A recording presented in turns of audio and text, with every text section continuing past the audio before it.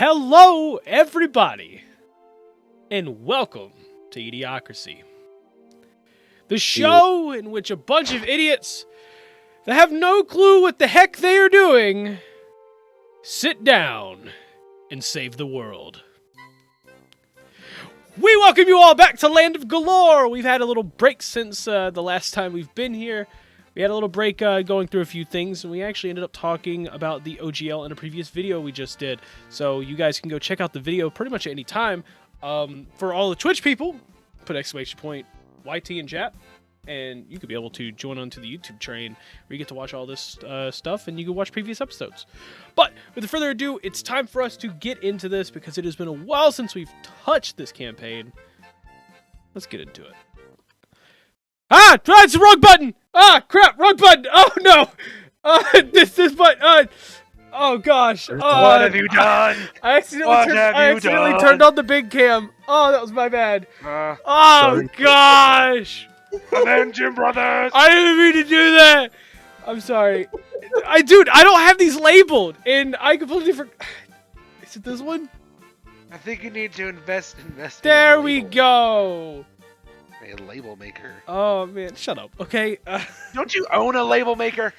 Oh man, yeah, shut up. But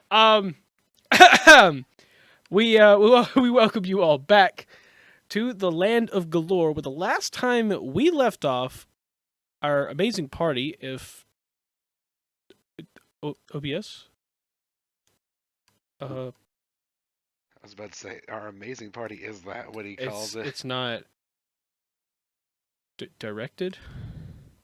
There we go. What? Where our amazing party was leaving the mining village that they just saved a lot of people from the dangerous mines.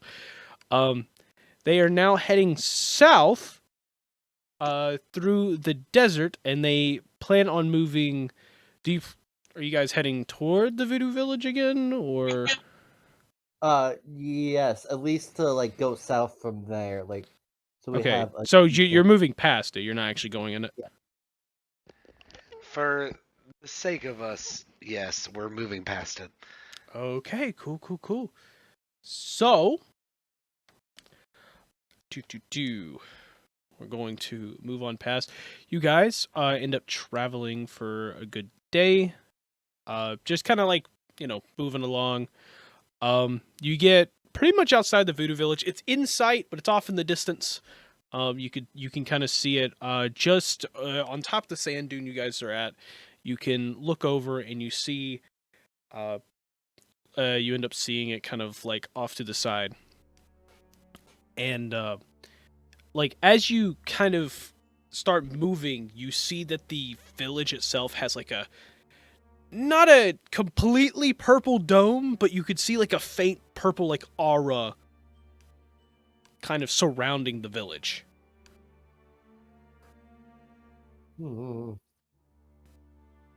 Vanessa is just like, did we do that? Or is that always like that?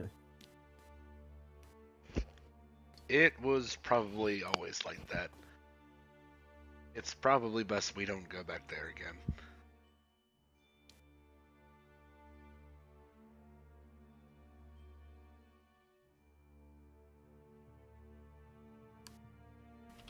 Is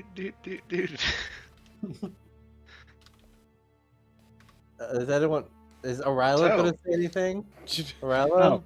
Y'all alive? Well, yes, I was just distracted by that cloud. What were we talking about? You get a glance up in the sky and you see there's no clouds.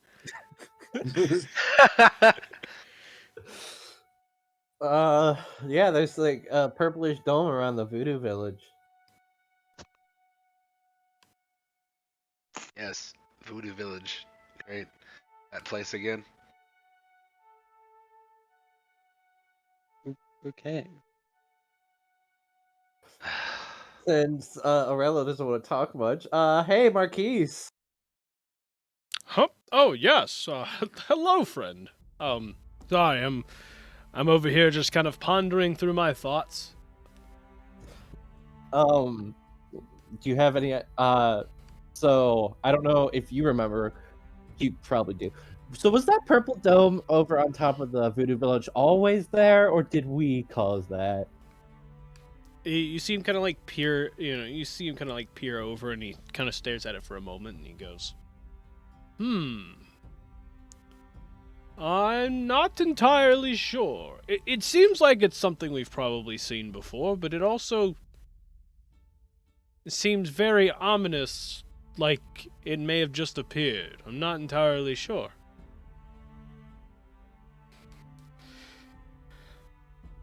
I mean, nonetheless, we can go over and check it out. I mean, a few weird things happened when we left last time. But A few I mean, weird things. A few weird things did happen. AKA multiple explosions in the village, like the goblin said would happen. And the goblin that exploded. Because of the magical curse that's on this village. I think we should at Yes. least go over there and check it out. Okay. Alright. That's fine. I'd rather not anyone die today, but It's not like we're going inside. you say this, but then somehow magically we get sucked inside. That's how it happens every time. I mean, as long as we keep our distance and don't actually go and, touch it, we should be fine. We have O'Rilo in our group. Somebody's going to end up touching it. I love O'Rilo. Sometimes he just touches things. That's That doesn't sound right out of context. I mean, I meant stuff and things. yes, I understand. I mean, You know what I meant. Take a random sip of tea just that's sitting in my hand for no reason. Ah, delicious. So, are we going to the Buddha village or not? Yeah, to check it out. Yeah. Fine. Well. It's my better judgment. Let's do this. So I start driving over towards the Voodoo village. yep. So you head over to the village, and as you get closer, you start to get a weird feeling. Like as you get closer, you see that the purple aura around the village is strengthening as you get closer. And then you notice that the closer you kind of get, getting closer and closer, you're about half a mile out from the village itself, but you start to see that the sky, like, around you is starting to get a little darker as you start to approach the village again. So, didn't turn nighttime at, what time is it? The time is around probably like 5 in the afternoon, something like that. Ow. I don't know the climate, I'm not doing this. Never mind. So, it's getting ominously dark over here. Anyone want to turn around? I don't know about you, but I don't think that was here last time. No, it was not. What, would you like me to do? I guess stop just so that. Yes, Really? let's stop so the magic tornado that comes out of the sky will come and whip us into some other magical adventure. I just want to take a break for a while. Yeah. Don't worry. Let's go on a nice vacation to the coast. Sit on Don't a worry, beach. we will. I hope so. 'Cause that's where we're going next. Either way, we'll sit here and observe what. I just sort of I lay back and continue to sip on the tea that was sitting next to me this entire time. So you start to get a look around. You can, of course, you see this like purplish glow kind of around the village, this aura kind of like pulsing every once in a while. And as you're looking, you're not seeing, you don't see a single soul in sight. Just, just purple glow meeting with the edges of that fence that you saw before. But when it pulses out, you see almost like an archway that seems to be open, where none of the purple glow actually touches the little archway at that line kind of in the ground connecting the fences. Oh.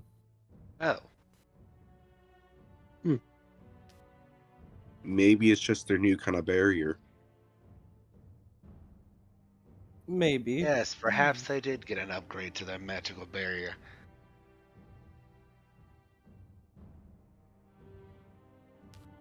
That it does seem kind of ominous and strange. Have any of you, do any of you remember the fence looking like that? And all of you get a little glance at the fence, and you notice that it is like a wooden stake fence, pretty much. Stakes kind of in the ground, connected by these like thick pieces of wood, like these pretty much thick sticks, essentially, kind of connecting all of them. And you notice the big thing that's not like how it was before is that all the skulls that were on the fence pickets about every 4 to 5 feet apart, all of the skulls are now gone.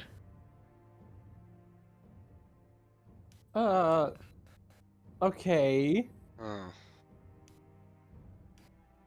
That, I'm gonna be honest, it's more leaning towards that wasn't us? Let's be fair, Yeah. Vanessa. It was probably us. It was probably us triggering whatever curse is on this village. Yeah. Whether it was our fault or not, which clearly it was I mean, something's fault. if it was our fault, shouldn't we do something about it?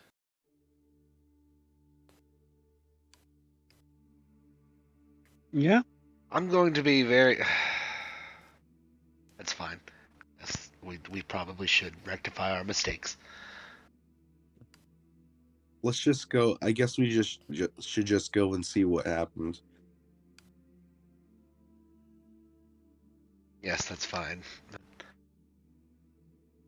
I'm just trying to be a little more cautious after I jumped on a bomb and fire blast from a dragon. Just trying to take it a little easy, Yes, that does. What the fudge is flying around my... There's something flying around. I can't figure out what it is. Oh my gosh, that's the biggest fly I've ever seen! It's a dragon! That is a... What the heck was that? I don't know, I don't... Dude, that was like the biggest fly I've ever seen. I guess you could call it a dragonfly. That thing was the size of a grape. Like a big grape. Wow.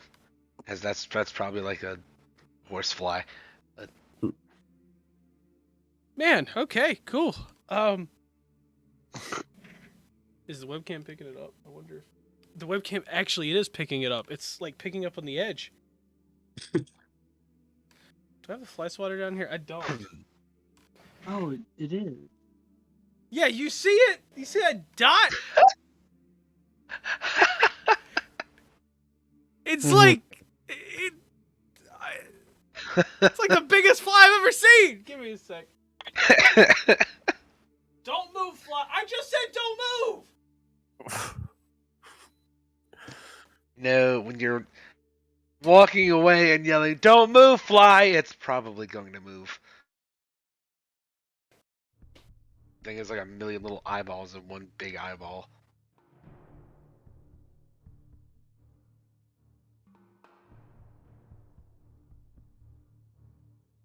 I have a feeling that we're either going to hear one of two things. A loud slap of a fly swatter or John screaming. Oh no, for some reason I find it funny. He just like falls trying to hit it. Like, I don't want this to happen, but I Hey, mean, I have a bad thing to tell you guys. Apparently, I don't know to spell magic anymore. what are you talking about? It literally removed it from my spell list. Why? didn't Johnny say to put it back last session? Yeah, no, it was on there. It was on there last session. It's just whatever happened. It just now is no longer on there. Okay, well, whatever. Put it on. Okay, I've got the fly swatter down here. But that's the thing. It's not letting me re-add it. Oh, that's unfortunate. Okay. Moving on back to the thing. By the way, if I just randomly start like smacking stuff, you'll understand why. So So, Johnny, is it okay if I still do Dispel Magic, but just add the spell slot taken up by it? why is he not letting you equip it? I don't know.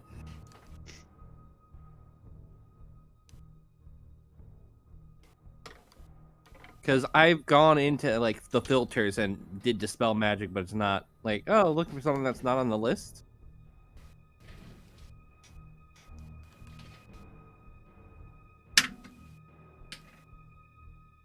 I'm gonna get you, fly. Where'd it go? Ah, there it is.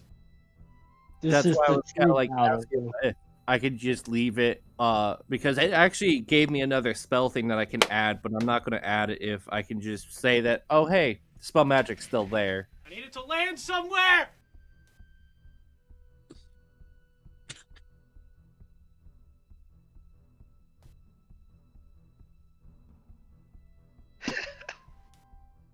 Yeah, it's been a while since we had a looking for it. combat encounter. Hey, a live action combat encounter. Let's go.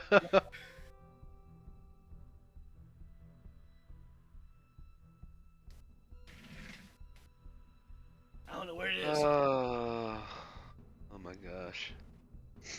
Right.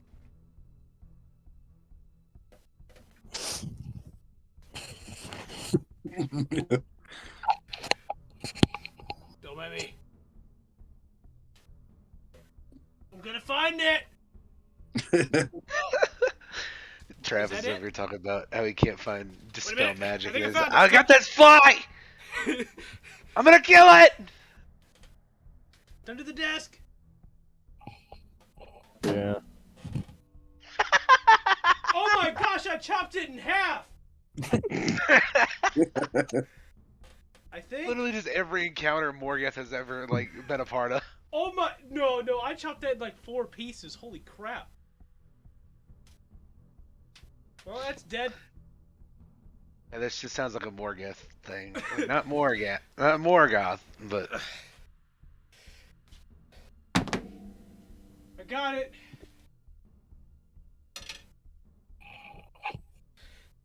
comes back victorious. Now that I have slain the dragonfly. He has come back victorious, I see. Yes. Yeah. Now that I've slain the trash bug, I shall now help you with your problem. By the way, I fixed it. Like, I literally fixed it as you slayed it. That fly was my problem. I see now. Ah, I see. I see. It was an evil magic stealing It was fly. an evil. Wait a minute! The fly's back. What did I hit down there? Excuse me, what? It's his brother. He's Go- here for vengeance. Kill my brother. Kill my family. I'm gonna kill you. What did you hit? I literally, dude.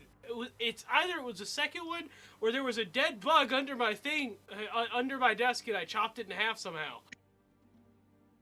Both are funny. But there's also a third option. It committed mitosis. Mitosis. Hey, How in the heck it is it supposed to do that? committed mitosis? I'm tired, so my brain's not thinking. Okay, I actually you know don't know what you said. Give me a sec, guys. We're gonna transfer over to the battle scene. Well, you What's see, that? my toast On is mystery sacks. Let's transfer over to Boss Music Collection. If you guys want to watch, you can watch on the stream.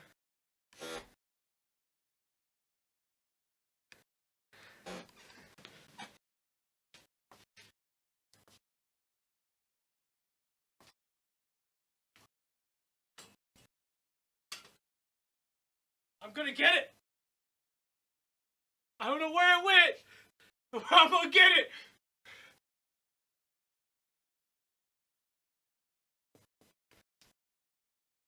Where's it? Where did it go?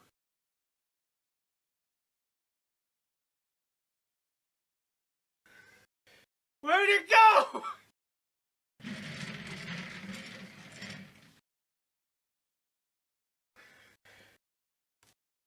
Where's the money, Lebowski?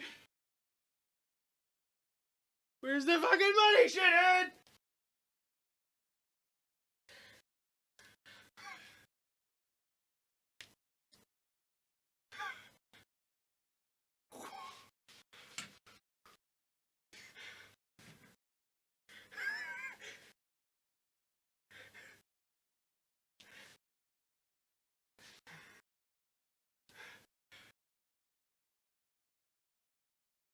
Where did it go?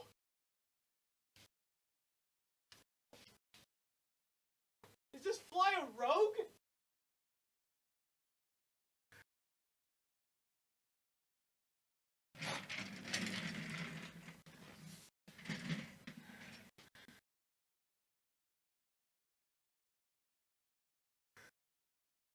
I don't know.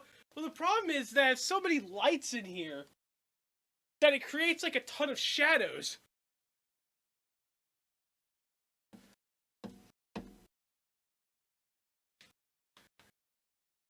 Okay. I got an 11.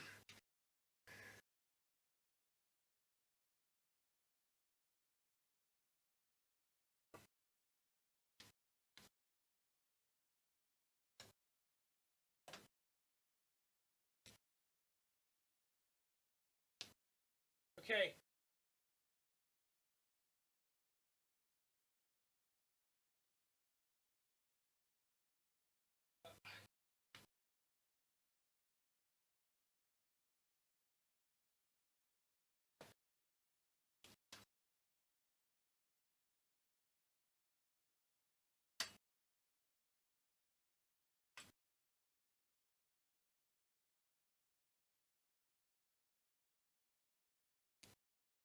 What?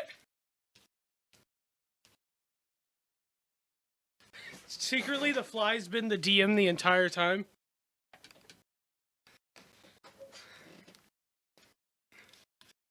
The fly's been the DM the entire time. He doesn't roll because he creates the rolls.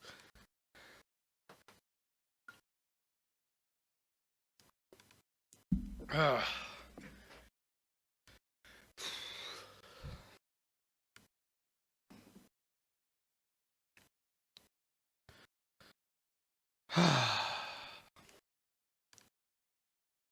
I just realized since I did big cam mode, and big cam mode can't hear you guys.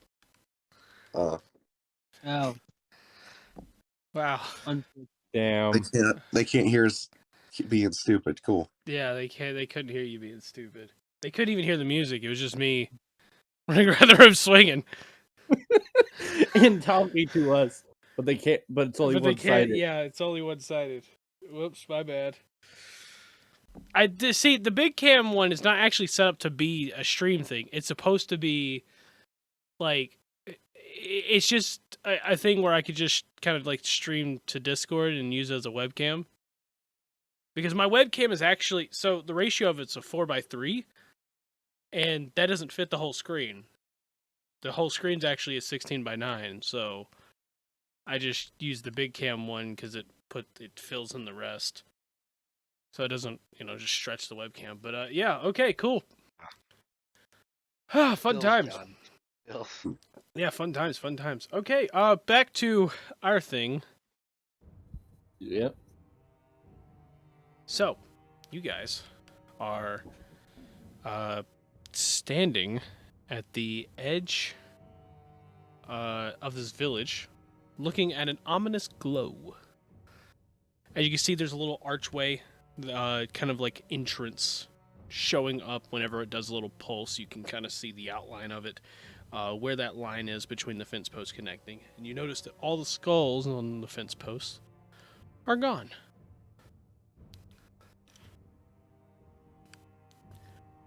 Well, this is pretty strange. Because if I remember correctly, the last time we were here, that fence did not look the same. Oh, it did not. Yeah, it's missing something. Yes. Skulls. You're right.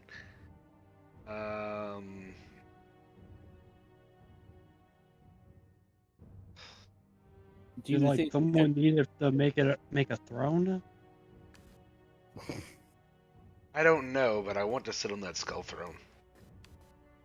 Do you think we should probably move around a bit closer so that we can the archway? See if we can see through the archway. In fact, I would probably gather more skulls for that skull throne. What? Yes. Yes. Yes. Sorry, my brain has gone somewhere today. I apologize. But yes. Yeah, I'll pull us up a little closer. Then I like slowly mutter to myself, I swear to God if we lose this cart. I didn't say we had to bring the cart. I just said if we can move closer. Well, and I said I would pull us up closer. But even if we leave it outside, who's to say someone's not gonna steal the cart? We're not going inside. We're just going to see if we can get close enough so we can actually see through the archway. You just see me put up air quotations.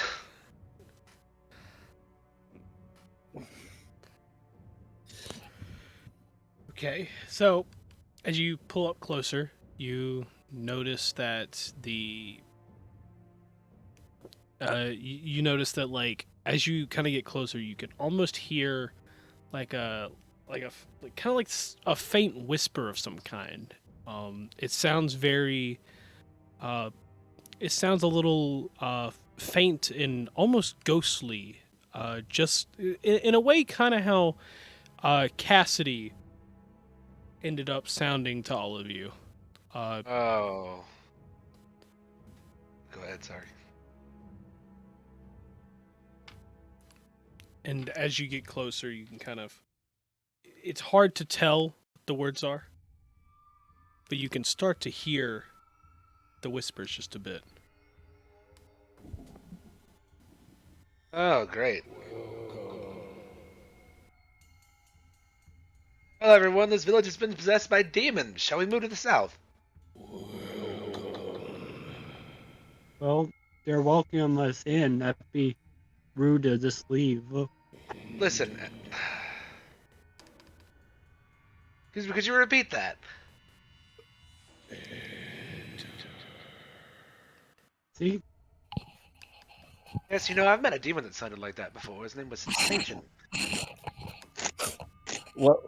I'm not going near that thing again. So, I'll take this out of character, but what is he from the book called The Bible?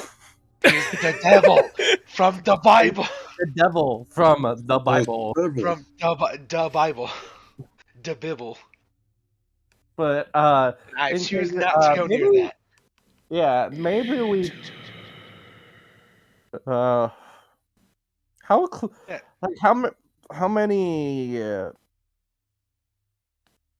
how many feet are we away from the barrier? How far did you want to be from the barrier? Morgoth is the closest, just so if anything gets snatched up, it's him.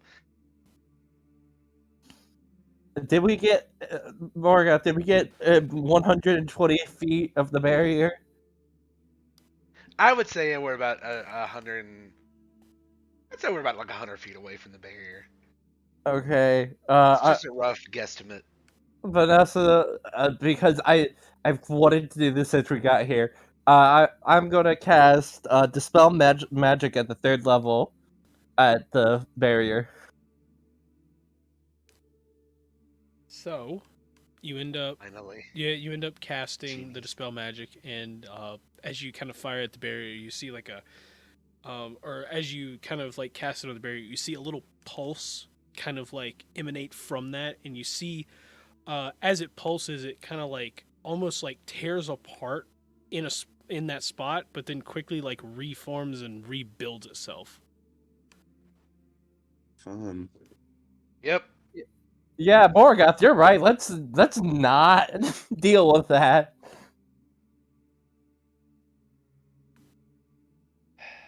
No. You definitely should not deal with that. But, you know, what if I get a cool weapon out of this? We could also get death. There's something I'd like to avoid for now, because I think the universe has a higher calling for me. But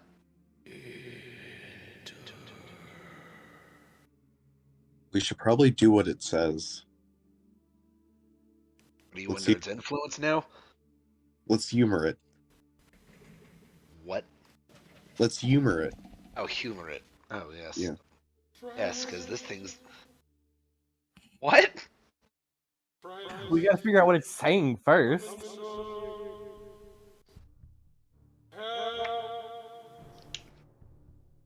Now it's crying Yeah, for thing is- help. The thing is, possessed... It's got a bunch of possessed souls in there. I can already tell it's a demon with possessed souls. As a half-demon. Now listen. My life as a half-demon, I can tell when something is, for lack of a better word, lucky. And that is that. You know what? Being very persistent. I'll go first. If something happens, the rest of you run, please. Okay, So I'll listen. run after you. No, you run to the cart and drive. Here, actually, before we do this, Vanessa, can I quickly teach you how to drive? I got the gist of watching you. Alright, good. Thank goodness. Now you can finally lead these people out of here if something happened. But yeah, leadership tip number 1, Vanessa. Oh, do what I'm about to do, and I just start walking over toward the magical archway. Alright, Rhaegar, let's get this character sheet up. So you start to walk toward it, and as you do, you kind of hear a little, like a metal clank and a thud from behind you toward the cart.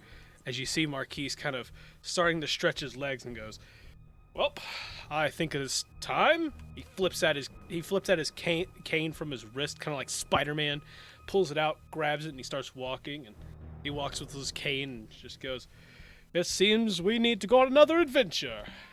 And he kind of walks up to you, Morgoth, and he goes, "Well, Morgoth, it seems that we're going to be having another fun time.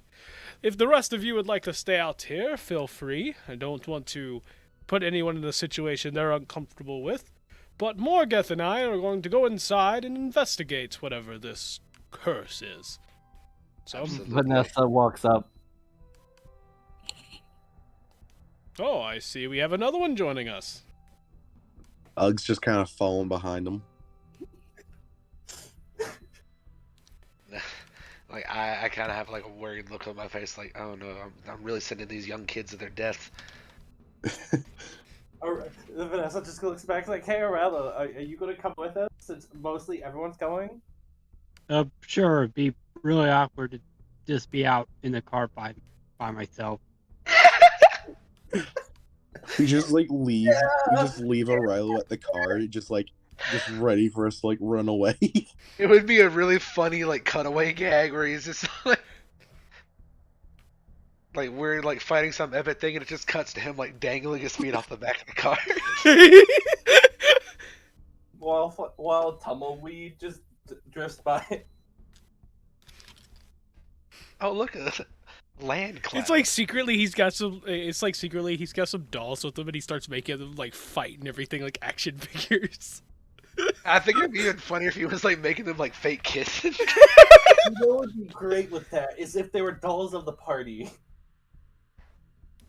Oh man. That's just like a secret hobby of his, is just like creating little dolls of his friends. He's like secretly like shipping certain characters together. That would actually be adorable. He's also just making like sandcastles. Also, Making like sandcastles. he plays with them, and it's just like Mom, like holding both Morgoth and Vanessa. Mom, Dad, will you stop fighting now, please? You two stop fighting, please. Whoa. Oh, okay, Whoa, yeah, let's continuing fight a on. lot. Of course, you see Marquise. You see Marquise kind of with his cane, just filling out in front of him, almost like a blind man, kind of just filling out in front of him, just tapping left and right, and just walking toward like this line that's connected at the edge of the barrier. And as he gets closer and he taps, you feel like it's almost not noticeable, but it's a very light rumble as he kind of like taps like right in front of the line. And you see him stop, and he goes, "That wasn't just me, right?" No. Fortunately, This is another reason why I said we probably shouldn't do this.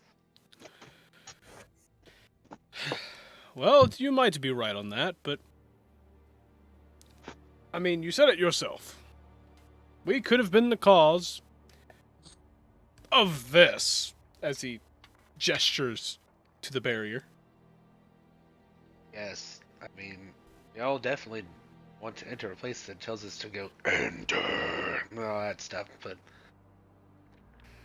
you know, whatever. So what I'm hearing is you don't want to go inside. I will enter cautiously. You just hear me yell back at it, "Shut up!" Okay. I'm going to enter cautiously. If one thing slips up, leave.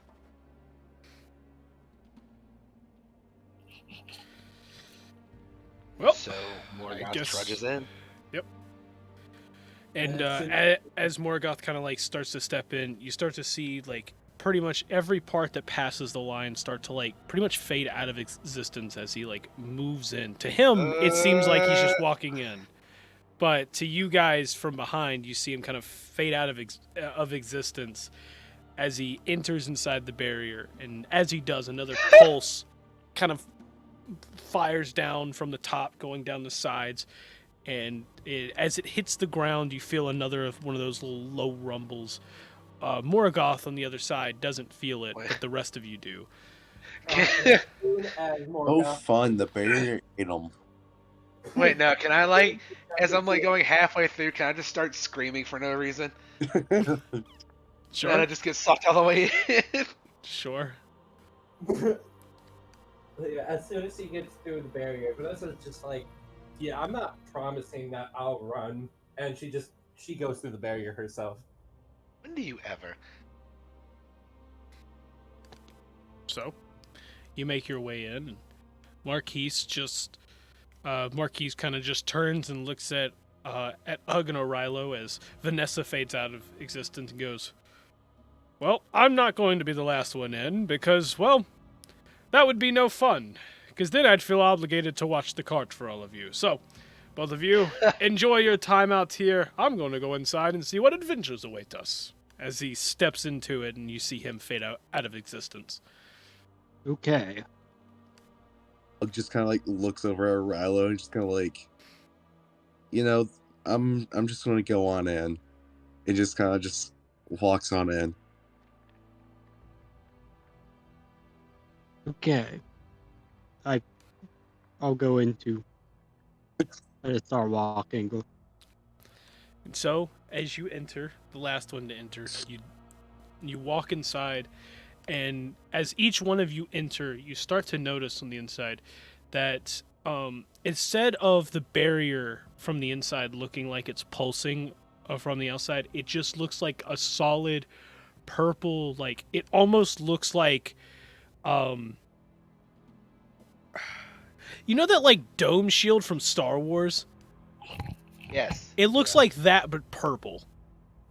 Yeah. You can see as the light kind of refracts in, you can see little like kind of like shining beams of light kind of just popping in. You know, like it's got a purple glow to them, of course, and you start to kind of get your bearings. The village itself looks completely the same. The only difference is that you don't see anybody.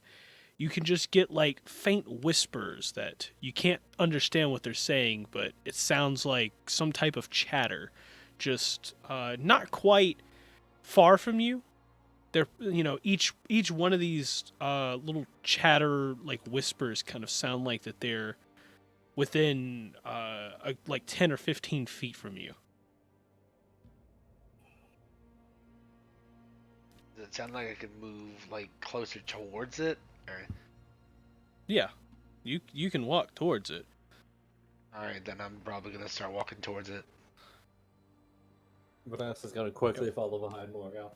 Yep. And as you start to move toward one of the whispers that you can hear, you get closer and it gets slightly louder. And as you kind of like enter like pretty much right on top of the whisper, you can hear it. You can hear it like very faintly. Basically, you hear it very faintly, and it sounds like an orc of some kind, and it's just.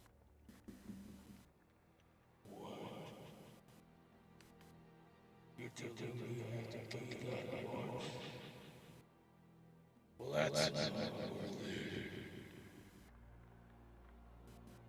and then the whisper kind of just fades away. That was ominous, but I had no idea what it said because your mic cut out. It cut out? Wow.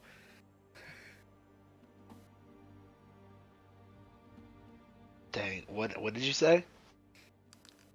Well, if you didn't hear, you don't know. Did you hear what that thing said? Barely. I couldn't make out what it said.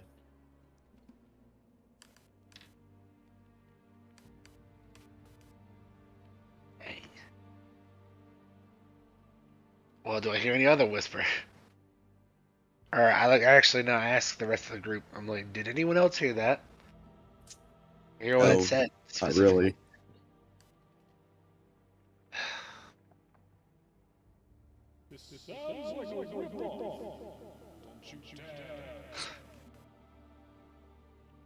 Oh, is that the ghost of the Smash Bros announcer?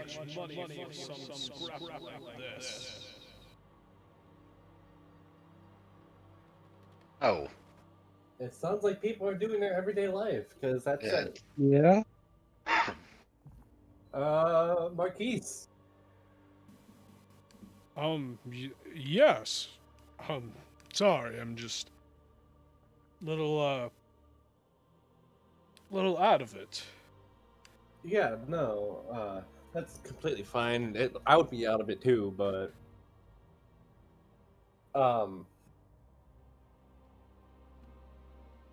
where do you think would be the best place to go? I mean, because we obviously aren't just gonna follow the whispers randomly. You see him kind of like stare at the ground for a moment, and he kind of like he stares at the ground for a moment, and he kind of like looks up at you with like a confused face, and he goes, I'm not entirely sure.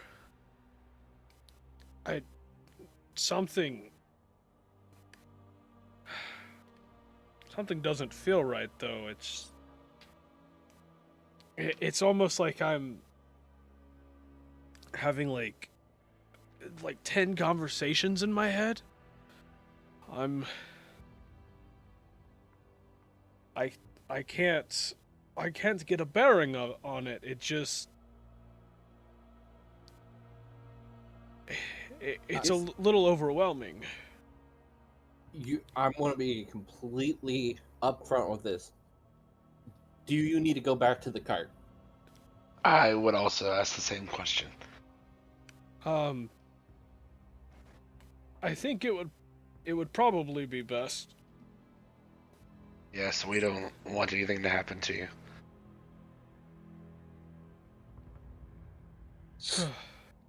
Well, I'm sorry to leave you like this, but I'll go and head back to the cart while you kind of figure out what all of this is.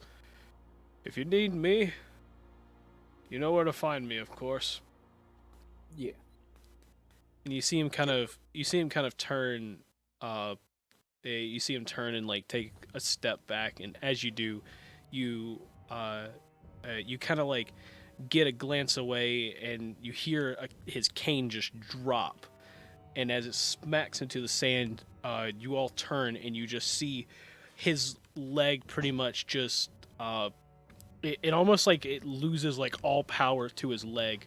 His right leg kind of collapses a bit. He falls straight to the ground, and then you notice that like all of the glowing in his eyes just disappear on the spot.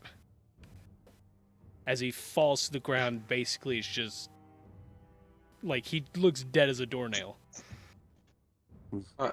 Marquise! No crap. I start running over towards him. We got to get him out of the barrier. We need to get him out of here. Riley, I help me start take him like, out. yeah, I'm start lifting. Vanessa's also going to try, even though she probably won't be able to do much, to help move him. So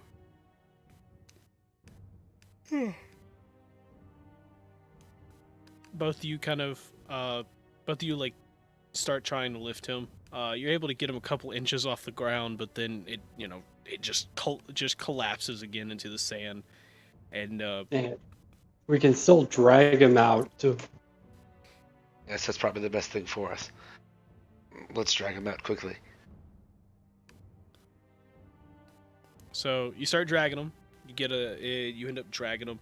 You hear like you hear the sand grinding against the metal plates of his legs and his buttocks as you're just dragging him through the sand, and you get toward the edge of the you get him toward the edge of the barrier, and you guys like are able to pull yourselves out of the barrier like while grabbing him, but as soon as his chest kind of starts to try to exit the barrier, it like stops pretty much where kind of like where the human heart would be. It just kind of stops, and you just can't seem to pull it anymore. And like as you do, you can see that his chest, the metal plate on the front of it is kind of being like almost like as you're pulling backwards, it's basically fixated and placed, and having the metal the plate on the front is kind of like bulging out a little bit, almost like there's something inside just trying to like push itself out. What the heck is that? Stuck on something. I don't know. When I gotta check it out. I mess with it to see what it is. I start attacking the barrier. You just go swing at the barrier. Yeah. So you start swinging at the barrier, and you notice that like your attacks go right through it because it's not like a physical barrier. It just it's almost like a fog. It kind of just goes right through it.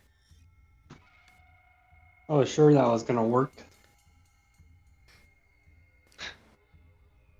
So Morgoth, you wanted to do something? I was gonna inspect what that thing is trying to come out of his chest. Okay. So as you kind of, as you start to inspect it a bit, you notice that there's a little crack, that kind of from the there's a little crack like in the middle of his chest, that like you could see just past the little button vest that he has. The chest itself has like this line that goes down, and you remember there's like a compartment where he keeps some of the utensils and all of that. And you can kind of hear a little bit of metal clang as like as something is kind of pushing against the chest, on the edge of the barrier, and just kind of like fixating him in place and everything. This thing that's pushing on his chest is able to get enough force for you could see like almost a little door kind of like trying to break out a little bit, and you can see like a weird like light blue glow just kind of like emanating from his chest inside of his clothes. Oh, Is that his core again? I believe so. Should I try to open it and take it out? We can't touch it.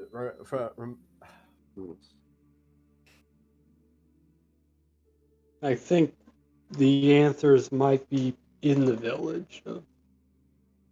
I think we should at least free it. Not touch it, but free it. Yes, it's probably best we just open it up. Okay. Because he was able to talk through it when we were in that Right. pit. Alright, so I'm gonna try to free up the core. Not touch it, but like open the little compartment thing. Yep. So you unbutton the vest and everything, and you start to reach for the compartment, and then you just hear, "No!"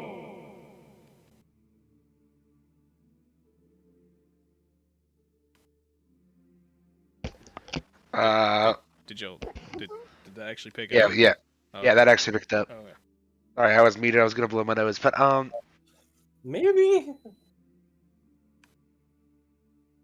why not? Mystical magic voice.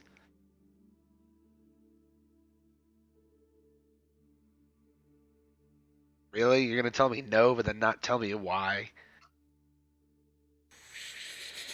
No. Why are you such a buzzkill? By the way.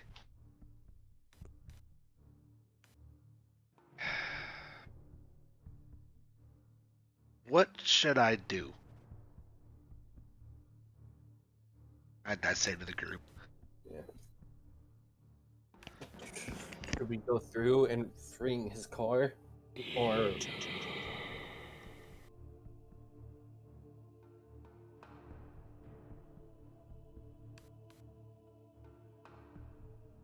Does anyone else make out that?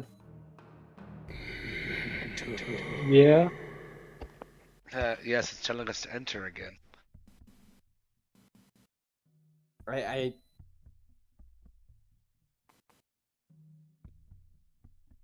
I think what I heard was he died.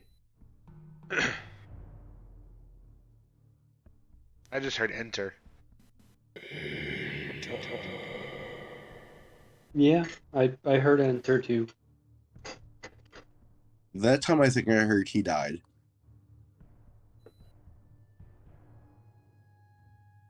We really doing this like brain teaser thing now? Oh god. Oh, great.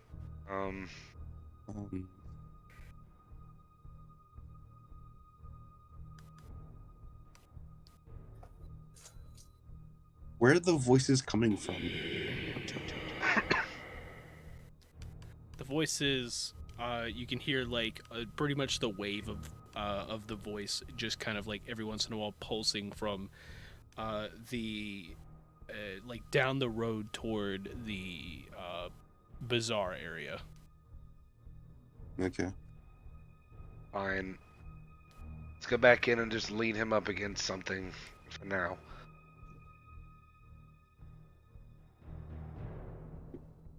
Yeah. Just so we don't put anything at risk here.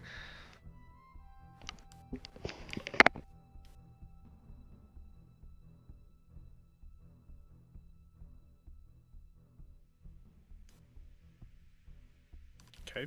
So you bring him inside. You lean him up. Like, what do you plan on leaning him up against? Like, any specific thing? A building? Just a bully, I think. Okay. Just so he's kind of sitting. Yeah. So you go and lean him up against like the side of one of the buildings on the edge of the village, and of course the voice kind of pulses towards you. Every so often you just hear as you kind of draw closer to it.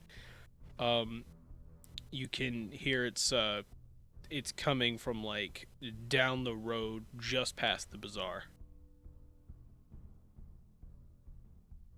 Well, let's go see what this shit show is about.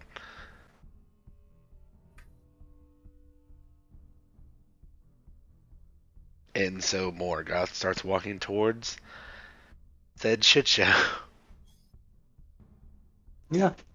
Hopefully we can get Marquise back before tea time. Yes, I'm sure we will. Yep. At this point, Vanessa is now reluctantly following behind. Okay. So you start walking into the like into the center of the bazaar, and like as you draw closer you start to hear it sounds like like chatter and noises and everything that you would normally hear in the bazaar about this time of the day. You remember this from the last time you were in the bazaar. You can remember all the chatter and everything, and so everything kind of seems normal. However, when you look around, you don't see any people, but what you do notice is there's almost like you can almost see like very faint purple like fog kind of emanating in different areas, not covering the floor, but almost like making very not so they're making almost like figures of some sort, but they're not exactly making figures of people or objects. Looking at it, you can't tell what it is, but you can tell it's trying to make a figure of something. But you can just see them kind of placed around randomly, almost like the fog is kind of interacting with itself.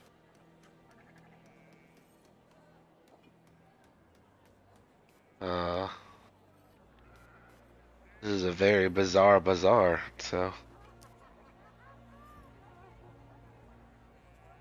I figured at least somebody would laugh at that, but I did. I'm just trying to keep it quiet because it's not supposed to be a funny moment.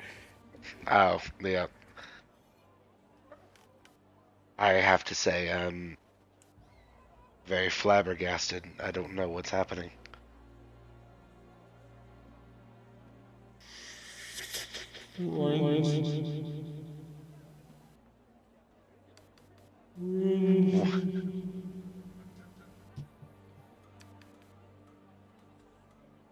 When? What? Runes.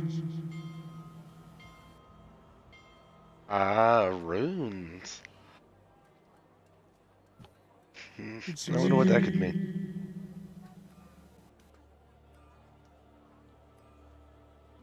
It's what? I actually said this out loud to them. Just tell me somebody else heard that. This thing keeps talking while I'm talking.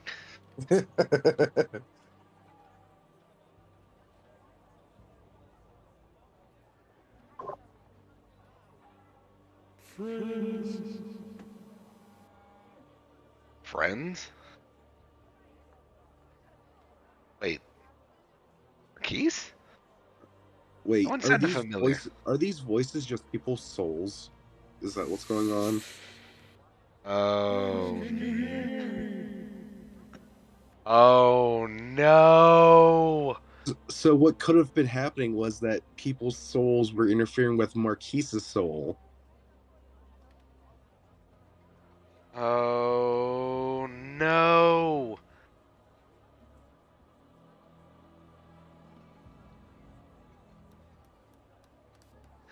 I just kind of like yell out, "Yes, I can hear you. Where are you right now?"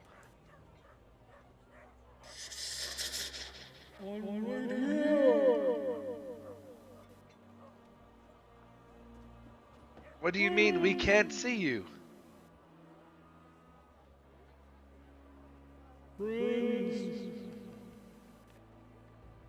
Give us a sign as to where you are.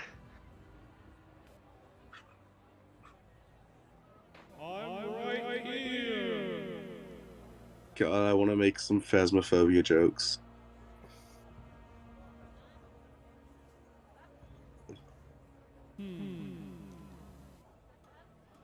Look at the ground. Okay. No. I look down And, towards the ground. So, everyone collectively as looks you at look at the ground, you see like a line a line in the sand kind of form on the ground. And like as you What? do that, you can see like you notice that a little bit of fog is kind of like almost like in a form of a stick, almost kind of leading up to him, which kind of resembles a lot like Marquise's cane. And when you turn around like toward where you left Marquise, you see him. You see on the very edge. You could see you could see that like his body's still there, but you don't see the cane anywhere. Dude. Is that a character? It's like, in character, I go, oh my. Ugh. I kind of like put my hand over my face because I have no idea as to what's going on. At this point, Vanessa has both hands covering her mouth.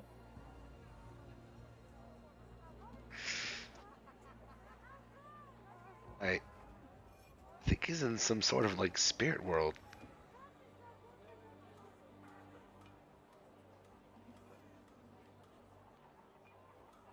Is it potentially that he's in the afterlife or something, and this is some sort of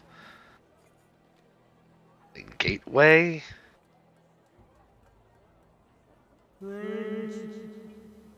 Yes. I found something. Show us to it.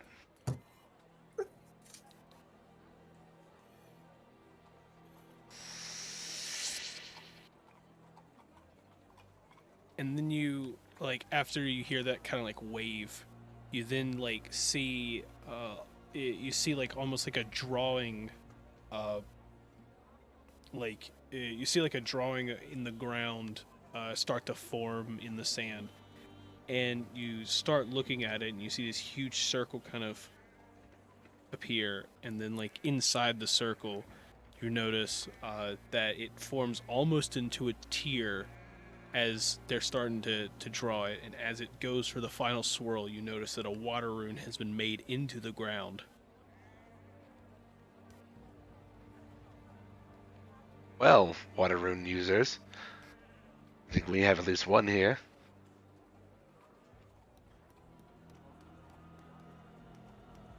So, what about the water? What? So, what about the water rune? Kind of just asking Marquise.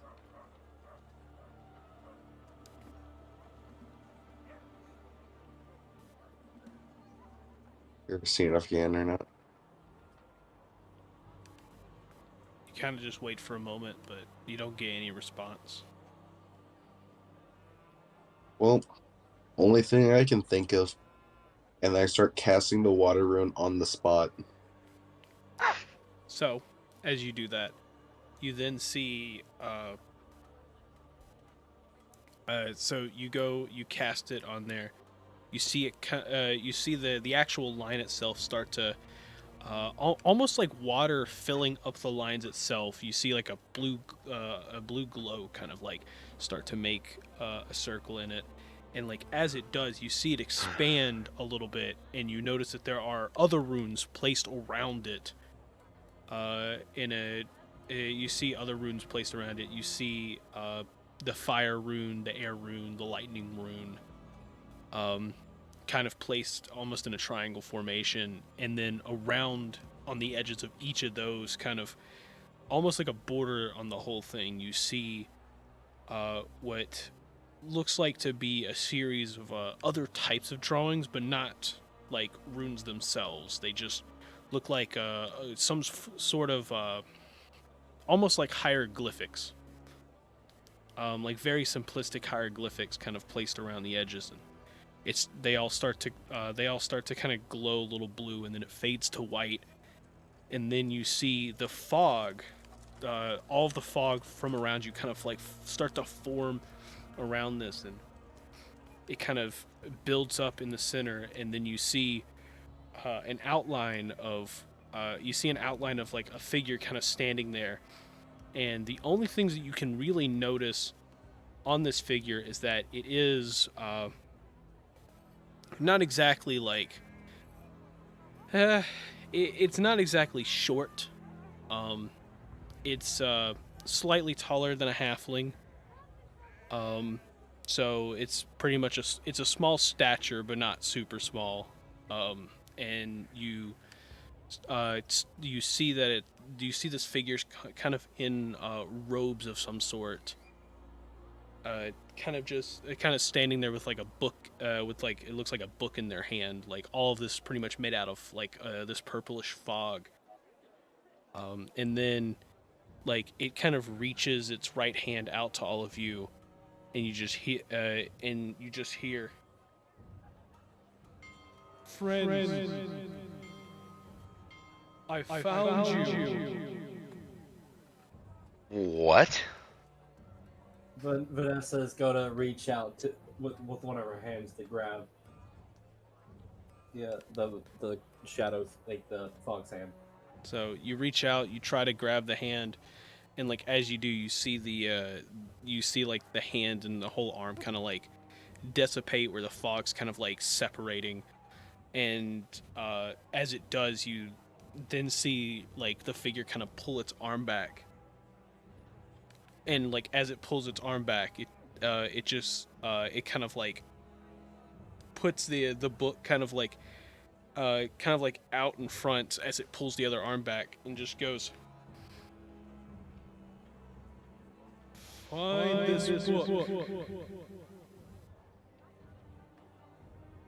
I go and try to look at the book and see what it is. And as you look at it, you can't make out everything that it says. You're not able to make out like everything that it says, but as you start to try to read it, you see an R at the top left. So like the first word pretty much starts with an R. The last letter that you can see is an E, and then you can see another letter. You see an F kind of placed at the bottom left.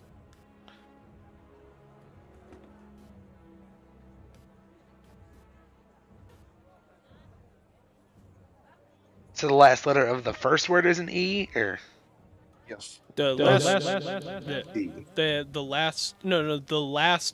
word at the bottom right of the book essentially is just an E. Oh. last word is an E? Okay. The last letter in the last word is an E.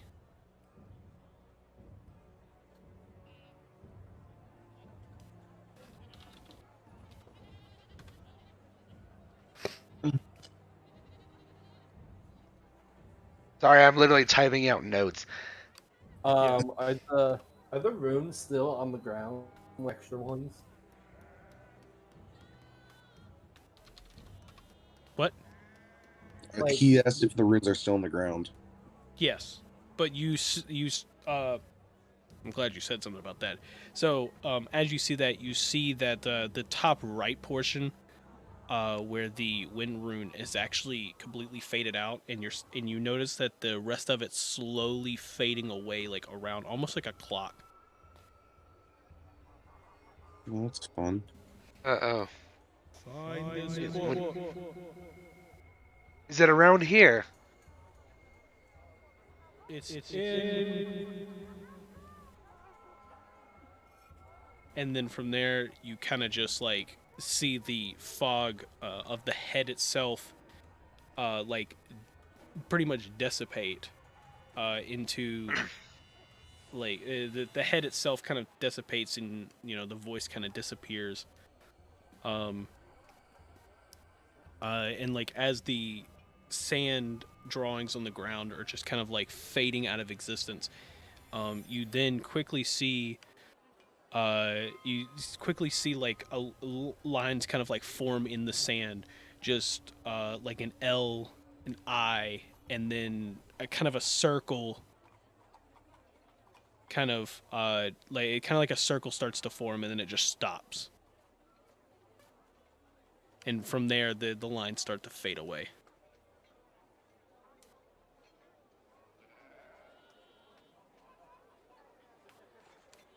And then you see the fog kind of dissipate back to their original forms, creating creating figures off to the sides of the bazaar.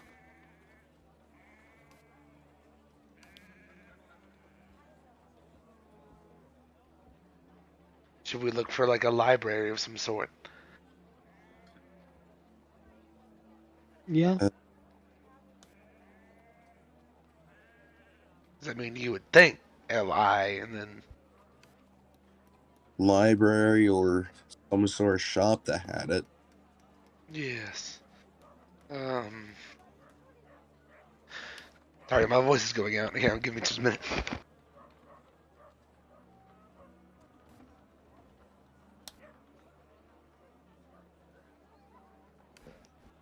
Yes, I believe we should try to go to the library.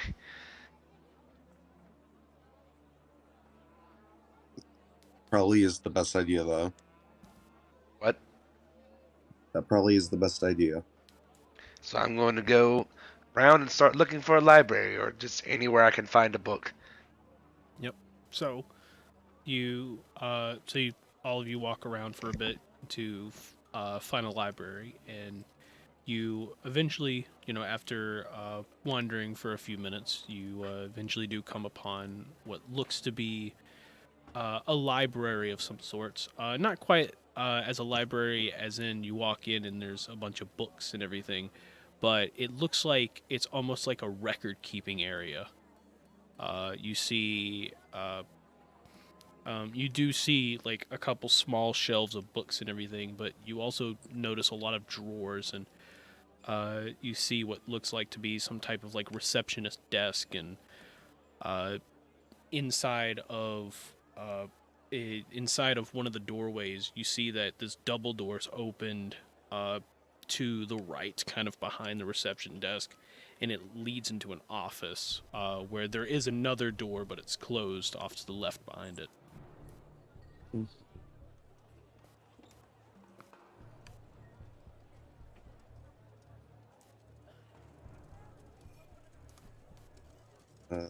I think Ugg's going to start investigating around the office. Okay. Kind of looking for the book. Or What about for the rest of you? Vanessa's gonna help him. Okay. I'm gonna also help him. I'm just in the living room. Hang on. Got it. I thought we were in a library. Well, in the real world, I was in the living room, so I couldn't talk. Okay. Now I'm going to the bathroom, so I still can't talk.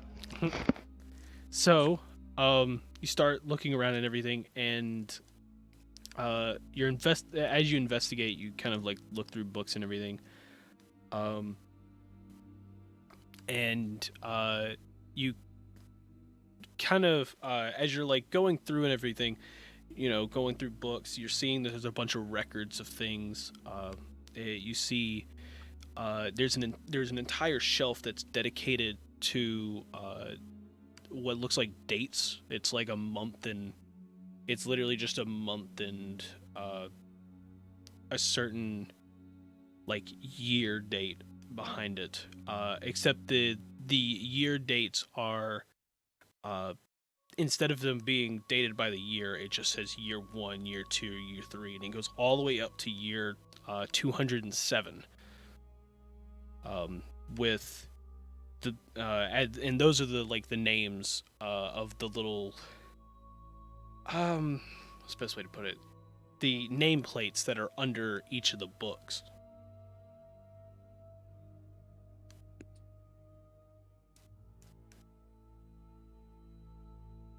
But you look around, nothing looks too appealing other than that shelf.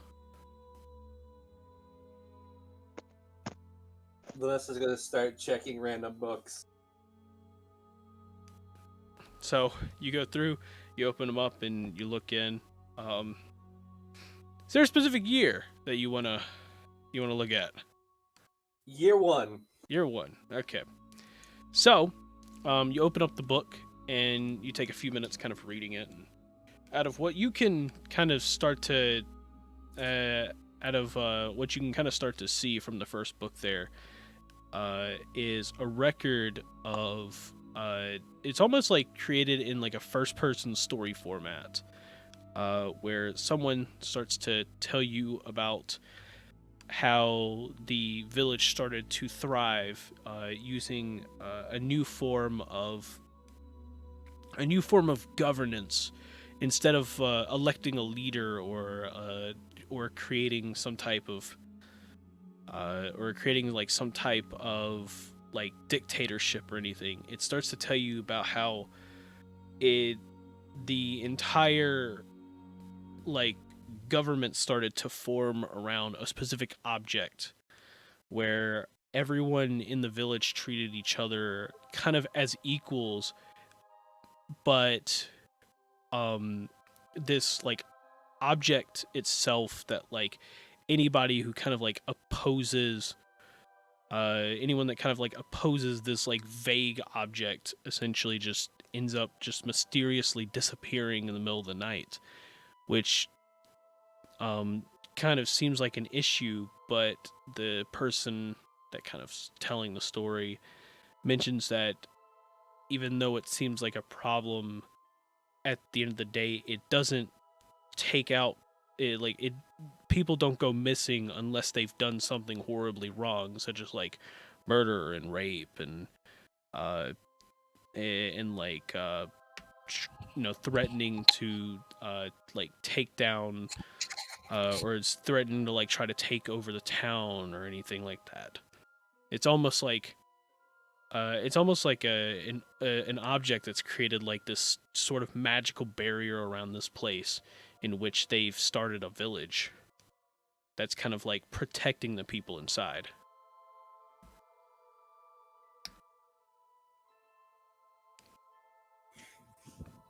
Vanessa just kind of like hands off the book to either Ugg or Rilo, whoever would want to grab at it. And then she moves her way to year 2. Oh, they're all dated by months. It's literally the month. Yeah, no, she's gonna pull a random book from year 2. Oh, random book. Okay. Well, give me a number 1 through 12. Roll a d12. You know, that's what I'm gonna do. I'm gonna roll a d12. Okay.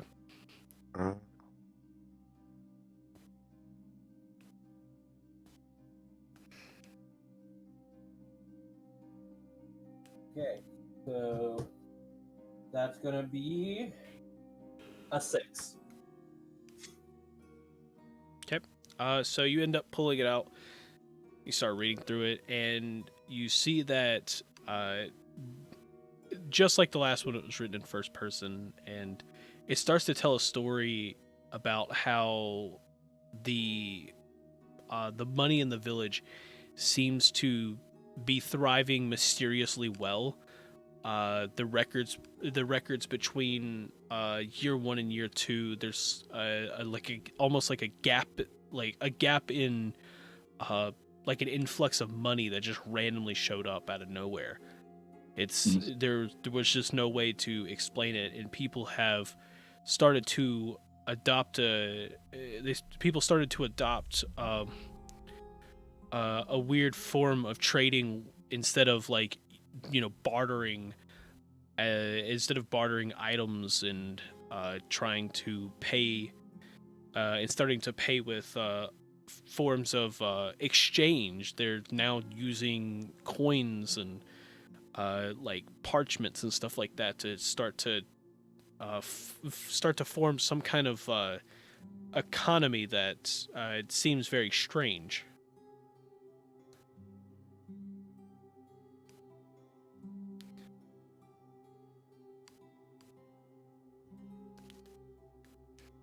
Vanessa is gonna once again hand off the book to the other party members and then move on to the next month. Like just to the next month? Yeah. Okay. So you pull it out, and it states that from the previous month, the economy is like booming. The exchanges have the exchange of coins has started to become a little more standard, and it seems that it's something that the villagers really enjoy. But there seems to be a weird. There seems to be like some weird mystical power that's kind of influencing the minds of some, and to not accept this new economy. And some of the people who have not accepted this new form of economy have essentially gone to the point of they have resulted in the point of murdering some people, and a few others have decided to leave the village based on this.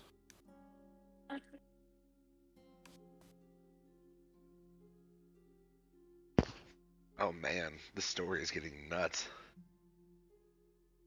Yeah, Vanessa's gonna hand this book off to Morgoth and move on to the next month. So you move on to the next month, and it kind of changes the subject entirely, and it starts to tell. It starts to tell of almost like a small group of bandits camped outside of the village. This is not the music I want for this. But right outside of the village, it is a small group of bandits that have threatened the villagers. Basically stating that if they don't pay a certain amount of money, which they're not entirely sure that they knew about, considering they thought these coins mysteriously appeared one day, and they were not sure how they knew about their economy, as they were outsiders. But these bandits that showed up wanted a certain sum of money, a sum in which the village could very easily pay for, but even though being a very peaceful set of people, the villagers didn't want to pay it, and instead wanted to attack the bandits, leaving none of them alive. And they started to form a plan in which, in the middle of the night, they were to go out and attack the bandits, pretty much killing all of them. But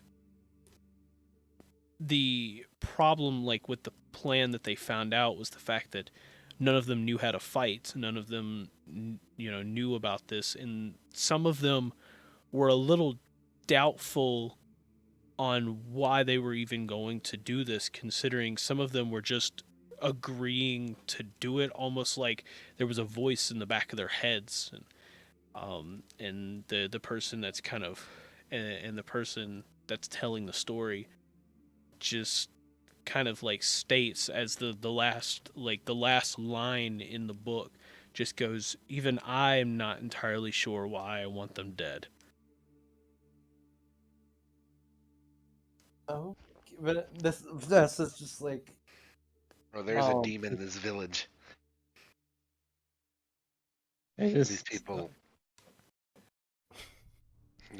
Why do? Because you said that. What I'm now imagining that Vanessa read them all out loud.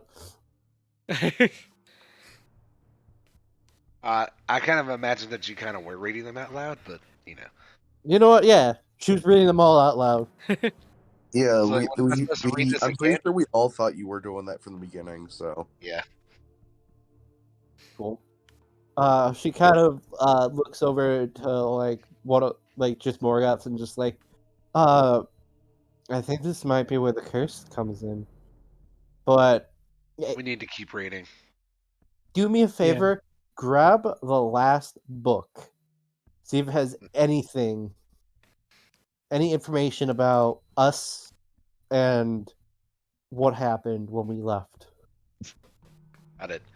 And I gotta find the last book in this collection of records. Yep. So you go to the bottom, about the bottom middle of the bottom shelf, essentially. You see the last book there. You grab it, and you grab it, and you immediately open it up. And as you open up the book, you see that the first page, it almost looks like the first page is kind of like worn a little bit. A lot of the others look worn and everything because they're old, but this one looks like it's worn, almost like it's been here for a long time. And so you start to you end up like going past the first page there, which is essentially just the title of it and everything. You flip it over, and you even like it's so crumbly that you end up even like ripping a part of the page itself as you flip through it. But you start to read it as um, it's a new person. You notice that it's a woman telling the story, and she states that recently one of the villagers has gotten a little angry at how the town is dealing with how they treat outsiders, and this lady of some sort has been kind of a nuisance for the town hall for a while, and the mayor didn't really want to do anything about it, but decided to come up with a solution of allowing people like people to enter and exit the city freely. However, they weren't entirely sure if that was going to be allowed. If it was going to be allowed entirely, because even though the mayor may have control over the people, he didn't have control over the village. And so, taking into the account, they had a meeting, and you see a list of names. You see a list of like random names in there, and you don't recognize any of them except for one name, and that is Yorn. And as you like go to the bottom of the page, it has signatures of like all the people that were kind of like involved in the meeting itself, and it basically states that that this is that this page is a is a representation of the legal document found in the mayor's cabinet. And as you move on to the next page, it kind of continues the story a bit, but it kind of breaks in words almost.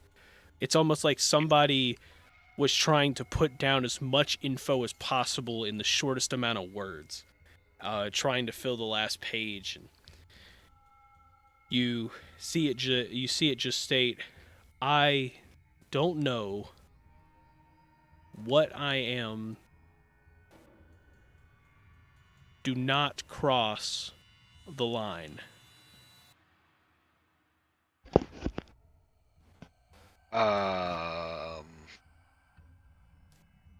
Seems a bit too late. Why couldn't he just make the sign outside?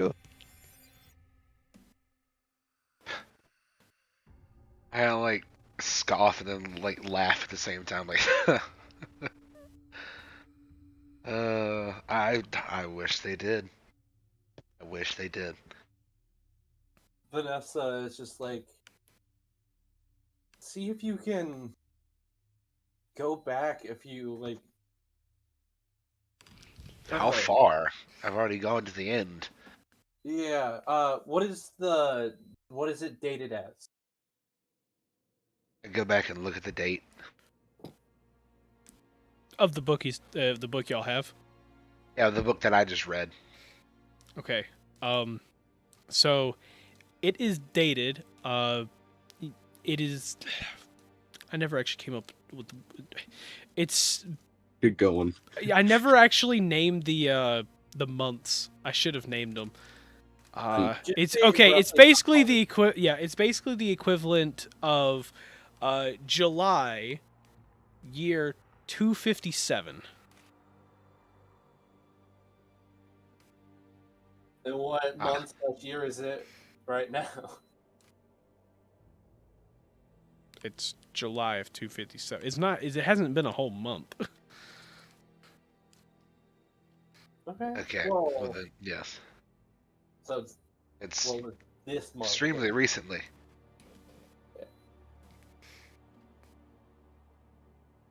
And basically, as you read like the month, like that, Vanessa just gets hopeful look in her eye, but also sadness. Because We're going to do everything we can to get them back. But I think we need to start finding more rune books. Start learning more spells. I only say this because all of those runes, we don't know all of those. And I would love to know the lightning rune. What? Me too. Go try going back a little bit, skimming for Yorn's name. While they're kind of doing all that, can I look for like rune books in the library? Yeah, you look around, but you don't see anything that looks magical in there. Okay. You just see a bunch of books of like, it's like, you see like random books of like records essentially. Like you see one book of records that it's just literally just a bunch of like listing and like economy listings essentially, telling the prices of things and what percentage they've gone up and down.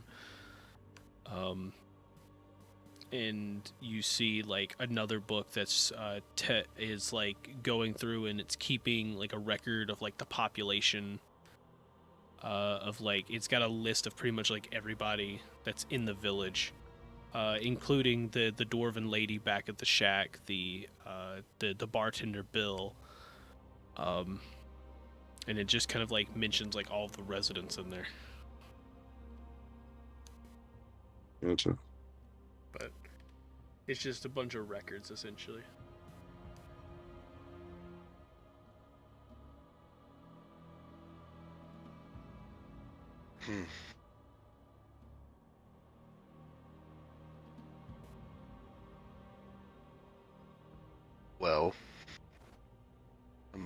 I guess I'm just gonna keep looking through. See if I can find anything with Yorn in it. I'll be right back. I have about some stuff. Yep. You look around and you don't find any. Like you spend a few minutes looking, you don't find anything with the name Yorn in it. Besides the last book. Yeah, besides that last book. So Yorn also arrived here recently.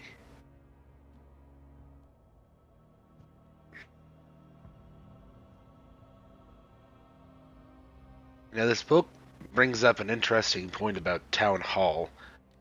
This is just a representation of the document that everyone signed. Perhaps we should go to the Town Hall and to the mayor's office. Maybe we'll find something there. In the meantime, I also think we should look through the bazaar or something and see if we can find any rune books.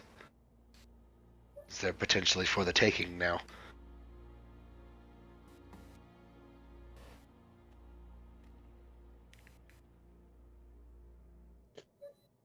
Yeah, sounds like a plan. Okay. So I take the I take the last book that I last dated book and just set it. Where did Waffles go? Oh, yeah. Where did Waffles go? There he is. But I take the latest rune book and set it back in the place where it was, Okay. or where I had originally found it, and I sort of like tell everyone where I'm going, and I start like first I'm gonna head back toward the bazaar, and then I'm gonna head toward the town hall afterwards. I'm just gonna go to the bazaar looking for any rune books. I'm back. What a Alright, nice. The plan is to go to town hall. But first I'm going to the bazaar to see if I can scrounge us up any rune books. I'll I go heard, have a look. the last thing I heard was that found in any of the other books. Yeah, Yorn was not found in any of the other books. As we're going to the bazaar, Vanessa was just mentioning. So, do you guys think Yorn following us behind us? I don't know, but hopefully not. I don't want him to see me stealing rune books. I meant like he was always in the village that we just left. Oh. I have no idea. I mean, it does seem like he arrived if only slightly before us. So, potentially? I don't know for sure. Honestly, I don't know much of anything in this situation.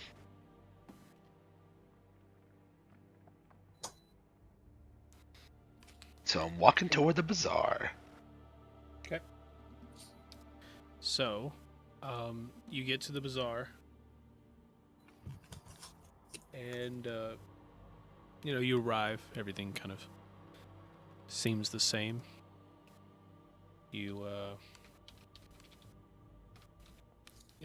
start hearing the whispers and chatter once again, kind of just fading in as you get closer.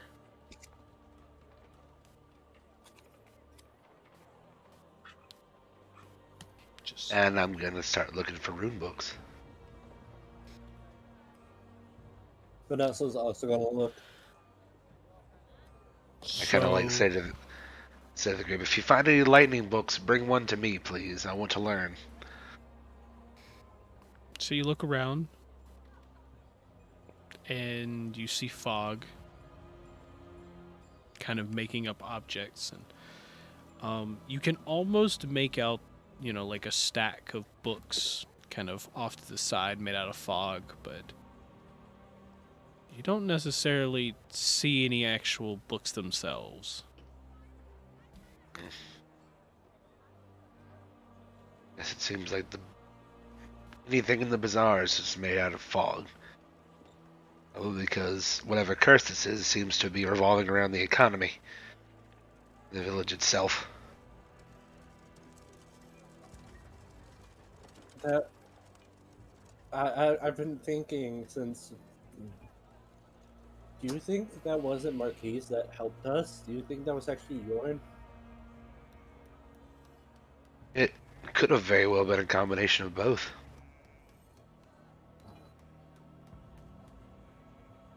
I mean, we don't know where Marquise is. I mean, we know his core is still in his body and it's still active, so we know he's alive in some capacity, but we don't know if it was Jorn that just grabbed Marquise's cane or if it was Marquise and Jorn standing in the same vicinity. Either way, we need to be quick about this. I very much wish to see our friends again. But also, let's try not to lose any along the way to getting those friends back.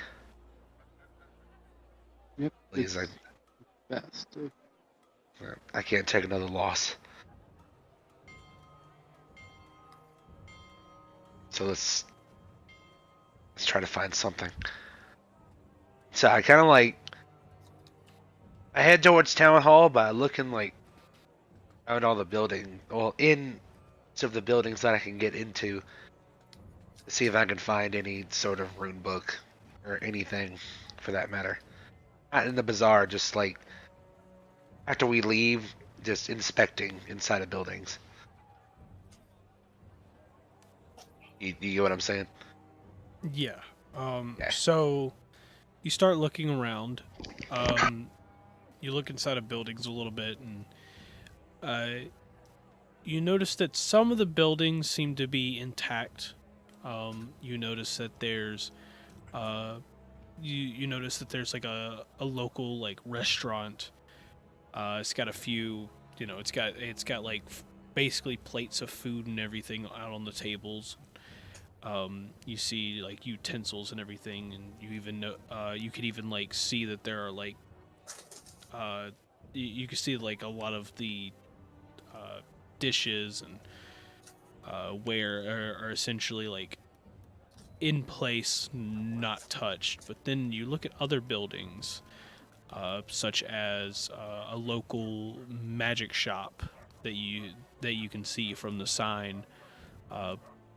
You go inside and you notice that like all the shelves and counters and everything is just completely empty of objects, but you see like almost like a little fog kind of like in places where items usually would be.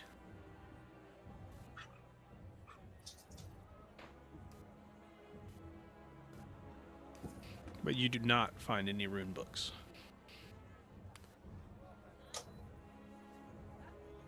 Well, I guess we should just head towards town hall then.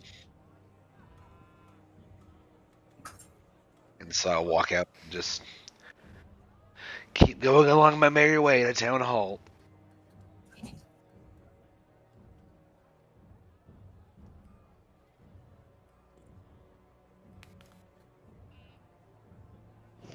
Okay. So, you go to town hall, and as you kind of like approach town hall, you start to get like a weird eerie feeling as you start to get closer, and as you kind of like as you come up to it's got basically two steps that lead into the front door there. It's a double door made out of marble, and as you kind of like take your first step onto the first step, you see the barrier from above kind of do like a light pulse, leading pretty much leading around, and you see that where you are standing is the exact center of you see it's the exact center of the town where the barrier kind of meets right above town hall. Ah, this is going to be interesting.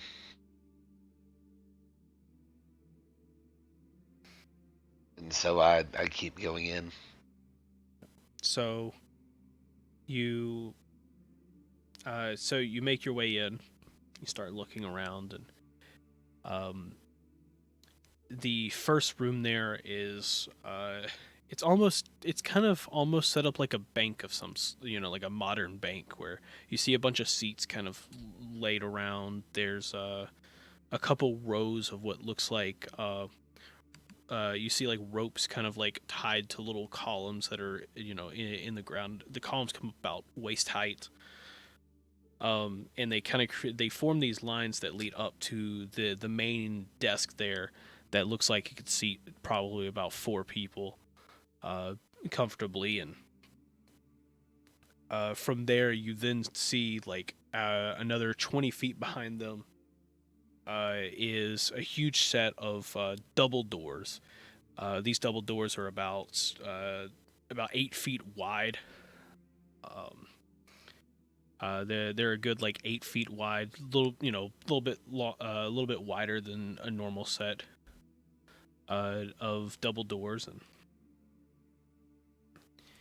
you take a few steps in, and like as you start to get closer in there, you start to notice the fog once again kind of forming, and you can almost make out some of the chatter in there, but you can only pick about one word each. Like you hear like it almost sounds like a scream from like the back. Like you hear like something almost like yell like this is nonsense, like coming from like the way back where like the double doors are. And you hear like another like a almost like another figure or something off to your left, kind of like in one of those rope lines, just going, how long do we wait? And then there's another like voice off to the right. You just hear the word help. But like as you kind of like start as you start listening to the voices itself, you once again kind of get that eerie feeling inside. And then you feel almost like it's a very very low rumble, kind of like in your skull almost.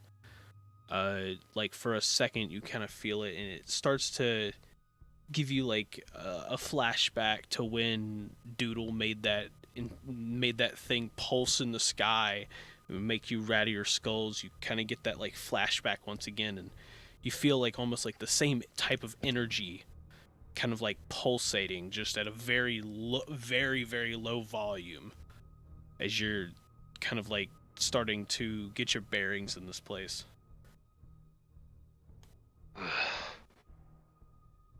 Oh, I didn't miss this feeling.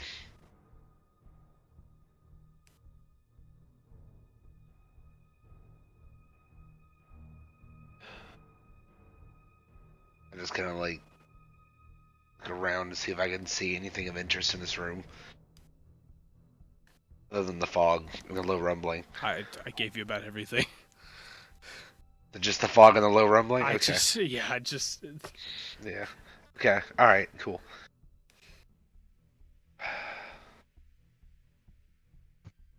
Well, this seems to be the epicenter of something.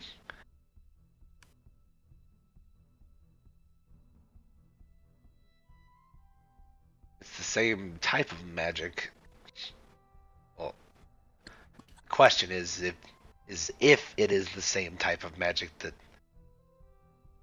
I'm thinking it might be.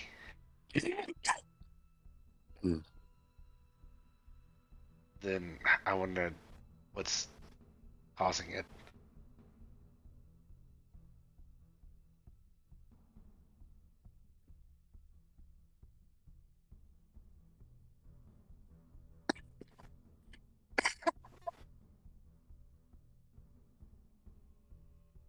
Alex, you okay? Yeah, just coughing. Okay.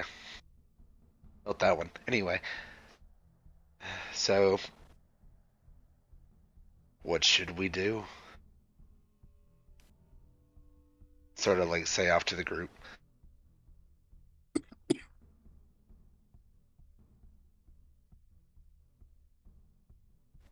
Vanessa, I Rallo, anyone? don't know.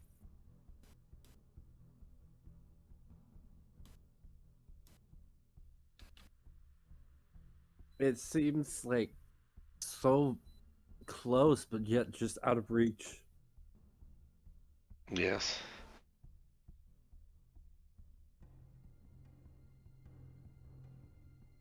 Hmm. Did someone try like casting a rune or something? Uh,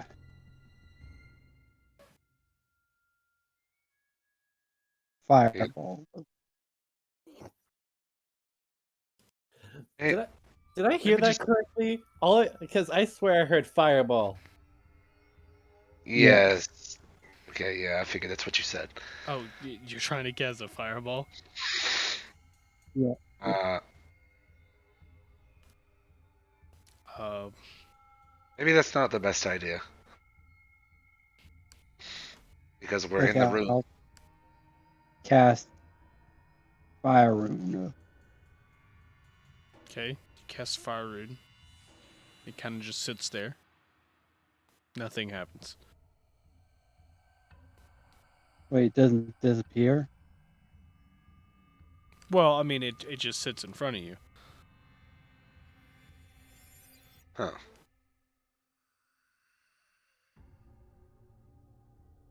Well, that's weird.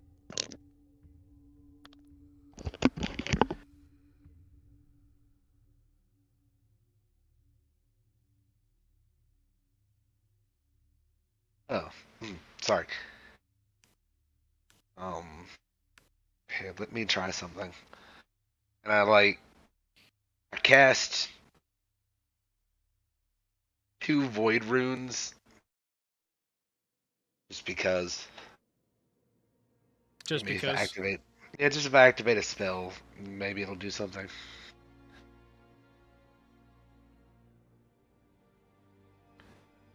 Actually, I forgot what 2 void runes do. I know it's just a basic.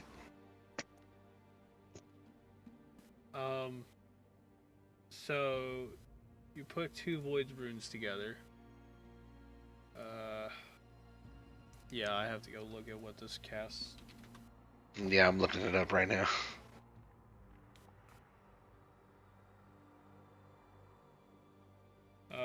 Okay, so you cast you. Where are you casting this? Just right in front of you. Yeah, just right in front of me. Okay, so you kind of like you cast it, and it starts to create like a black hole, kind of like the size of your palm, just kind of like appears like in front of you, and like as it kind of like appears, you start to notice that it starts to suck in a little bit of the fog into it, and as you see the fog kind of like get sucked into it, you can hear a very like a very low and very faint screaming, kind of like entering into the black hole, and it just fades away as the black hole kind of just disappears.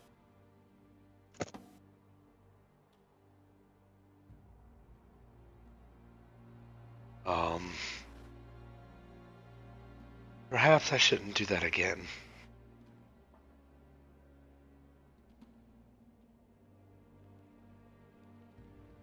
Yeah, you just see like Morgoth just looks in shock. Like I can't. Like I'm actually like having a moment here. Um, I think I'm going to sit down for a minute. I just need a moment to process. If anyone else wants to try anything, just Wait, no, wait a minute. No, I changed that spell. oh yeah, because that's the void in the time rune. Uh, Because it's time well, storage. okay, so I was like, wait a minute, what are you talking No, about? no. This Because- was a genuine. This was a spell before, but I changed it. I forgot. I changed it when I was like What? reworking the system. Oh yeah. Yeah. Okay. Sorry. Let me go back in the description. Let me change that. When you cast it, you then see you then see kind of uh like a little purplish like a dark purple outline kind of like form in front of you, and as you look into it, you see kind of like a reflection of yourself, and then as you look around, you see multiple of yourself kind of like appearing, like different clones made out of different clones that kind of make made out of mist itself, just kind of like forming around you in the fog. um Can they interact with these fog items? um the Can I? you like yourself, like the clones of Yeah, yourself. like myself, yes. No, every time you move, the rest of them move with you. It's almost like this thing in front of you is a mirror of some sort, like refracting like the light to form multiple of you around you. Yeah. And I try to like aim one of the clones' hands to go over the fog. Yeah, I mean it does that, but it does nothing. Okay. I was trying to see if I could like pull some cool mystical magic stuff myself, but No, they have no interaction. They're just there to be an image. okay.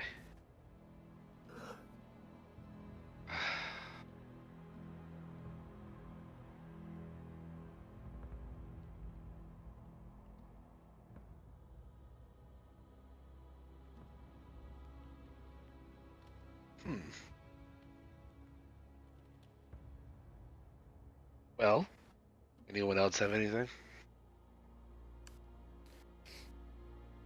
I don't.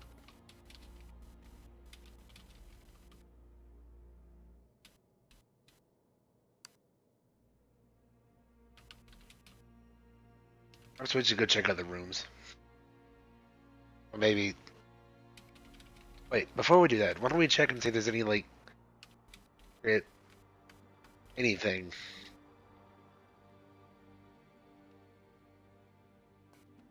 What? So I'm checking the room to see if there's any, like, secret entrances or anything. Nope. Nope. Nope. Another room we shall go to. Perhaps if we go. How many levels is the town hall? One. Just a one level town hall? There's a counter in front of you, and there's a double door in the back. Oh, let's go to the double door in the back. Okay. So you walk back there. You move past the fog, and you can hear little mumbles kind of whisper by you as you approach the back door. And as you get closer to it, you can almost hear like a conversation kind of like mumbling from inside the door itself, but you can't really make anything out of it.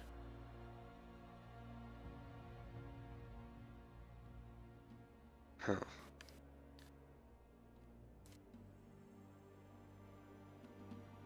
I'm gonna push through and go to the door. Go through the door. So you go to attempt to open it, and you find that the doors actually slide open. Oh. And so as you go and slide the door open, as you slide the door open, you hear almost like a gasp of some kind, and then just. Oh, I see. We have visitors. Wait. Can you all see me?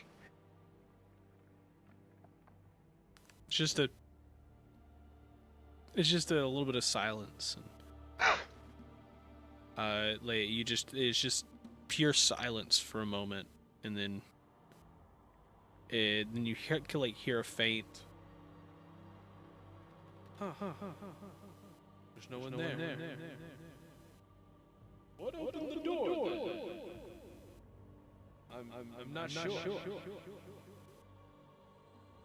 I guess it was nothing. Let's continue. I kind of say to myself, yes. And then it Let's all fades continue. out. You don't hear. Yeah, I can. You can hear mumbles again, but you can't actually hear any voices anymore. Right. Yeah, I kind of like say to myself, yes, let's continue. And I try to just start looking around the office. So, in the room itself, you see this huge,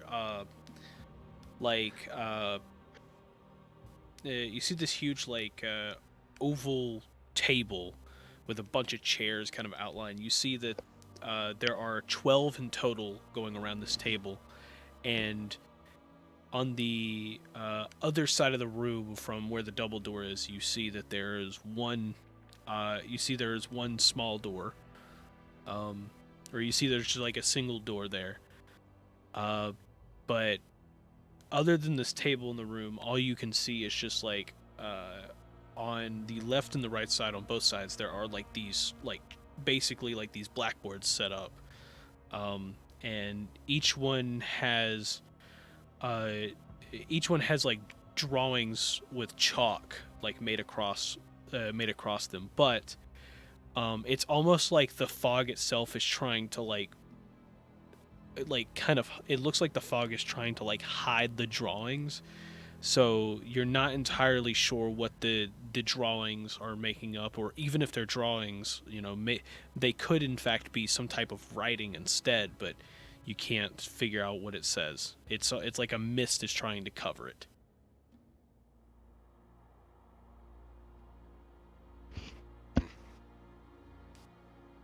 Seems that whatever this accursed fog is, or whatever this accursed fog is trying to block us from seeing whatever's on these blackboards. Johnny, I've got a stupid question. What? Could I cast time storage on the fog?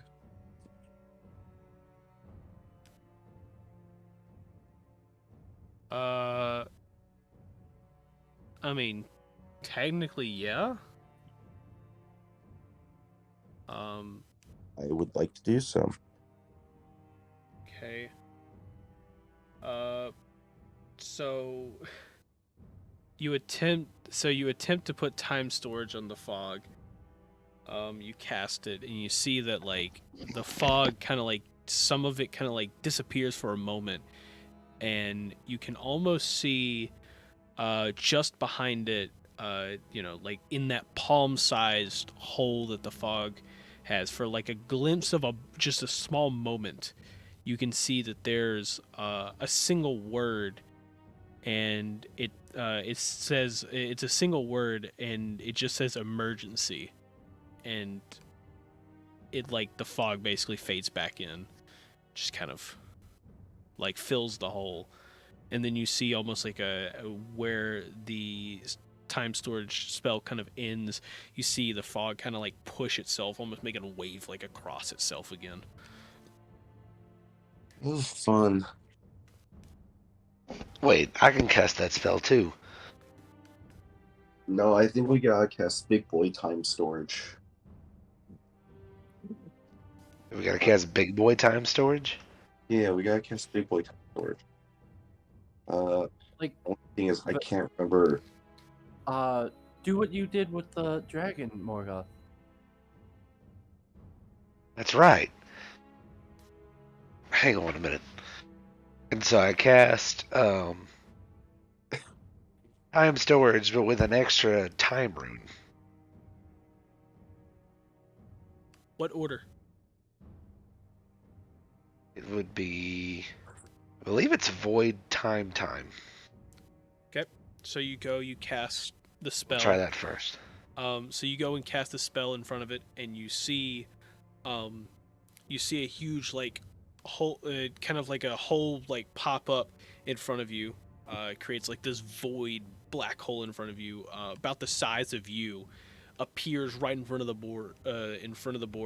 It disappears for a moment, and you read. You're able to read off. The village is in a state of emergency. Do not allow visitors. The core is under attack. And then a couple seconds later, all the mist is able to cover it once again, making it look like there's just random drawings on the board. Oh, fun. The core is under attack. Of course, there's a core. Looks like we got. If I were to assume it's the core of the spell or barrier. Right, which is probably similar to whatever Doodle was using. He was trying to summon that dragon. Oh god, you just made me have a very bad idea, or bad thought. What? What if the core that Doodle had was the core for the village? Oh. And it was just kind of like one of those things where it's like after a certain, like it was fine for a little bit, but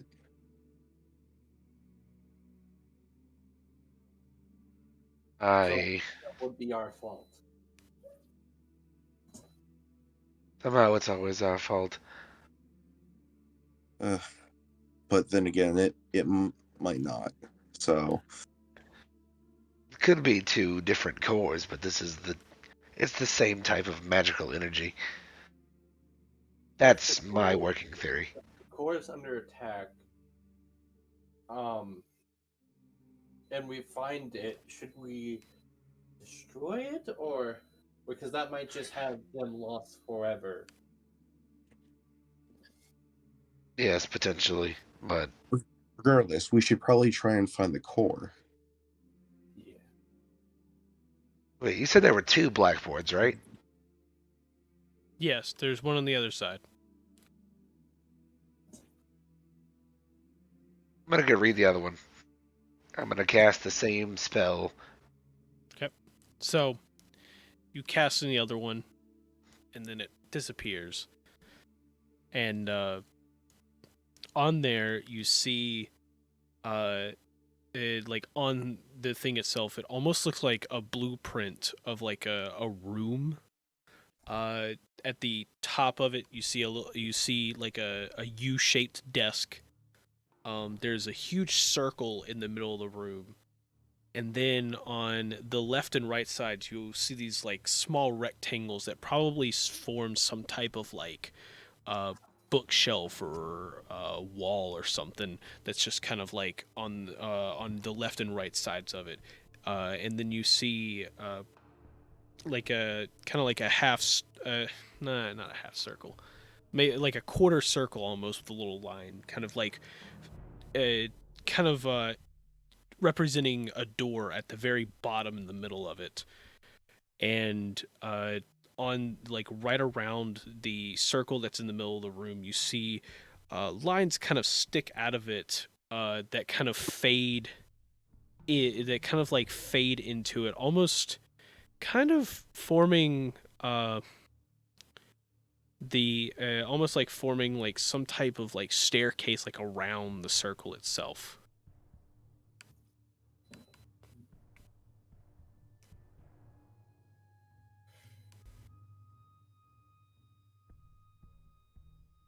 And then the fog. Secret room now. Yes.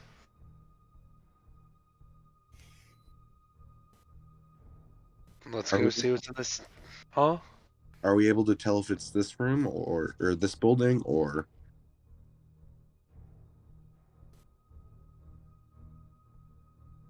I mean, it doesn't look recognizable, but I mean, you just see a bunch of shapes on a board.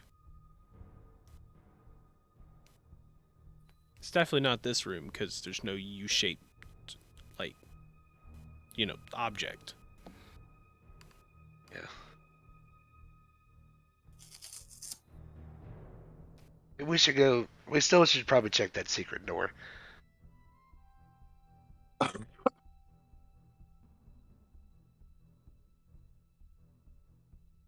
So Morgoth's gonna go check that door. Okay. So you got to check the the door in the back. Trying to move this. Okay, so you go to check that door in the back, and you open the door, and as you do, you see in right in the middle of the room this huge you see this huge purplish. What's the best way to put this? It's like a light purple like circular rug in the middle of the room, kind of formed around, and it's got like a design of stripes and flower, like it's stripes made out of like flowers basically drawn in white, all around the edges of the rug. On the left side, you see a huge bookshelf, and then on the right side, you see it's a bookshelf, but instead of it being like a normal bookshelf with like multiple layers or multiple shelves or anything, you see that it's got like almost like cabinets kind of placed in there where there are various objects placed all the way down until you see the bottom shelf there. About middle way, you see that there is an object placed in one of the cubbies, but the rest of them are kind of empty on the bottom shelf. I'm gonna go look at that object. Okay, so you walk up and you see various random objects. None of them make any sense. You see one of the objects there, like at height level, right in front of you is just a feather. There's another one on another shelf that is of a book that is missing the back cover. There's another one to your right that's literally it's a dagger with like it's like a pin, almost like a pin, kind of like pierced through the blade, and then as you start to get to the bottom, you see at the very last object there is actually it's a little like wooden tablet, and in it is carved the picture of a bear.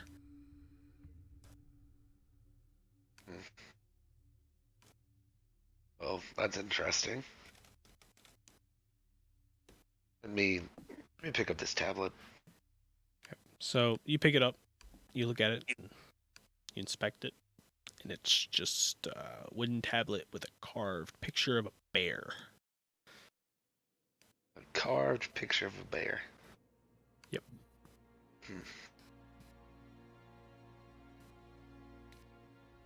Interesting. So I just kind of put it down and I go to look on the other side of the room. Is there anything on this bookshelf? On the other side of the room? On the other side of the room. Yeah, it's got like papers and books and stuff like that, like all shown around. But none of these books or papers seem to be like of like legal documentation. Like all of these look like that they're stories and stuff that you could find in like Hestia and Hector and stuff like that. It's just a bunch of like random books, like a bunch of storytelling books and stuff. Right. I'm gonna go to try and lift off the rug. It's on the floor. So you go, you basically move the rug a little bit, and you can see is the wooden planks in the floor that kind of like line up and make the floor itself. You can see that they line up perfectly, but there is a small circular outline that goes around pretty much where the rug is just kind of there. You think that's our secret door? Possibly.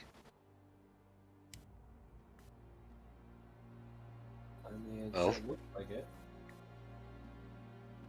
let's get to searching around and see if we can find like a secret lever or a trigger first. Yeah. If we don't, then this place could stand for a remodel.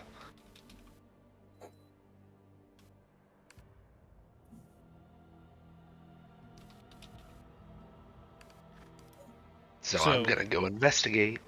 Investigate what? I'm just gonna start like pulling on books, see if I can find some type of like secret lever. Okay. So you go around, start pulling books. You're trying to like move some random things around. And, as you're like moving things, you start to notice that like the floorboards itself, start to form. Like even though they're pretty much completely straight and lined up with each other, moving to the back wall, you notice that the front of the room, the planks look slightly wider than the back of the room where the desk is. Almost like the planks aren't actually even. Interesting. So was the desk the thing with the objects in it, or have I not searched through that yet? You've not searched through that yet. I'm gonna go search through the desk. Okay. So you go around the desk, and as you look at the back of it, you don't find any drawers. It's pretty much just a table there. There's a bunch of. It's just like an empty desk, kind of like it's got a little like cover on the front. What's the best description of this?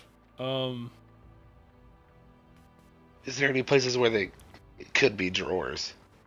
Not exactly drawers, but it's basically set up so it's almost like got a divider in front. So if somebody was standing in front of it and you were like trying to do something on the desk, they wouldn't be able to see what you were doing.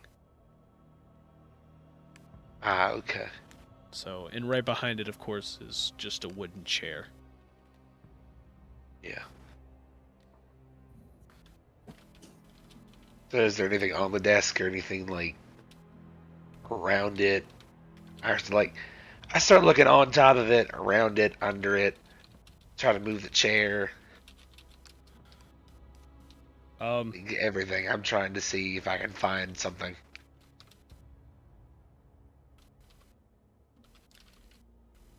So, you're kind of like moving around, and you eventually end up bumping into what feels like to be some sort of like button in the side of the desk. Like on the very edge of the divider, you kind of end up bumping what seems to be a button. Not enough to do anything, but you notice that there's like a difference in there's a difference in it, and that you can actually like push it in.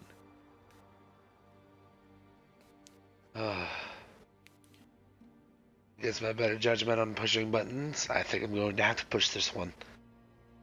Yep. So you push Morgoth's the button. gonna push it. Yep. So you push the button, and then as you push the button, you start to hear like like almost like stone grinding, like stone kind of like grinding against each other. And after a few seconds of hearing that, it kind of like gets silent for a moment, and then you see the huge wooden circle in the floor just start to like turn. Just like it like turns pretty much all the way around to where the lines in that almost don't line up completely with the floor, even though it's pointed in the same direction. And as it does that, you then see the like actual thing like kind of drop down almost like an elevator as it's spinning, and as it does, it starts to form stairs making its way down out of planks. Ah, yes. After I finish my life as an adventurer, I think I should just become a detective. Yeah. I feel like this one was Right. easier to find than the one with Doodle. Well, Doodle is also a low-life degenerate piece of scum, so he would probably want to. He would probably want to hide his evil doings a little more. Who wants to go down the stairs first? I'll do it.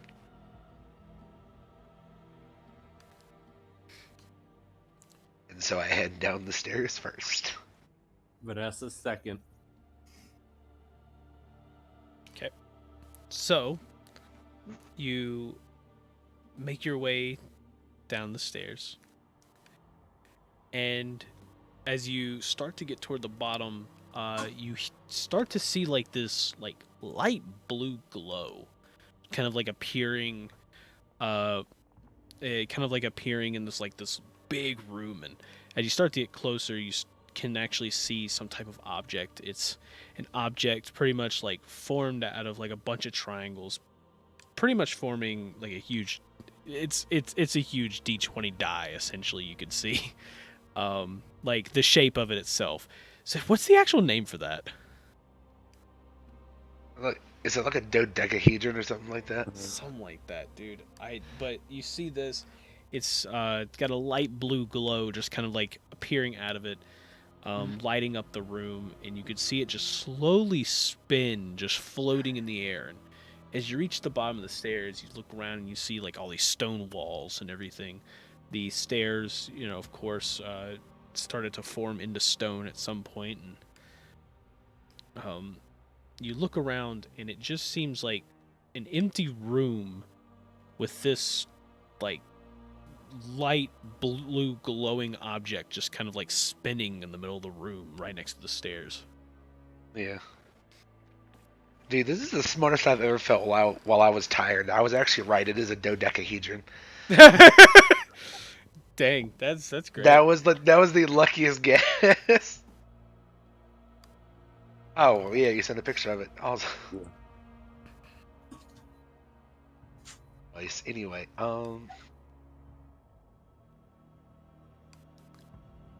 You think this is the core? potentially. So I'm gonna do the stupid thing and walk up to it. Really? That's the best. This is the best like option you got. He's I gonna mean, pick. to be fair, it's just an empty room with this thing in it. Well, yeah, but to be fair, I'm just messing with you so I can stall for time. Oh, okay. I'm trying to get you an actual picture of this thing. Can we like roll it? Should Isn't I this just take it and just stack- flip it? So, Hedrim a 12-sided dice? What? What? The picture on the boys. So, The picture on what? The In boys. the boys group chat. Talking about it's Yeah, that's a dodecahedron. a 20-sided thing. So it's connected by like a Oh bunch wait, of no, that's not a dodecahedron. Or that's not. yeah, Yeah, isn't that the 12-sided dice? Yeah, that's 12-sided. Well, why Okay. did it say? Hang on. Dodecahedron's that. It's a 20-sided die. What do you call a 20-sided shape?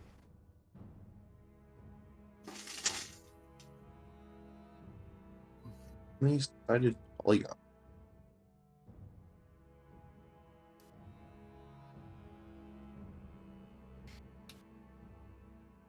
Icosahedron? Yeah, I also see icosahedron. Icosagon.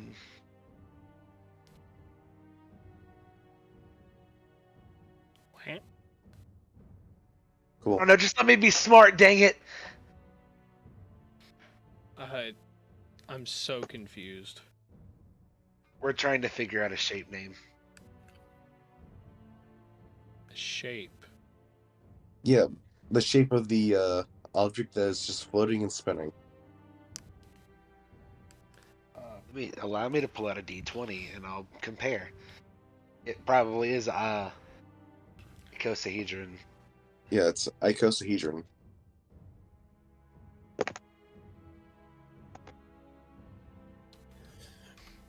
I know this is like way out of topic, but I just imagine like the DM is just like roll initiative. The town uses the core to roll initiative. Oh my god. 4 rolls initiative. And the reason why the barrier is there, like in purple and all that, is because it rolled a nat 1. It rolled in that one. Ooh. Yeah, no, it's an icosahedron. That is right. Math lesson today, everyone.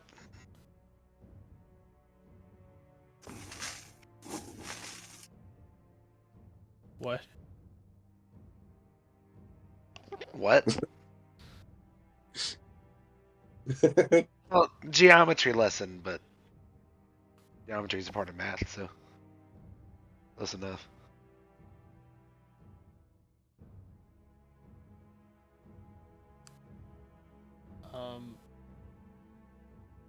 Yes, this is in fact the smartest thing you'll ever hear on eDIOCRACY. Yeah, sure. And it has broken several people.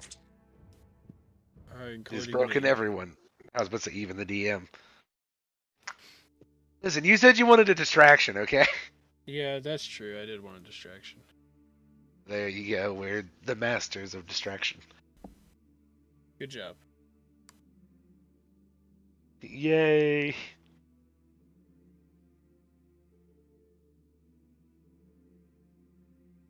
Dude, I'm sitting here just trying to like fiddle with Foundry to get this to work.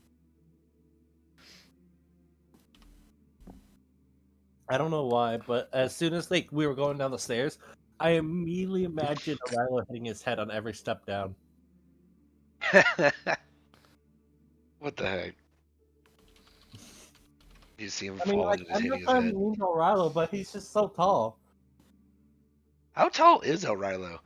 Yes. Fair enough.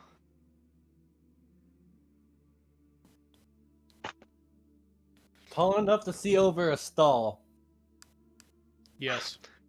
I I didn't want to know that, but yes.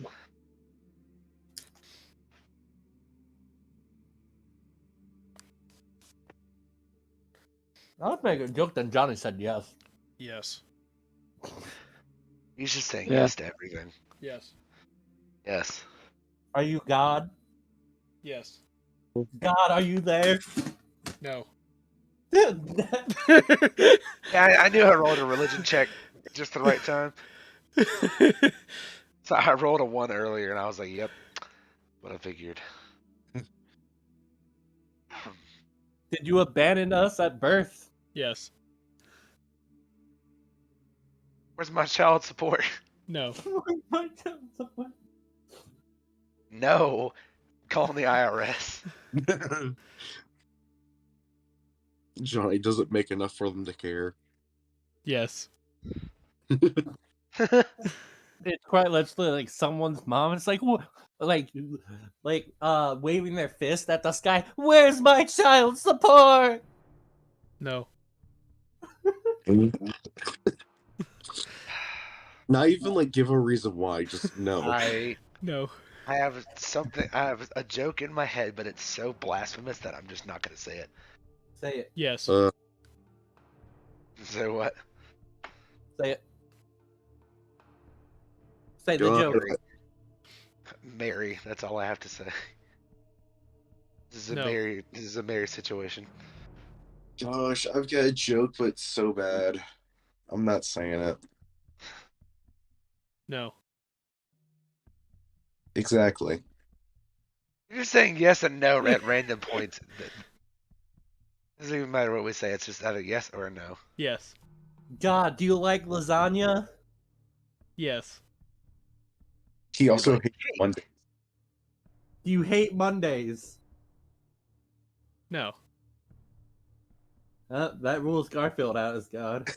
I am now finding another religion.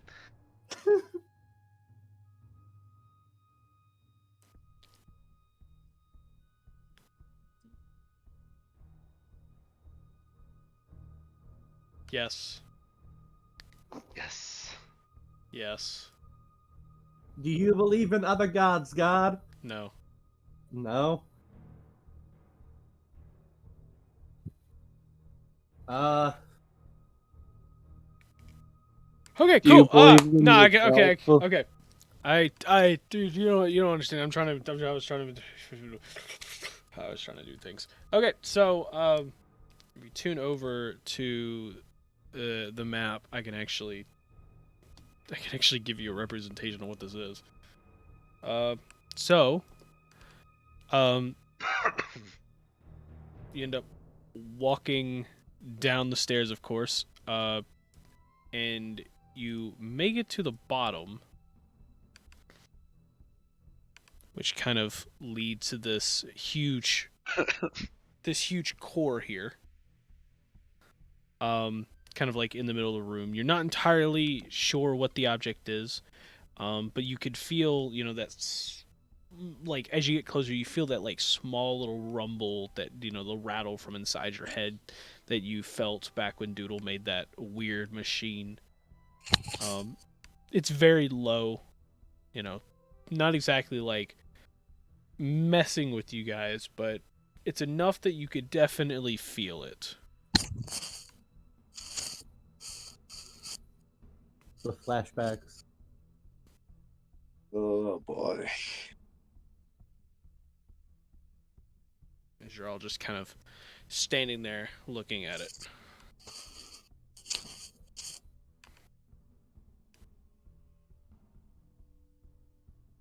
I'm pretty sure that's the core.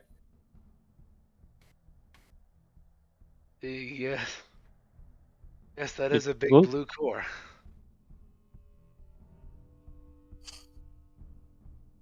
So do we like destroy it or protect it?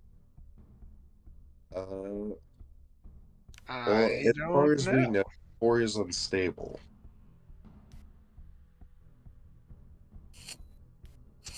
We should maybe look for cracks in it.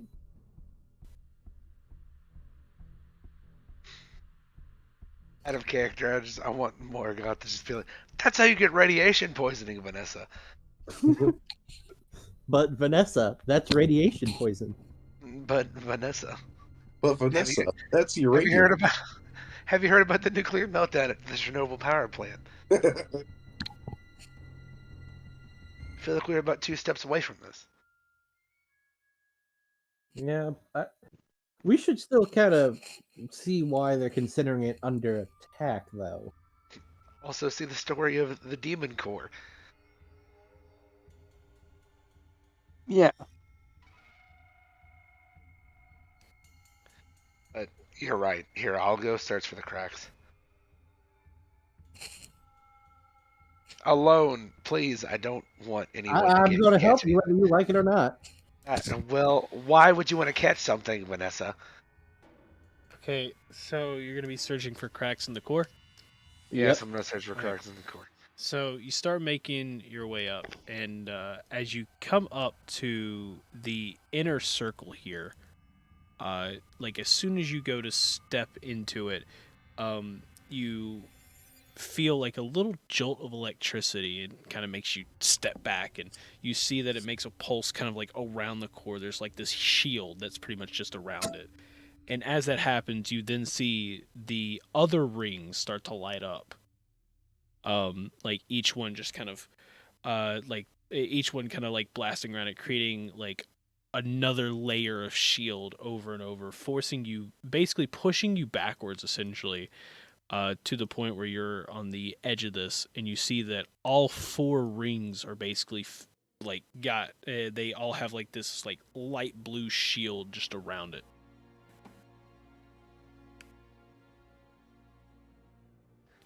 Ah, so yes, the core is shielded. Ow. Convenient. Very convenient. Well, inconvenient to us, but. So is that the stairs going up? Yes, that's where you guys just came down.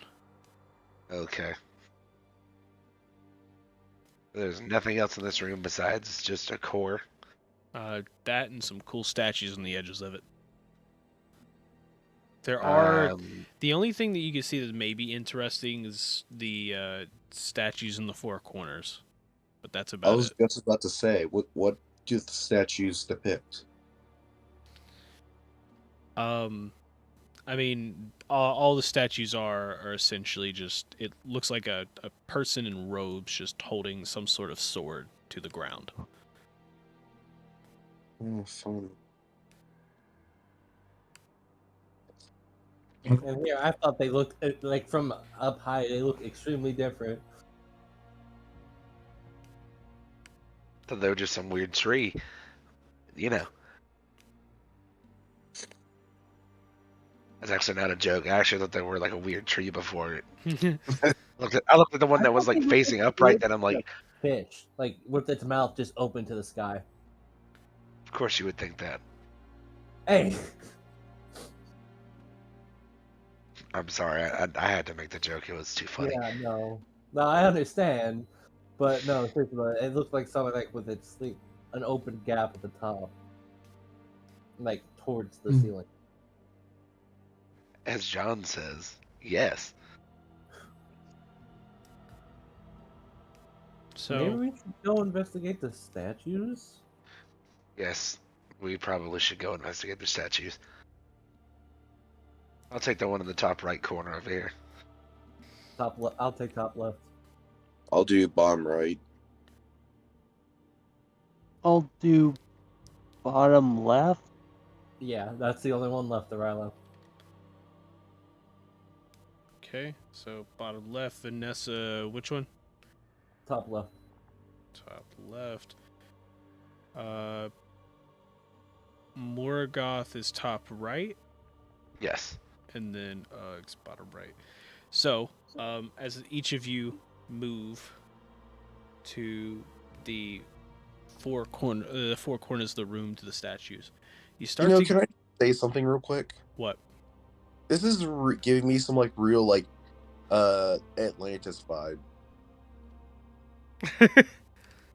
Like the Atlantis movie. Yeah. Yeah, it's giving me those vibes. Okay.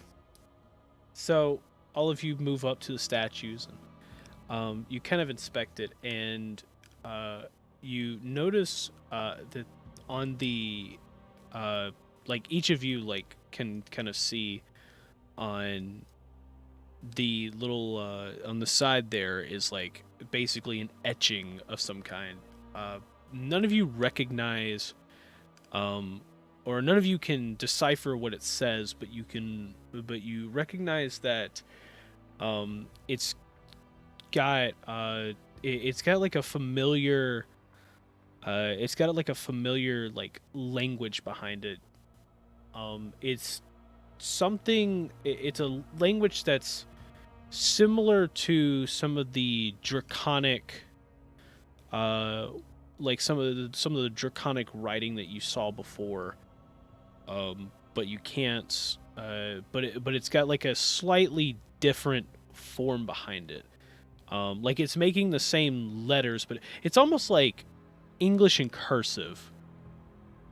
It's like it's written in draconic, but it's kind of etched in a in a fancy way. Yeah. Oh geez, if only one of us could speak Draconic.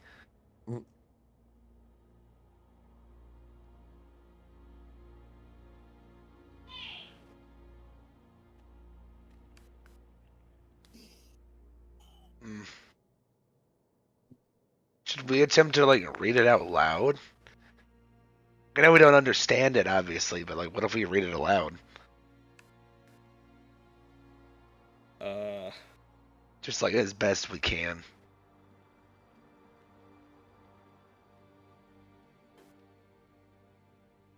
They're like drawings. Oh well, yeah, I thought you said there was like words. Well, yeah, but you can't read it. Okay. They're All right, not then. like they don't use your letters.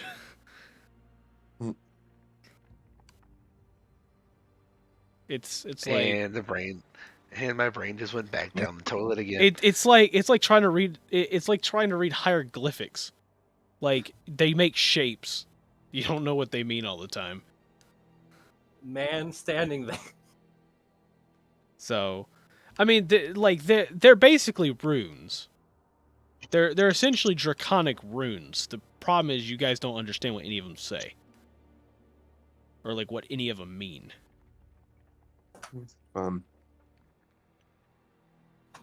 Oh great.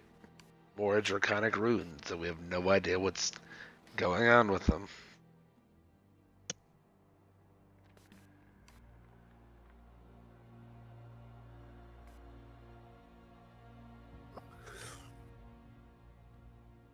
You know what? I'm gonna go and I'm gonna just cast a void rune on this thing. Okay. So, you go, you cast a void rune on the statue, and as you do that, you see the void rune kind of like appear. It makes the runes that are there kind of it kind of does a little like glow for a second, almost like a little light blue glow, and then you see one etching of two lines kind of just appear in the it's one little like rune that you see. It's basically two lines that you see kind of just appear, and it just kind of stays glowing while the rest of them fade back to the normal etching.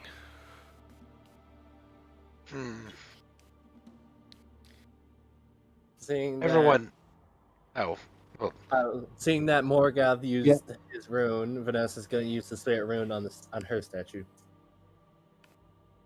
Okay, so you do that as well, and then you see another etching.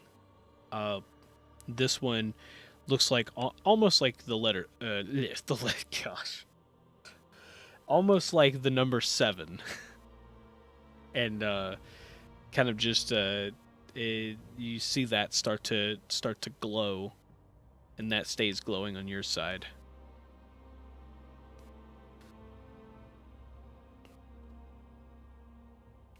Seven 7-Eleven. I knew it. I'm going to get some taquitos. Vanessa calls out to Aralo, use your runes! Okay. I use my fire rune. Luke starts casting his water rune. So, for Arilo, when you cast the fire rune, you see another one. It's kind of in the shape of a triangle, but without the bottom line, kind of start to glow. And then for Ugg, you see an etching. It's kind of like the moon, but it's got like a line straight through the middle of it. And as they start to glow, you then start to see the statues. You see the statues like shift a little bit. You see the statues kind of like shift a little bit to the side, and you see Vanessa and Morgoth statues look directly at each other, and Arilo and Uggs look directly at each other. And as they look at each other, you then see like the light in the room kind of get brighter, and the core itself starts to spin slightly faster. And as it does that, you then hear like the stone kind of shift once again, and when you look back, you see the statues kind of like shift back to their normal positions.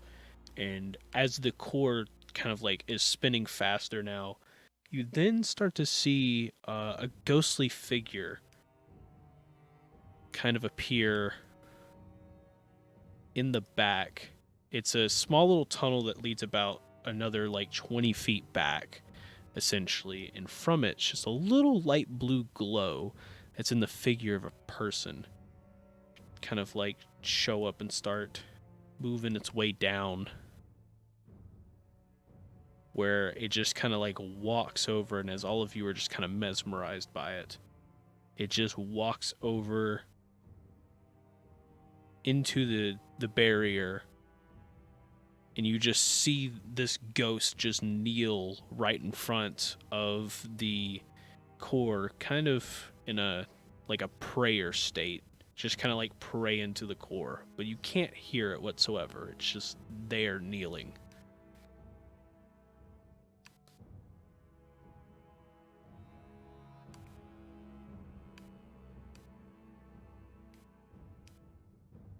You guys will Perhaps- try it again, but let's move counterclockwise or clockwise.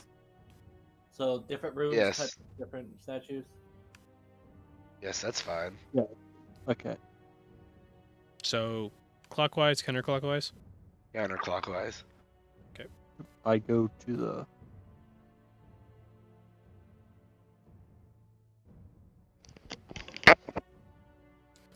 So all of you move around, and once again you do it, and you see the exact same runes that all of you cast appear on your statues, but this time as that happens, you see the other rune from the previous person also light up, but yours ends up being a light blue one. Theirs ends up being like a purplish one. And as that happens, you then notice from the right tunnel here is another ghost that appears, and it kind of walks up and it kneels to the side of the core praying.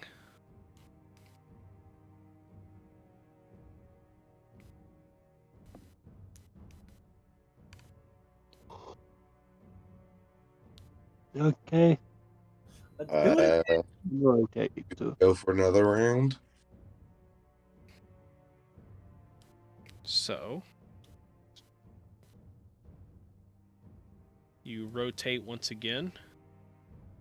Yes. You all cast it again. You see pretty much almost all the runes you see almost all the runes light up. You know, yours plus the previous ones kind of light up again. You see the new color is now like a dark it's like a dark like turquoise color, kind of like kind of glow in the new rune.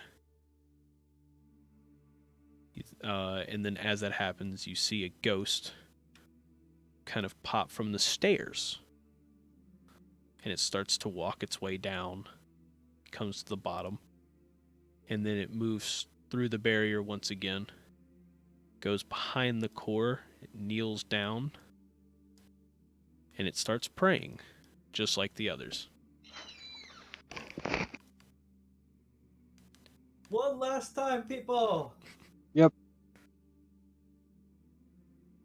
Basically, musical statues. Just Jeopardy music plays and then it stops. So you do all of that, and then you see that all of the runes this time light up.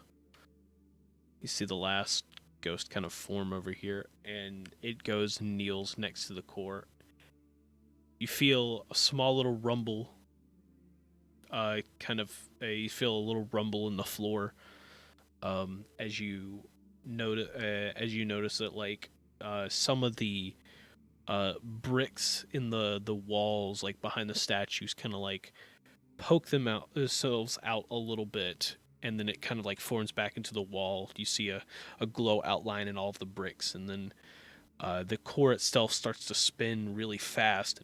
As it spins really fast, you then see like the barrier start to like disappear from around it, and as the core spins really fast, it sends out like a almost like some spherical ball, like basically not exactly flying. It moves very slowly in the direction of Vanessa. Just kind of like flies out toward the statue.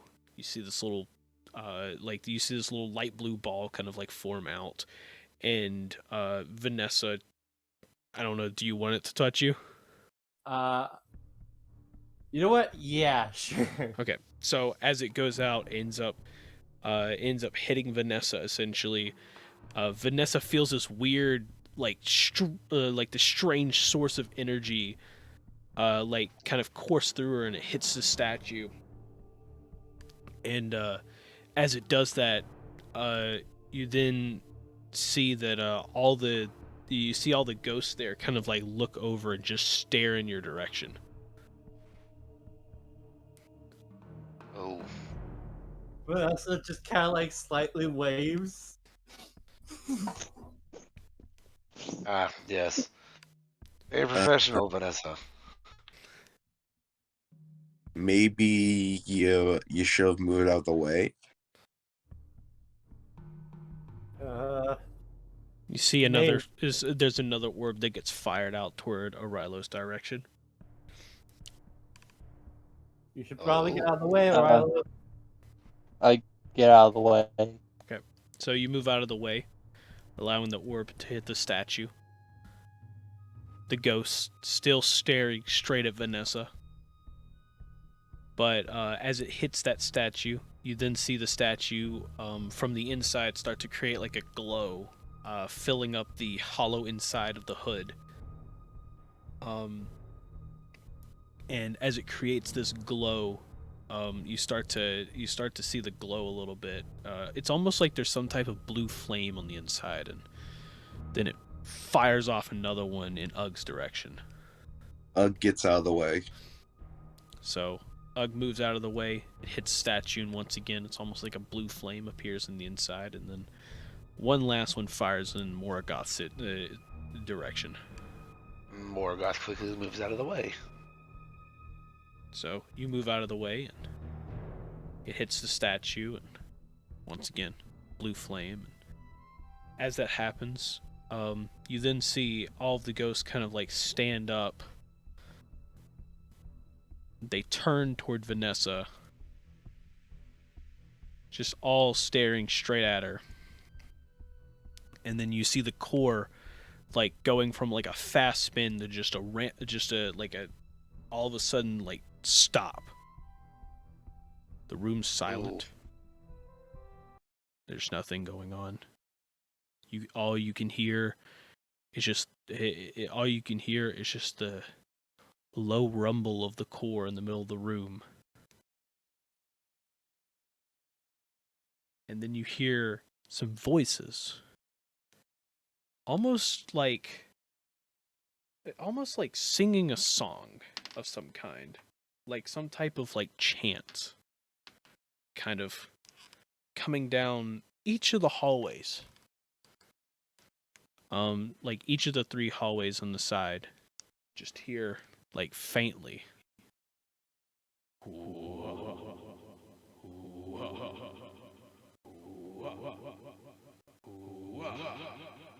The traitor will die. The traitor will die.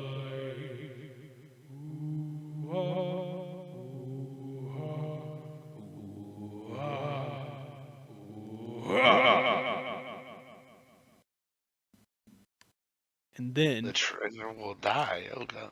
And then you see ghosts all line up along the walls, just kind of fade in, or all in the doorways, fade into existence.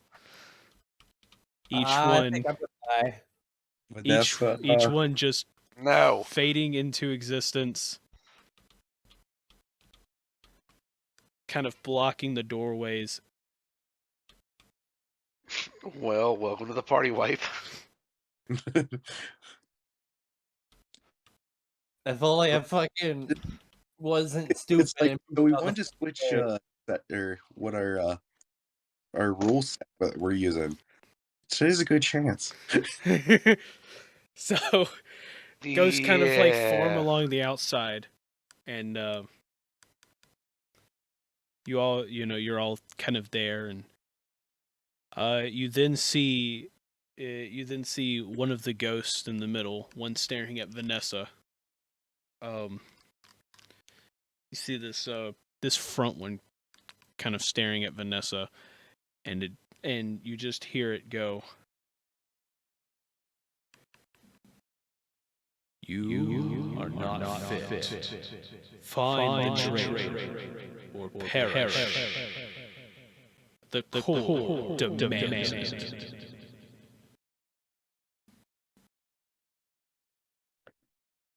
And so The traitor? you look around the room, looking at all of the ghosts. You see each one of the ghosts on the edges and the doorways, all with their own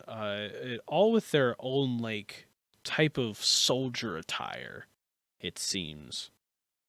But it seems like each one of them are like the ghosts themselves are of people that are the exact same age, just all wearing different types of soldier attire. And like these range anywhere from like medieval Englishmen to kind of like Japanese attire. You even see like you see like old like the old attire of the soldiers of Solomon and everything, just kind of from ancient times, just all around the sides. At a first glance, you don't notice anything, but then, but then you look at the middle ghost and you realize all of their attire. Each one of them is from a different city. Like a different city, as in their priest's robes. One of them, this front one here, is wearing the same robes that the high priest did in Hestia. You see another one here that you recognize as a set of robes from Hector. This one right here seems a little odd to all of you.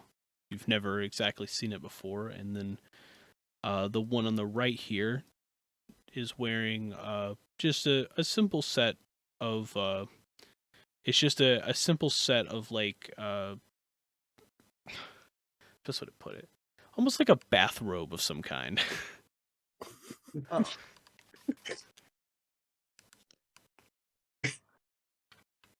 So we got 3 that are in priest robes, and then 1 in a bathrobe. I mean, you can assume it's like a priest robe, but that's the best description I got. Okay. Oh, so it's like the fancy like silk white. Yeah, that. With like the silver lining, or not silver, the Yeah. gold linings. Yeah. I see.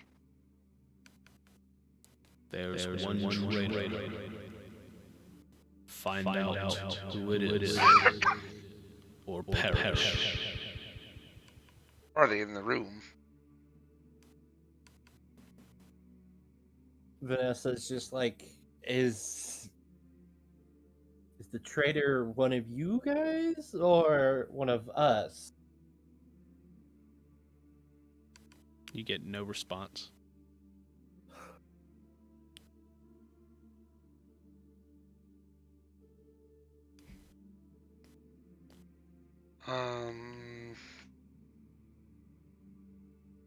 Vanessa's gonna go up to the one of the ghosts to the right, the first one up top, Okay. and just kind of inspect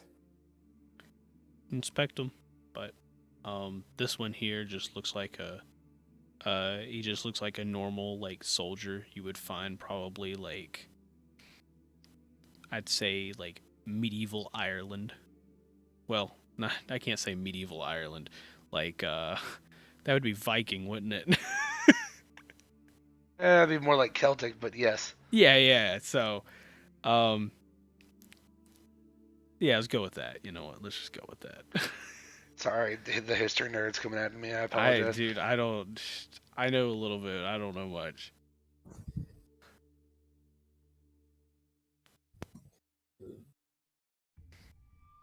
Vanessa is just kind of looking at the rest of the part, like direct. She kind of looks directly at Morgoth. It's like, I don't know what to do.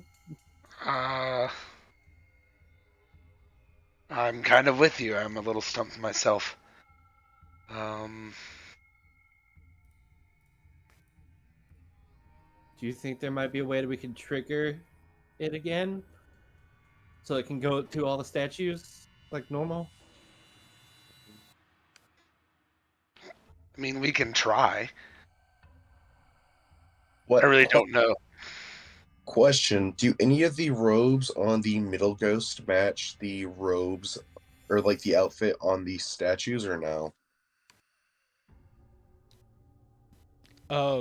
No. Okay. The ones in the statues are all exactly the same from each other. They're just robes. Vanessa is going to move back to her statue and cast her rune on it again to see if she can get it triggered again. So you attempt to cast the rune. The rune just kind of sits there and does nothing. Oh boy. Well, that's not going to solve anything.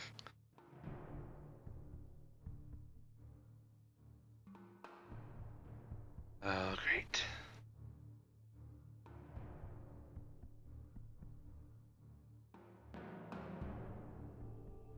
I guess we're going to have to find the traitor.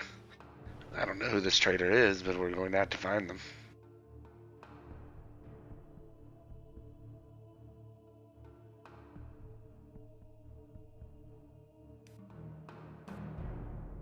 Vanessa is going to move to the core. Okay. So you walk up and you notice that the barrier's gone. So you start to walk closer to it. And she's going to kneel down and go into a prayer pose. Okay. And she's going to ask for guidance from anybody. Just a simple like prayer for asking for guidance, not directed towards anybody. Give me a religion check. Ayo, for real? The meme is real. There it is. Damn, that's a 9. Okay. So you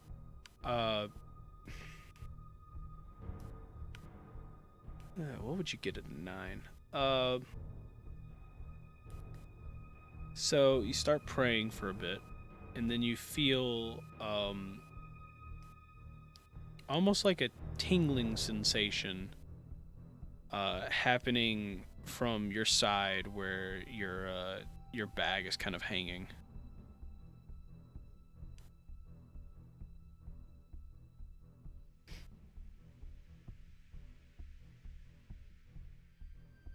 So it's on the side of my back. Right?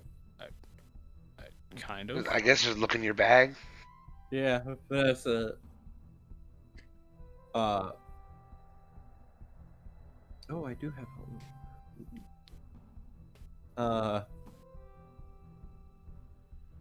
yeah, Vanessa just kind of like goes to look in the bag that the tingling sign was on.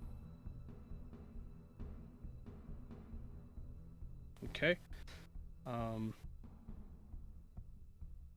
So you go and open it, and you see, like you start to go like through your things, and don't really find anything out of place. But you don't find anything out of place. You push things around, kind of trying to figure out what it is, and then you notice, like on the side of the bag itself is you notice there's a little bit of writing, and as you go to look at it, you see it like slowly turn into a piece of paper, where you quickly grab it and you look at it. And I'm gonna DM this to you. Ooh.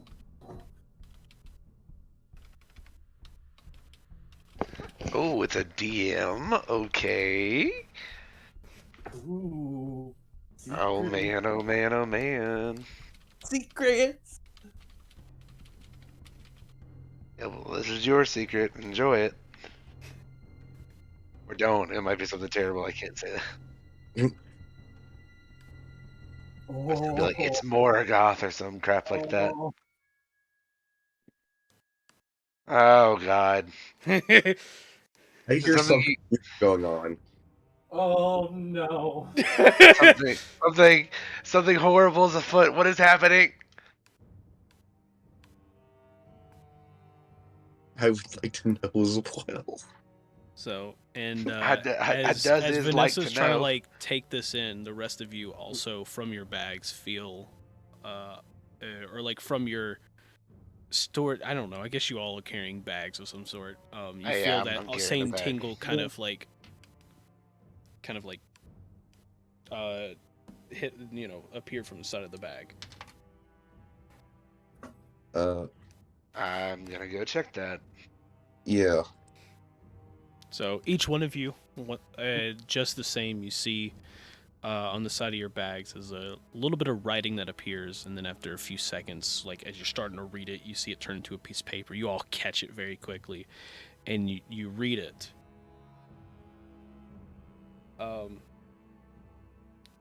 And I gotta. Do each one of us need to check? I'm gonna Right. I'm gonna tell you.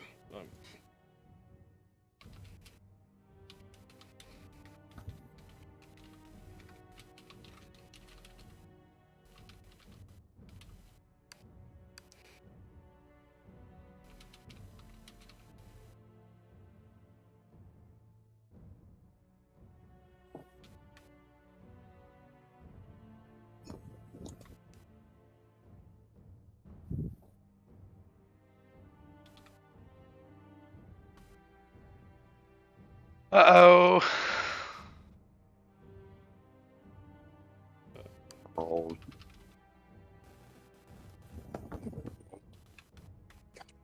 Awful.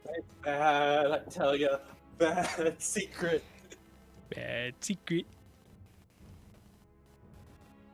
I should've just fucking moved out of the way.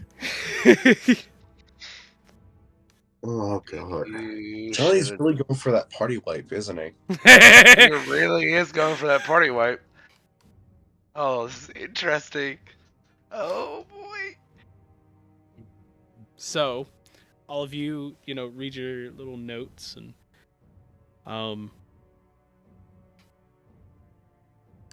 you read the notes, and then just once again you hear, "Find the traitor, or you die."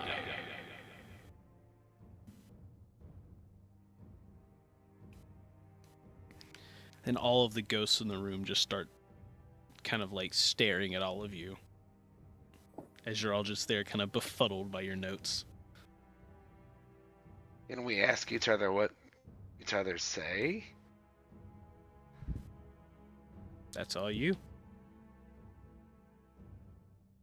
What did you all read on your notes?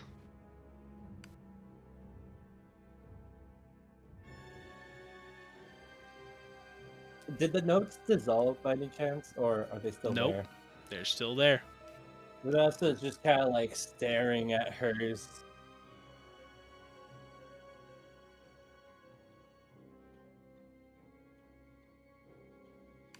What? What's wrong? Nothing. Nothing. Oh, Obviously, do not lie to me, Obviously, something's wrong. But Vanessa. What is it? I can't say. Yes, you can. Say it. she just kind of like covers her mouth with one hand, while just kind of like staring at the paper. Vanessa, hand me the paper. No. Hand me the paper. Please. I just want to get this settled. I know you're not the traitor. There's no way. If You're too if you innocent take for my that. paper, there is bad things gonna happen. Like what? Just like you see that like tears are starting to form in her eyes. Okay.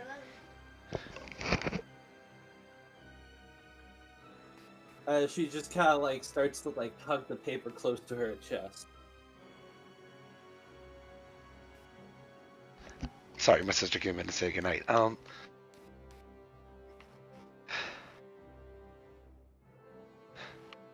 you tell anyone else? No.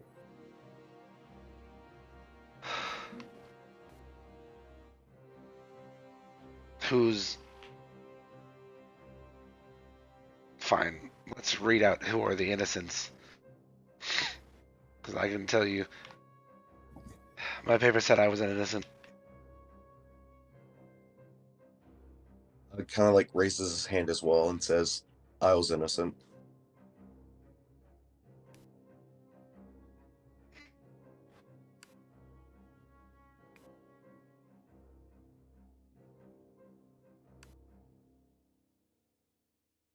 Oh, Rilo, what about you? Please don't. Like just like at this point, Vanessa is quite literally sobbing. Okay, alright, everyone just stop. This is madness. I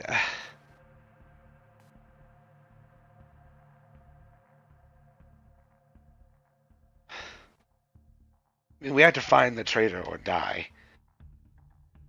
So there's no easy way of saying this, but one of us may not get out of here alive. And I mean that not in any type of joking way. This is...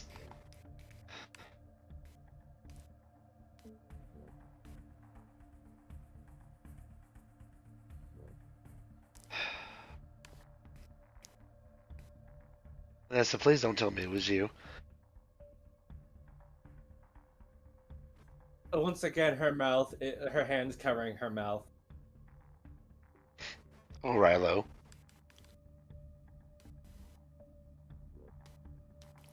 Say something.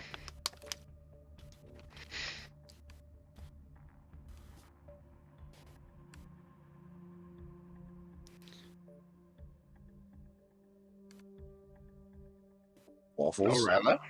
Was it waffles? Waffles, you okay?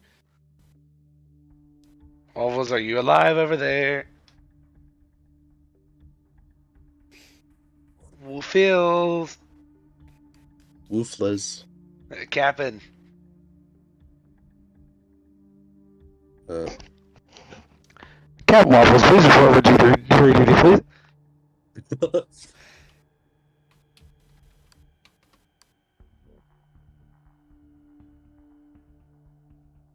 Waffles? Did he My go off fault. for a piss break and just not say anything? I'm wondering if he actually did go off. Is Damn. my story so boring that it put him to sleep? God. No, I'm extremely interested. What is happening? Vanessa is. God. Vanessa Just the breaking trauma if down. what happens on the note actually happens. What? I'm messaging you. Unfortunately, I'm not going to message back. You turd.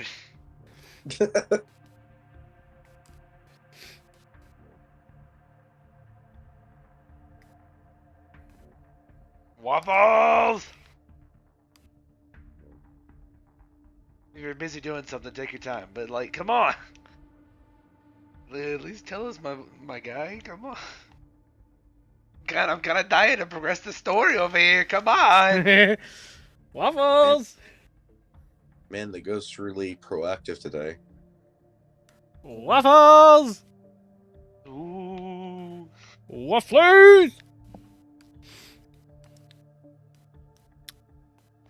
Waffles! I guess I'll just...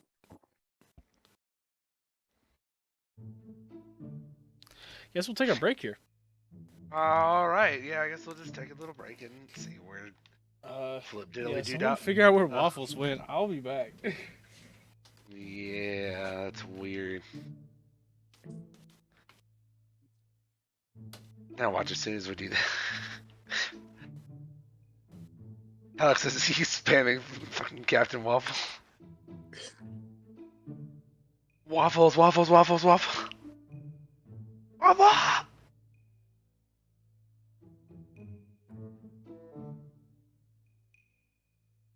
This music accurately describes right now. Yeah, It very much It so. went from something very serious to just waiting simulator. You're like, I am dying to know what is happening. Come on, man. This is not the time to be falling asleep, please. I'm not trying to be rude if something's actually happening, but like, I'm begging you, brother.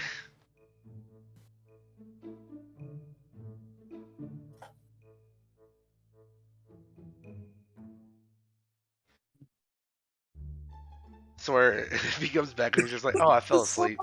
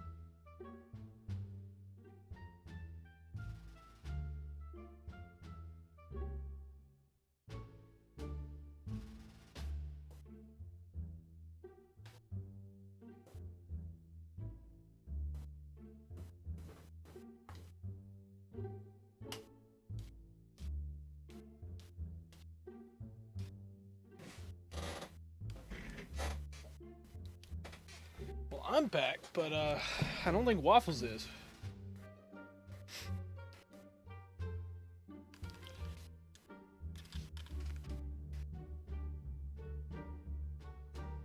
Definitely doesn't appear that he's back.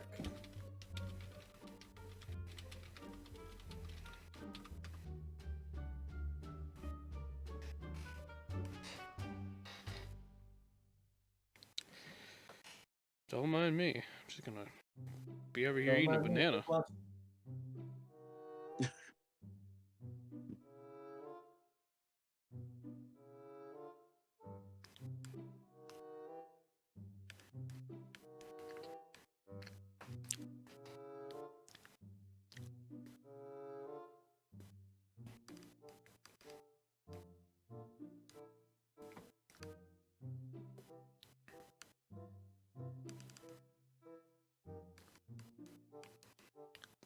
Hi, chat.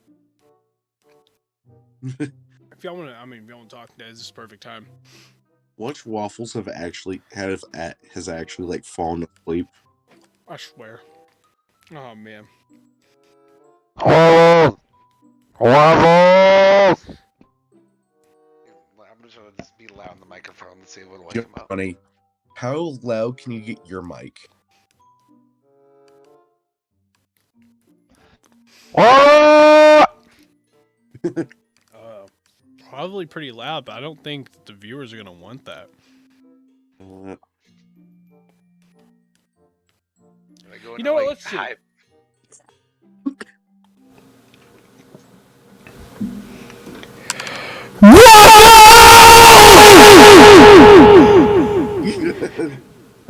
Yeah.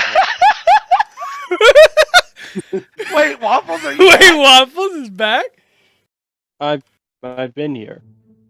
You've Where- been here, you what do haven't you been saying mean? My bad. We've been trying to get your attention for the last 10 minutes. What happened? Uh,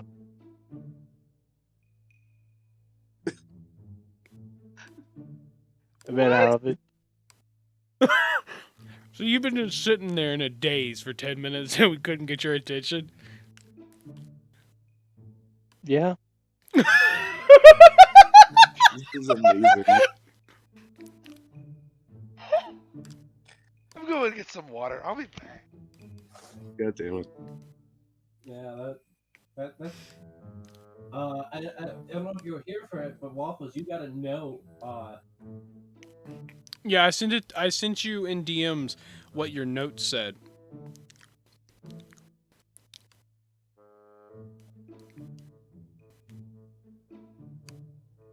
See, okay.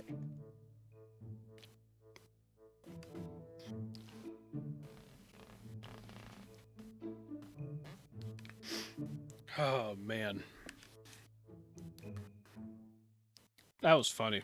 That's great. Oh, nice. Okay, go. I'm gonna make so many shorts out of this episode. Yeah, We had the attack of the fly.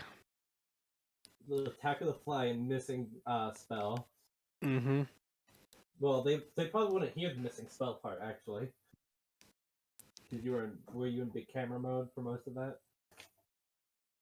The what?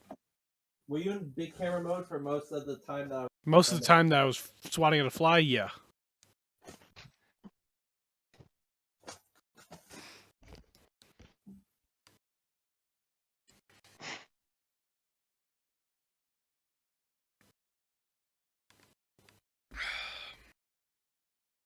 I'm just waiting on Justin to come back. Back. Okay, welcome back. Okay, cool. Is everybody ready? Yeah, please, can we Yeah. get back Okay. Back to this. to All of you were kind of standing there near the core, kind of Yeah, Vanessa looking at each other. Vanessa's crying right now. Morgoth and Ugg just both basically read off their thing saying that they were innocent, and it's over to Orilo now. Yeah, it says innocent too. As the words leave Orilo's mouth, just Vanessa is crying a little bit harder.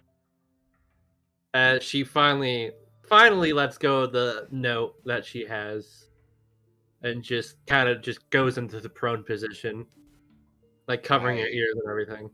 So it I drops immediately go- so it drops to the floor. Yeah.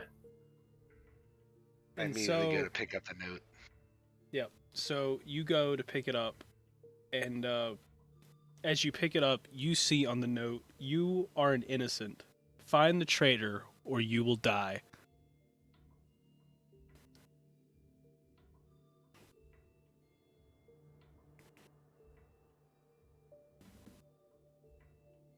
I should not be listening to the Destiny 2 soundtrack right now. This the song that I listen to is the most intense thing for this. I'm like actually having a panic attack.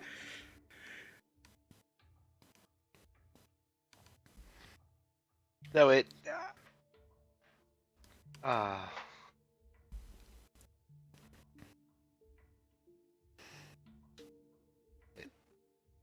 Vanessa, it says you're an innocent.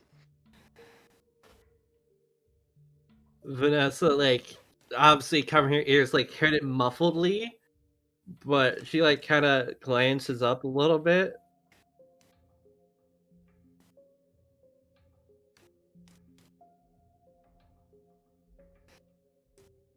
It says you're an innocent, Vanessa. This is what it says when I read it. Yeah, take it back. Vanessa like slowly grabs it from him and looks back at it.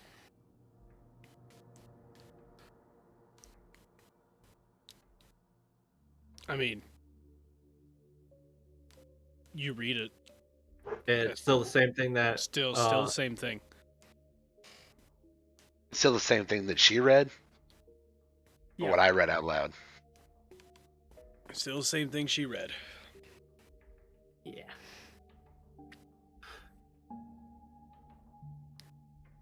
Well, to me, I mean, the paper said you were innocent. We're all innocent. So who's the traitor around here?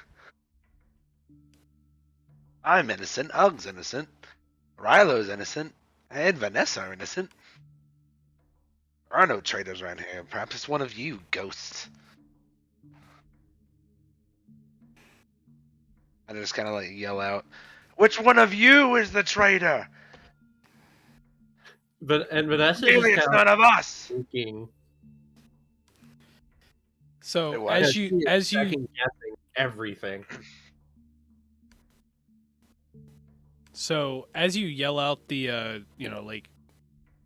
that it, like as you pretty much ask like who's the traitor or whatever, you see like this ghost right here turn and it points to a Rilo. What? What?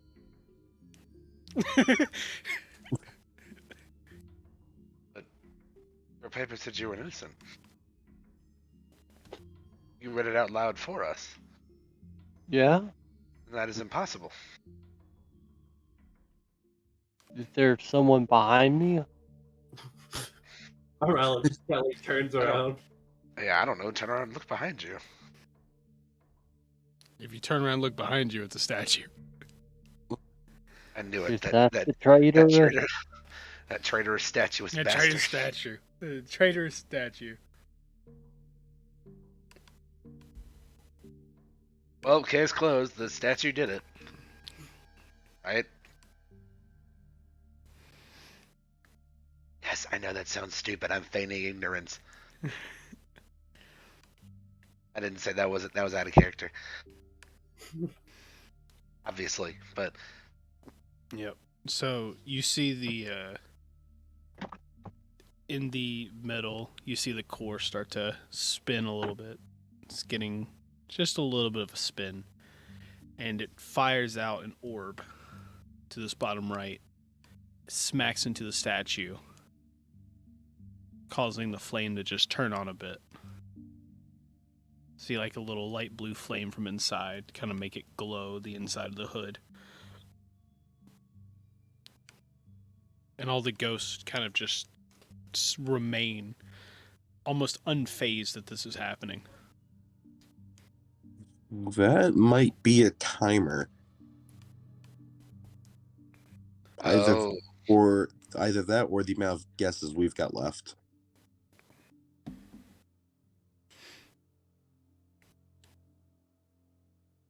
Either way, I don't like it.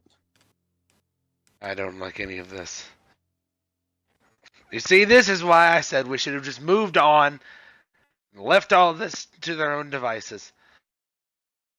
We would still have Marquise.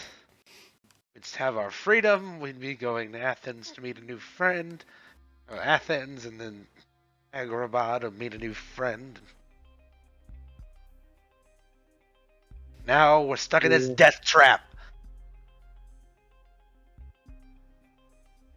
This is usually what happens when we want to help people, but we should just stop helping people.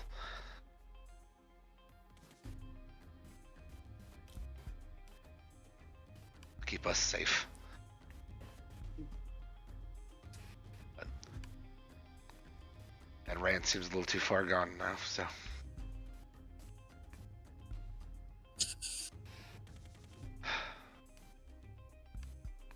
I'm going to be honest, I don't know what to do.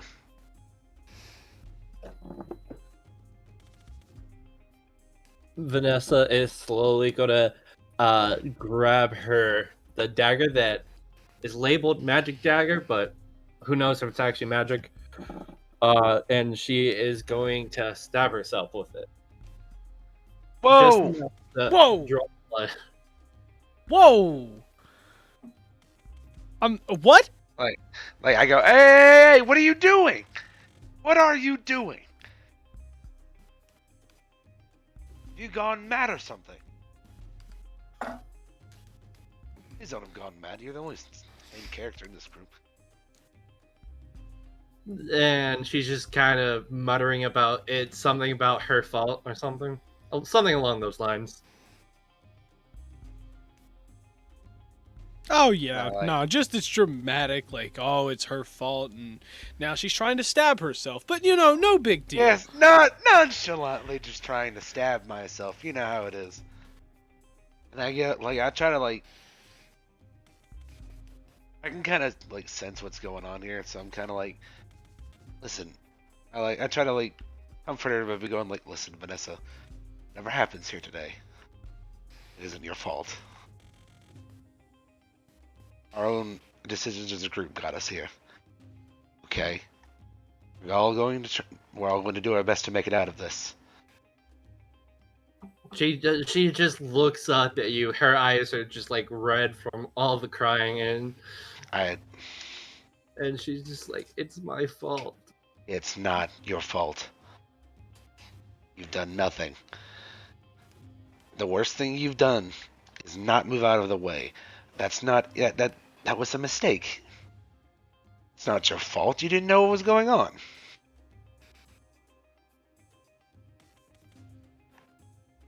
You don't know how this damn thing works. I don't know how this damn thing works.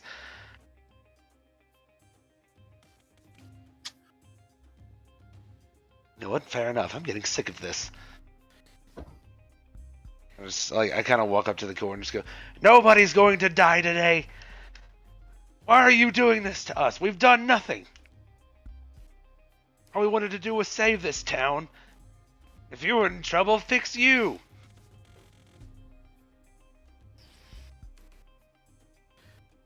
You then look over, and you see this ghost that's right next to you. Just kind of turn, and it points right at you and goes, You are the traitor. Wait, who's it pointing at? Me. Morgoth. So be it.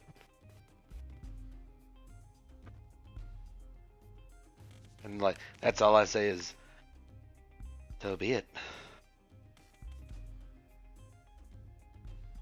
Now what? Kill me and let my friends go. It's fine. Morgoth, no. Do it. And Vanessa's back in her prone position, covering her ears again. I just keep going, Vanessa. This is not your fault.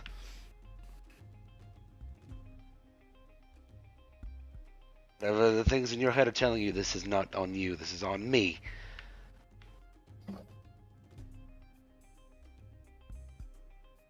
Well then, I'm the traitor. Do with me what you must.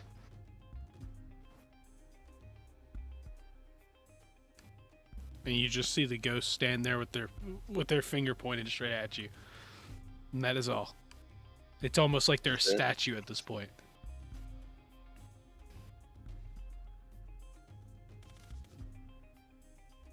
And I guess one of you three has to kill me. Ugg is just shocked. Or shall I do the honor of this myself? I don't want to. But we'll save all of you. And as you're standing there contemplating stuff, you see another orb pop out from the bottom left. Fires out to the statue, igniting a blue flame in it. Our time is running out. And I'm assuming my time is up.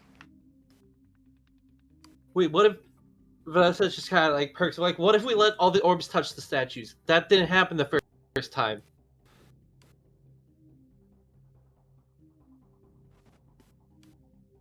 Let's try it. they can get us all out of here, then Riley, you're gonna need to move. yes, everyone move. Okay, Stay clear of these things. I'll move.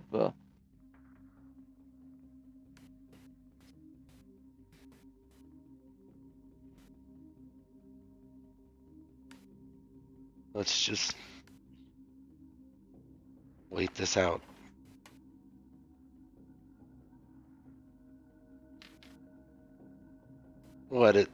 I just kind of go like, what is this in some sort of way? We're all the traitor or something? Is that what this is? Because we come and disturbed this great core? Find the traitor, or you will perish. It's me. Clearly it's me. Find the traitor, or you will perish.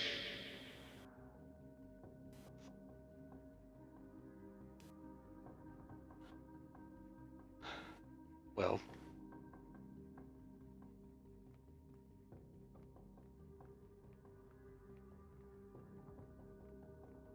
thing is, it feels like someone's not going to make it out of here.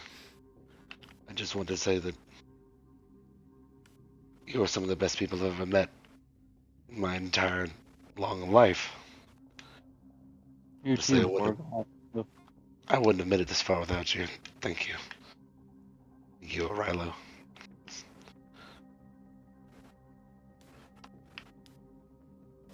You then start to see the ghosts from around the room, in their armors, start stomping the floor in unison. You just hear, hoo hoo hoo hoo hoo hoo, ha ha ha ha ha, hoo hoo hoo hoo hoo, ha ha ha ha, find the traitor, find the traitor, find the traitor. And Seems like you found him. and like, as that's happening, Vanessa's just trying to cover her ears more and more, like trying to put more pressure on it so she can't hear it. I just go, enough of this. I am the traitor. We found him. It's me.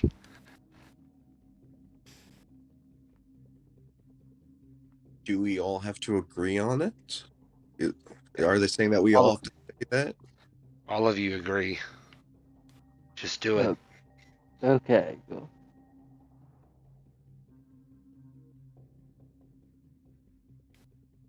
If we all must agree on it, just say it. I'm willing to take this. Morgoth, it's I really. Kind of clears his throat and like slightly shakily says, "Morgoth is the traitor."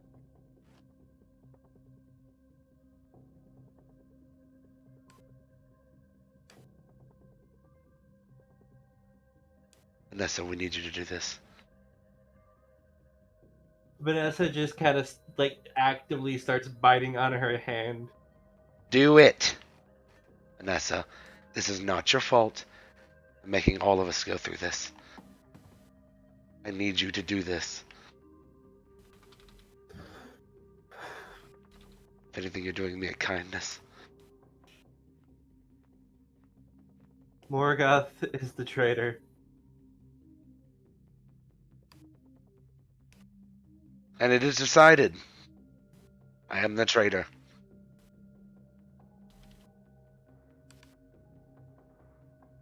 Go on. You just see all the ghosts stare at you.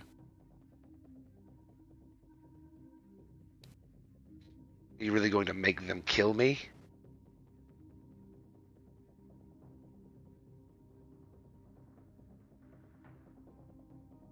Is this what you had in mind? Oh, so great core.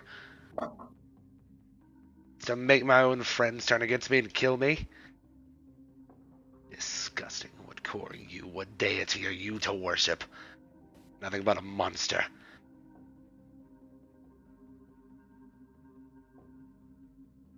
Nothing but a demon masquerading as a whatever you are.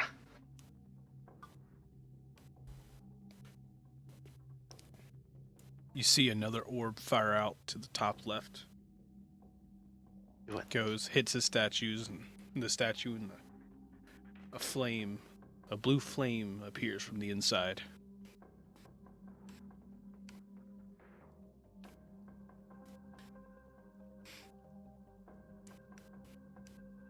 And you see the core spin a little bit faster.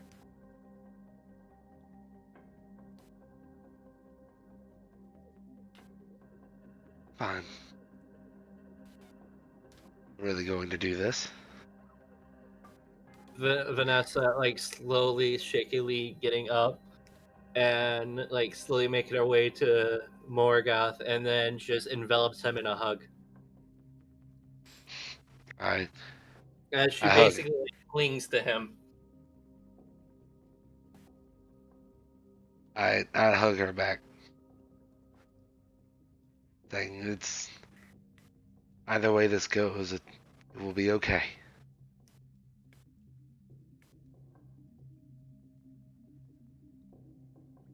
I promise. Vanessa says nothing. She's just clinging to Morgoth, waiting for the last time to tick down.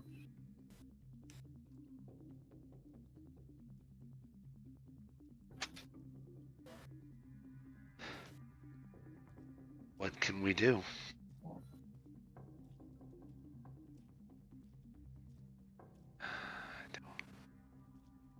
Don't know what to do. In an honor room.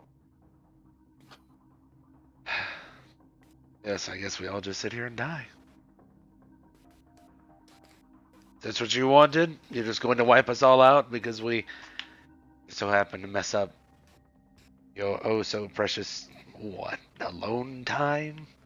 What have you done in the middle of a town? Nothing, done nothing disgusting.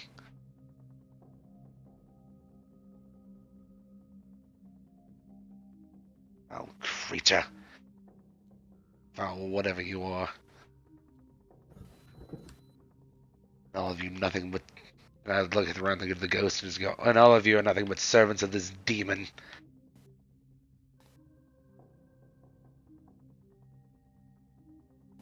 What even are you anyway? Relics of a lost time period? Guardians of some false idol? You two are nothing.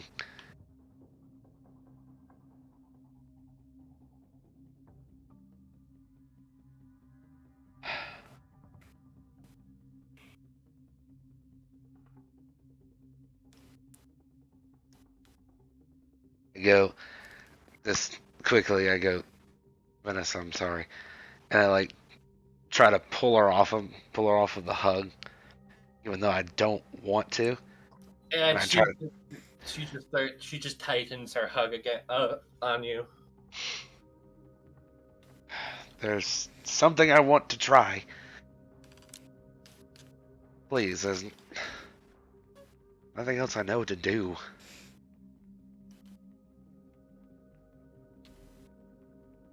Just let go and let me do this one thing. If it doesn't work, then I'll come back.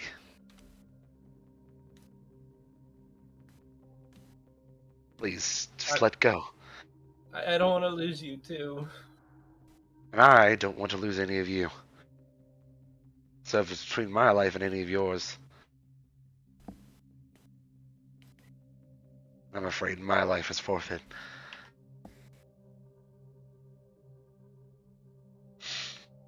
Plus, like I said, death would be somewhat of a kindness. I'll get to see my family again. Well, the rest of my family. You all are basically my family at this point. I love each and every single one of you. Just please, let me go. I'm gonna take one swing at this core. If it's gonna kill me, I'm gonna go down fighting this thing. Oh, I can just fireball it. You see No. the last orb pop out from it, hits the last statue, and you see that the statue, the flame doesn't appear.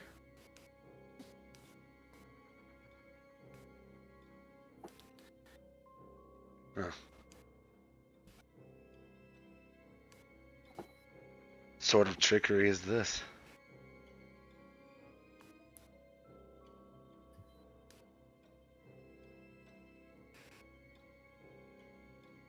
Let me go back up to the top right statue. That's the last one that it hit, right? Yep. Cast the void rune on that. Actually, no, cast the fire rune, because I didn't cast the fire rune on it before. Okay. Cast Fire Rune. It kind of just sits there and nothing happens. Alright, cast the void rune. It sits there, nothing happens.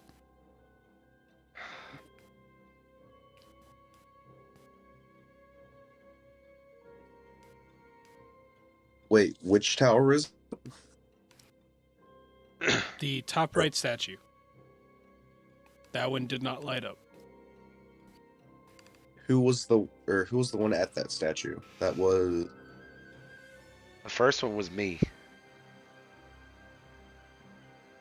And then we went counterclockwise. And then it ended up being Vanessa at the very end. Can you get closer to your mic? okay. It It ended wasn't. up being Vanessa at the very end. No, the Cool, first. thanks. Morgoth was the first. Okay. It was the first one. Okay.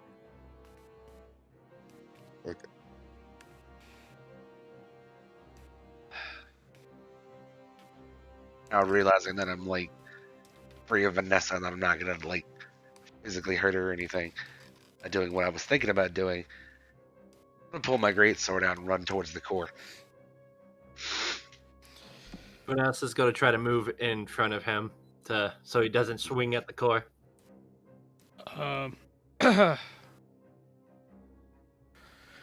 So Morgoth, are you planning on moving past her? Yes.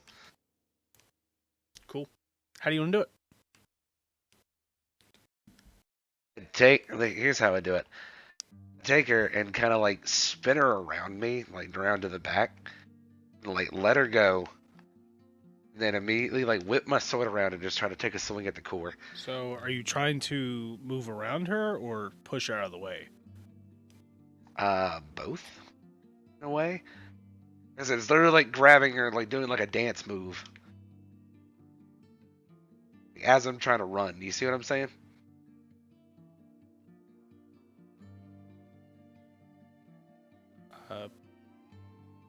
Oh, okay. Well. And yeah, I'm just trying to like. Morgoth, roll athletics. Vanessa, roll acrobatics or athletics. Alright. Roll athletics. Good.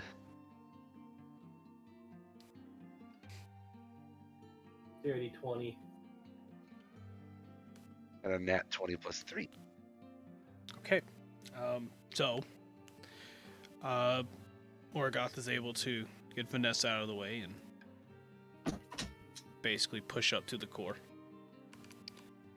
I say, well, your guards think I'm a traitor.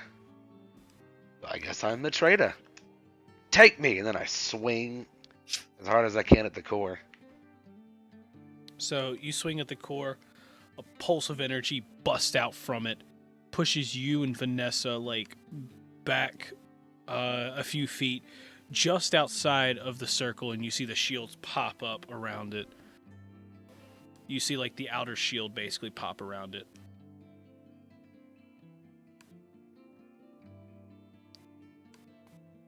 Pop up or like Yeah, it pops destroyed? up. Oh, okay. If it was there, you couldn't walk in it. Yeah, that's true. We can't destroy this thing. All we can do is sit here and wait. I'm glad you didn't vaporize the. We need that last statue to light up. Yes, I know. So I've been telling them it's me. What if I'm the traitor, bro? Cast fireball on the statue Oh, Okay. okay. in the opening. If Cast you a need it to fireball. get closer. So, Go over past fireball.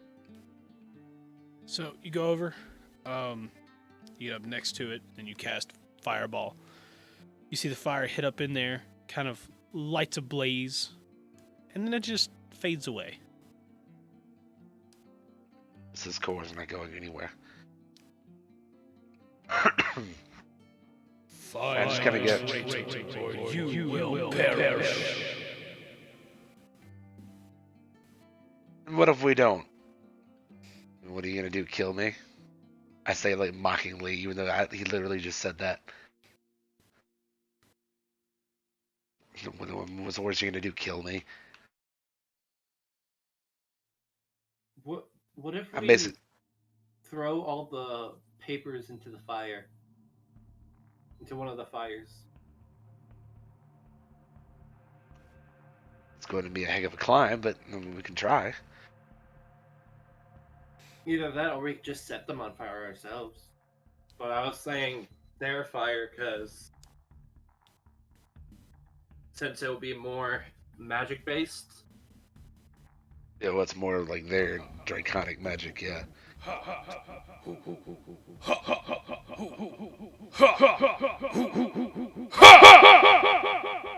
Yes. Hoo ha, hoo ha, hoo ha. Whatever.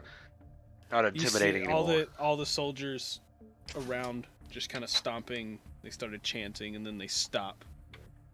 And then you see all of them.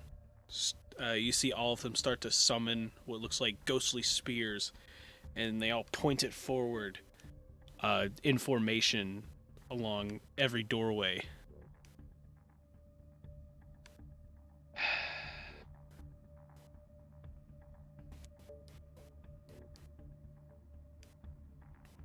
If we're gonna do something, we gotta do it now.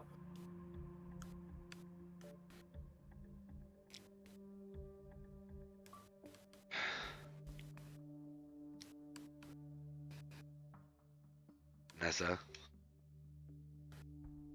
Yeah. what did your paper say?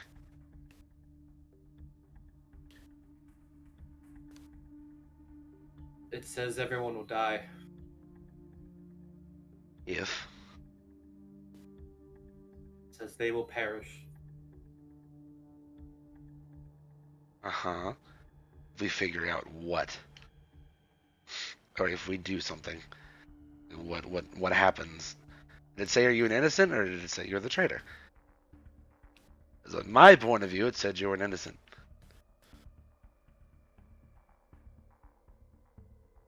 She basically covers her mouth again. I'm sorry. I'm not trying to force anything upon you. You know this. But it's getting to this point. We don't know what to do. Either we're all going to die, or at least someone survives. Let's burn the papers. See what happens. Fine. Sounds good to me. So that's what I'm going to do, I guess. I'll roll your papers in a pile over here, and I'll cast Flamethrower.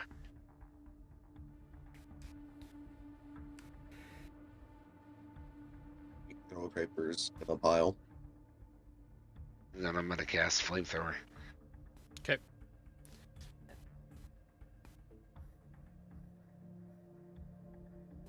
So you all throw them together. You burn them. They turn to ash. But nothing happens.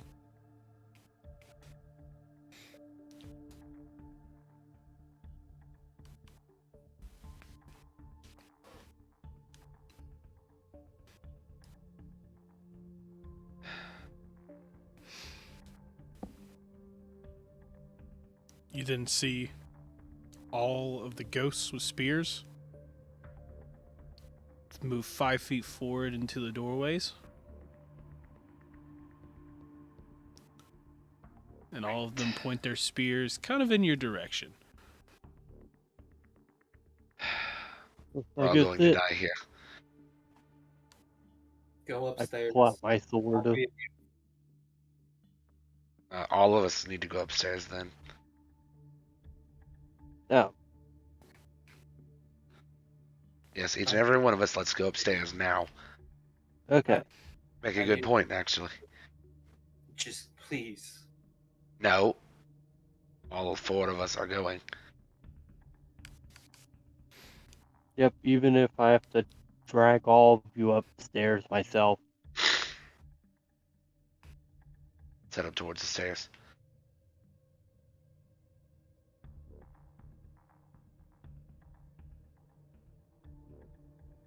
So all of you are moving up the stairs. Anybody object? I mean, Vanessa's objecting. But I feel like it's a bad idea, but we're going to go with it. What else? What other choice do we have?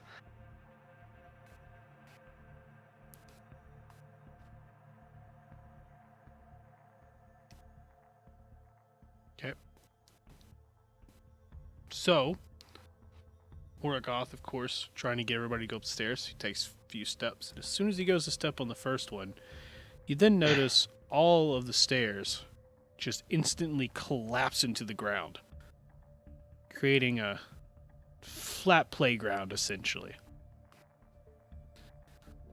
No way out. No way out. Well.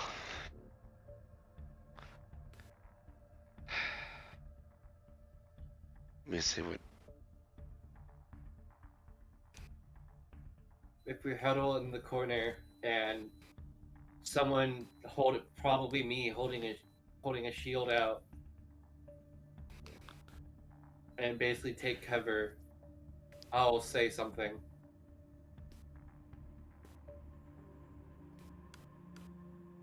So that if anything happens, we'll be behind my cover.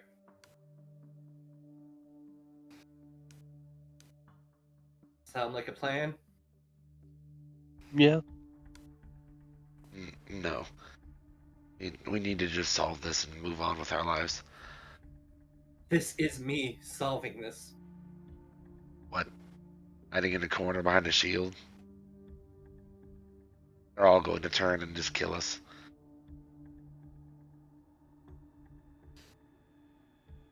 O'Reilly, Yes. take Morgoth and Ugg into the corner, please. Don't. Oh, which corner? Any corner.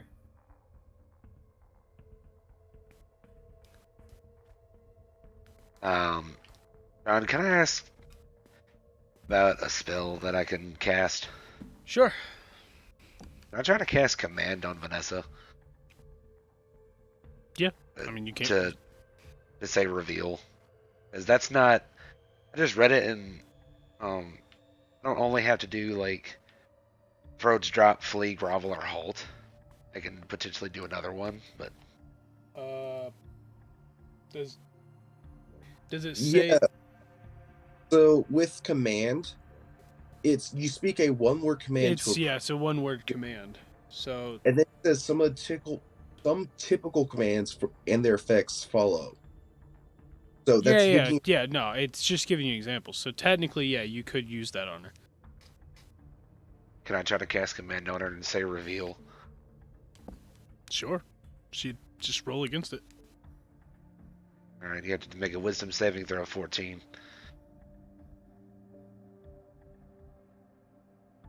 What's that? 14. That's if you want to fight it. That's 11.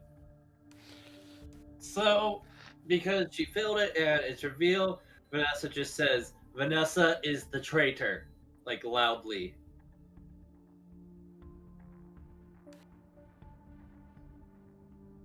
Oh.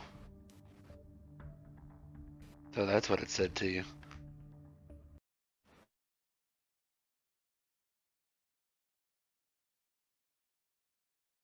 Well. You heard it here? And then she repeats the full thing. You are the traitor. if they find out, they will die. So actually, let me reread the full thing. You are the traitor. If you are caught, they will die. Yeah.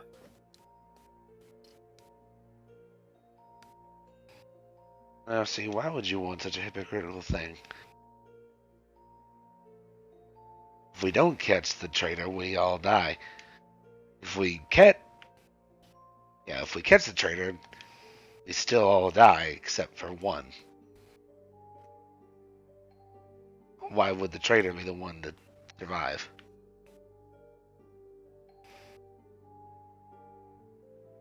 Well, Vanessa's the traitor. Arella, Ugg. We found out. Ugg kind of hesitates for a bit and in a low voice just says, Vanessa is the traitor.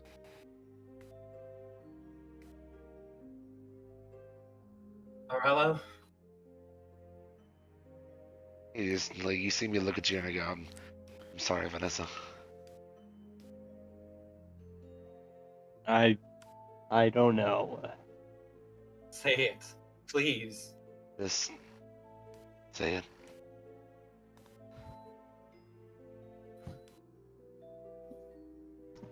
Um,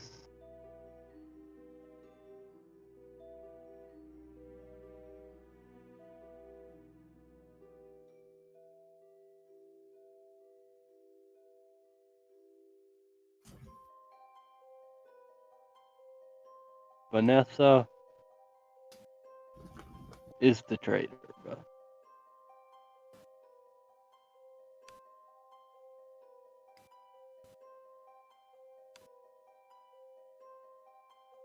You see the core start to slow down a bit. And it finally comes to a halt where it's just floating in place. It's just silent in the room. No sound. Not even the hums of the core. It's just dead silent for a few moments.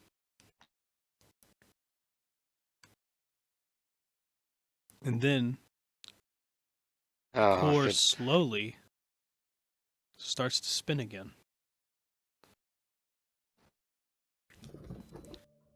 Fires out an orb to the bottom right.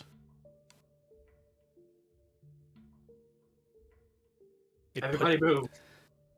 It fires Everyone get out of the way. It Okay. fires the orb to the bottom right, puts out the light. And as it does that,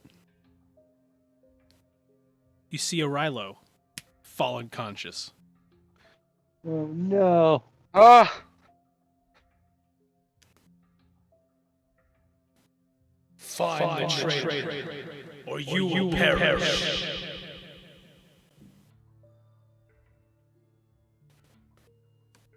If it's not her, it's not me. Clearly not O'Rilo. Can't be Ugg.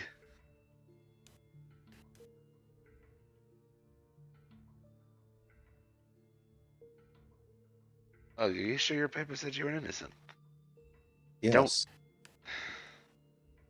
Don't want to doubt it, but not all of our options need to be considered here.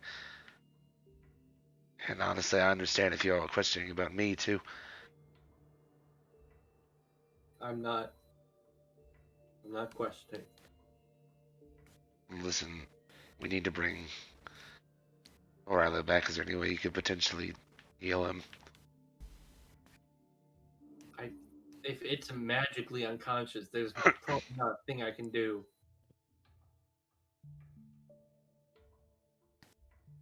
But I'll try anyways. I'm gonna cast Cure Wounds at the first level. So, you cast Cure Wounds on him, but you realize that he's full health. He's just unconscious. Oh. He's literally just knocked out. He's just knocked out.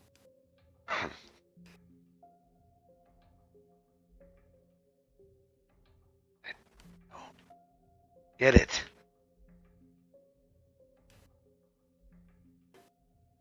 No, so we somehow survived this. I want you all to promise me that we'll never go into a dungeon again.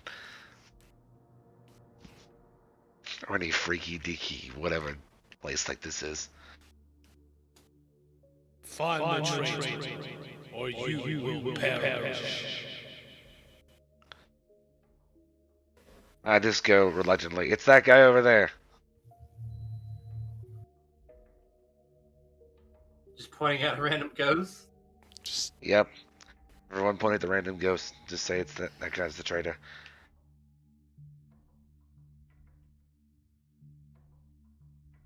At this point, it's any man's game.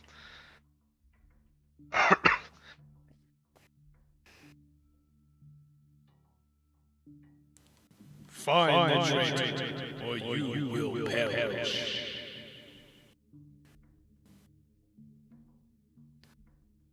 You know, you've been saying that a lot.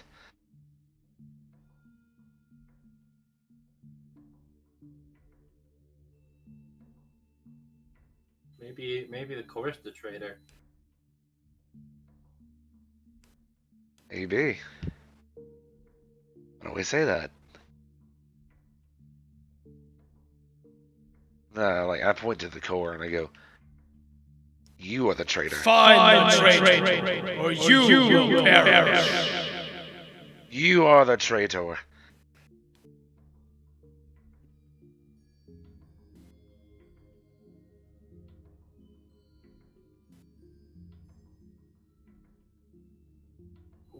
Find the traitor, or you will perish.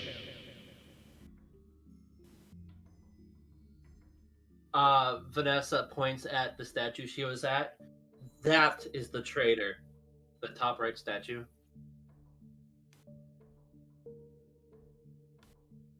Find the traitor, or you will perish.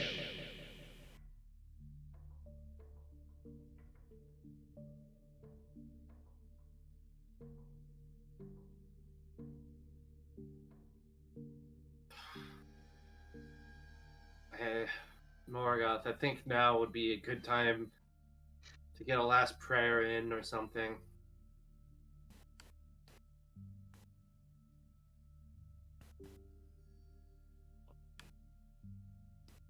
I mean, you're religious too, right, Morgoth? That's why you're powered. I believe in a god and an afterlife, but I don't really follow a established religion. I tried asking for guidance earlier, but try asking for guidance. I doubt it'll work, but Fine. I'll do it. So I'm gonna go ahead and kneel down and just pray. Ask for guidance. Anything that could help us. Okay, roll me a religion check. Can't believe I'm doing this. Oh, I got a 20! Oh gosh, I can't believe I'm doing this. Oh, it's a nat 20 even. It was a nat 20. Oh man, this is gonna be. Thank you, God! So, Praise the sun. Definitely just did the pose. What the f... yep. So as you're praying, you then hear like very faint in the back of your mind. All agree.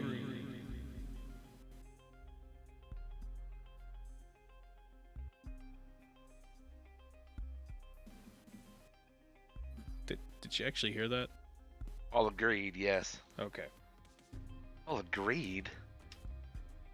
But unless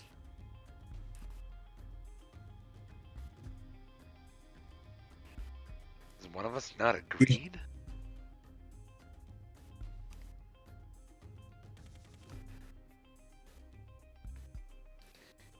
You see another orb fire out to the bottom left. The orb hits the statue, puts out the flame. Ugh is knocked unconscious.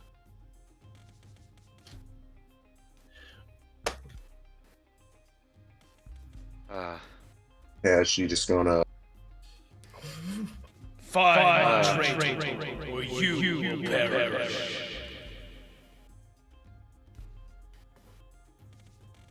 This is impossible. It says all agreed, but We all agreed I was. y'all agreed I was. Makes no sense.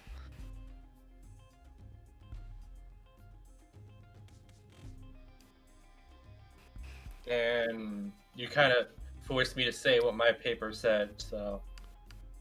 None of us are dead. So we're unconscious, but not dead.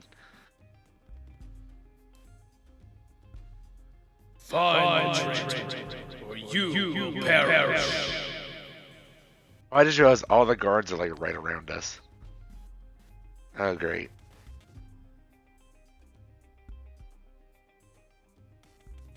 I am the traitor. I agree.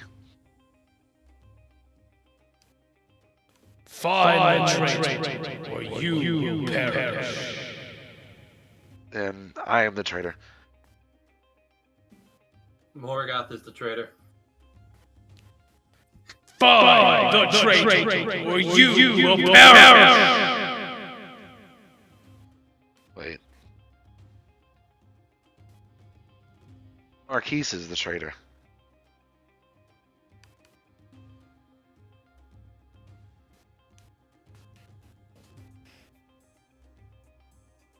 Nessa agree with me. I don't know if this will work or not. Traitor. Find the traitor, or you will perish. Fine then, Orilo is the traitor. Oralo is the traitor. Find the traitor, or you will perish. Hug is the traitor. God damn it, guys! It's not. No, it's not. It's none of us. Okay, obviously. None of us are the traitor. What are you talking about? We're just over here saying random names, hoping it works. Yorn is the traitor?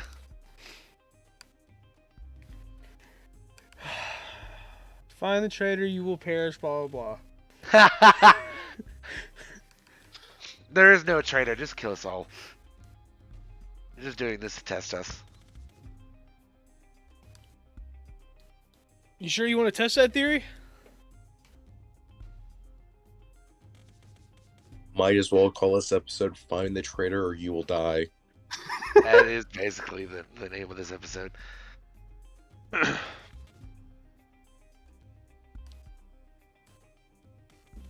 You see the Ah. you see the core start to spin up a little faster, and then you just see it, and once again you hear, "Find the traitor, or you will perish." How do we find this traitor? How do we find them? Tell me, oh great core. How do we identify this traitor? Does he have on the fake Jordans? God, we're gonna die, and it's gonna be because stupid. Oh, that was out of character. That was a joke. I know. Oh my god. Well, help me. I don't know what's going on. I'm sorry, I kind of egged him onto that. Definitely did. I had to say.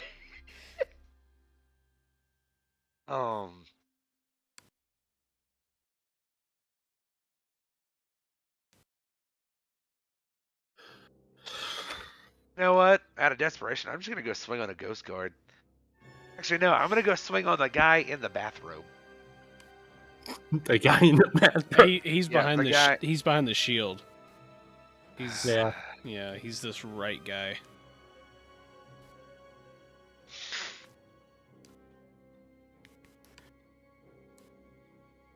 All right, I'm gonna kneel down and ask for guidance again. Okay, you see an orb fly out toward the top left statue. Do you move out of the way? No. No, you're gonna take it. Yep. So it comes out, smacks straight into you. You feel like a weird form of energy hit inside of you. The ball kind of moves past you a little bit and then fades away. Doesn't hit the statue.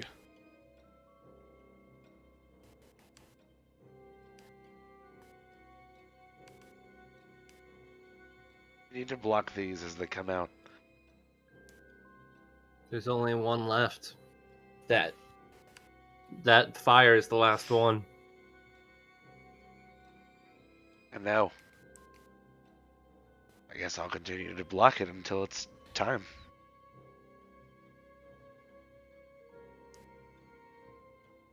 Find the treasure, or you will perish. Yes, yes, yes. I know you keep saying that, but you're really not helping us here.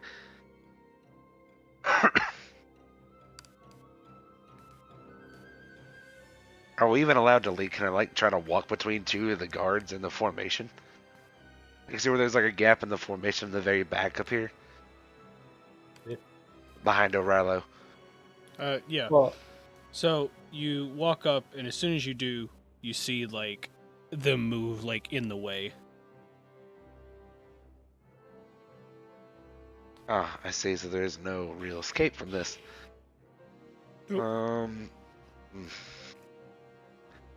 This is why we're not good with mind games here. You see the core in the middle of the room just start spinning up even faster. And you just hear, "Find the treasure, or you will perish!" Tim, it's the guy it's the guy in the bathrobe behind you. it is him. Find the treasure, or you will perish. All right, cool. We're just going to perish here. This is a party wipe. I really don't know what's happening.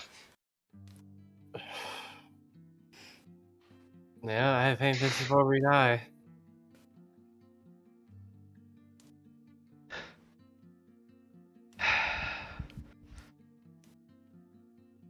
It's Doodle the traitor.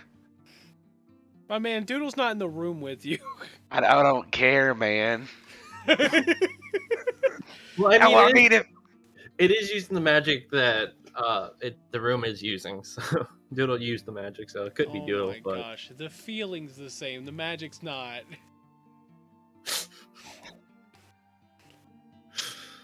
bro, then I don't know, man. we're stupid and lost. You can't give us these mind games like this, bro. Meanwhile, Johnny's over here with a paper saying exactly what the solution is, and he's like, "Man, why aren't you guys getting this?" It's not even on paper. Was it in your head? Oh yeah, it's all in my head.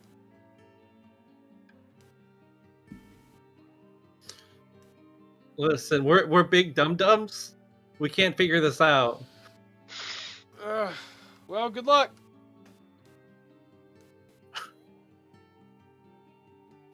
Dang, this man really just said, "All right, well, good luck," or party wipe. Yeah. Which will probably actually happen. You know what? One last time for good old time's sake. Fire a guiding bolt into the core.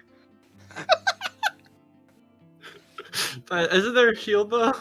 Yeah, you hit the shield, it bounces right off. Didn't But even hit a good ghost attempt. guard or anything. What? Didn't even like. Yeah, no, it bounces right off the shield. It hits like the ceiling. He said they didn't even have to roll for anything. I try to run up to some of the ghost guards and cast spirit vacuum. But instead of that, I try to enhance it. The second spirit rune. Another orb fires out to the top left statue. Oh, wait, actually, no, I'm going to run and intercept that. Okay. You intercept it. Okay, so now what? I'm going to start running up to the ghost guards. Mm-hmm. Just use spirit vacuum, and I'm gonna try to put another spirit rune after it. Okay. It'll be void spirit. Void spirit. Yes. So as you go and you cast void spirit, you then standing to the which guard are you trying to stand next to?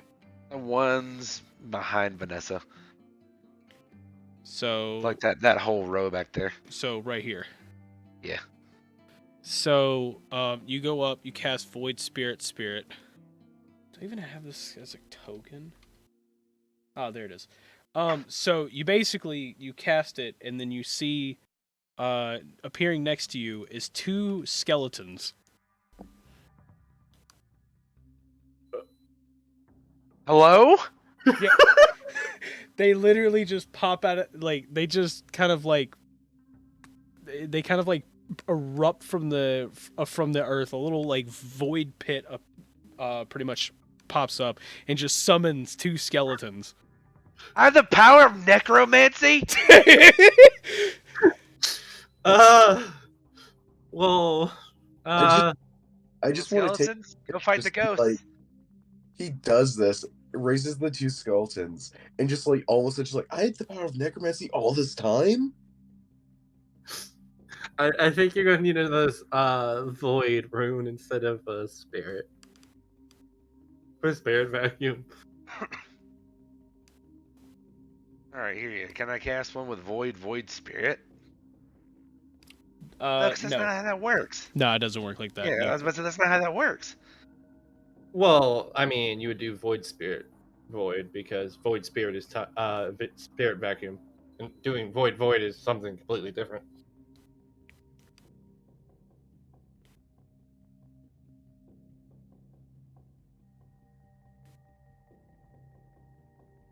Just so you know, it's like when you add more runes, it doesn't just upgrade a spell. Sometimes it just creates brand new spells. Yeah, like the necromancy. Yeah. So if you're trying to find a bigger spirit vacuum, I'm gonna tell you, I don't think there's a bigger one. I love how he goes from just sucking in from being Ghostbusters to raising the dead. What? Okay, Morgoth. Skelly buddies. Cast the spirit vacuum. Say what? We'll both cast the spirit vacuum. It's fine. Let's do it. We are casting spirit vacuum together. Yeah, I'm casting the spirit vacuum. Okay, give me a sec. I gotta pull up the book. You two, rattle them, boys.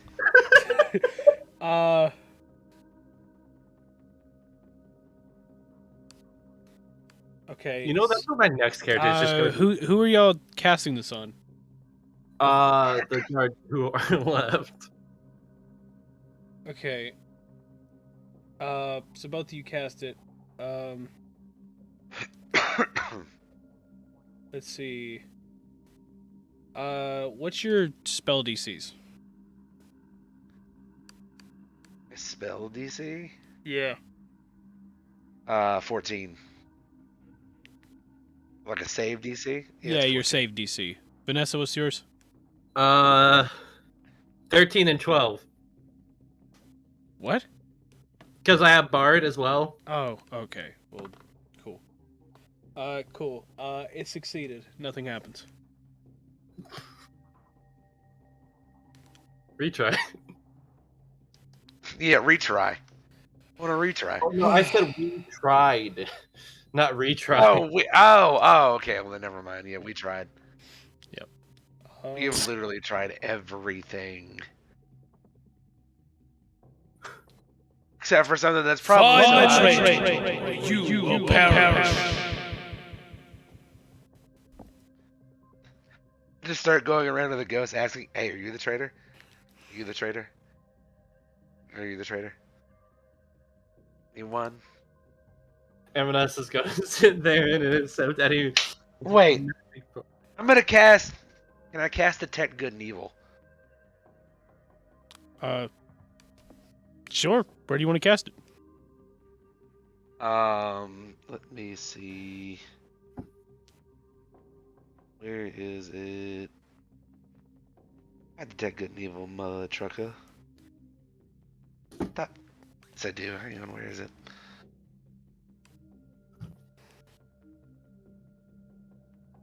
What? Thought I had it, Vanessa. You cast good and evil. Detect good and evil. What the heck? Yeah. I mean, I also have this new spell called Shatter, but I don't want to do that right now. Or Yeah, I fires out detect- again. Vanessa catches it because Morgoth's not in any shape or form to. Of course, I don't have detect. I have detect magic. Great.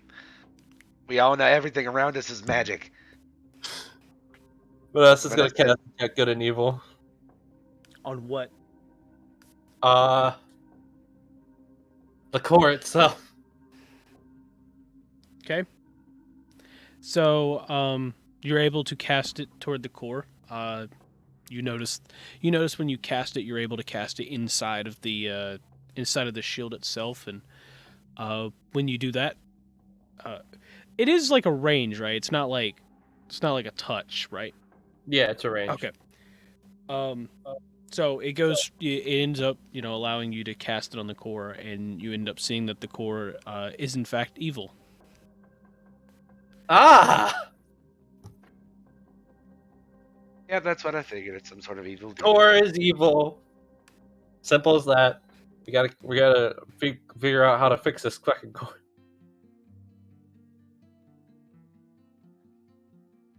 Yeah. About that. I'm having second thoughts. Maybe we should destroy this core. Fire the traitor, or you will perish. And you see the core start to spin faster. No, that's real. I could have saved us a lot of time by casting comprehend languages.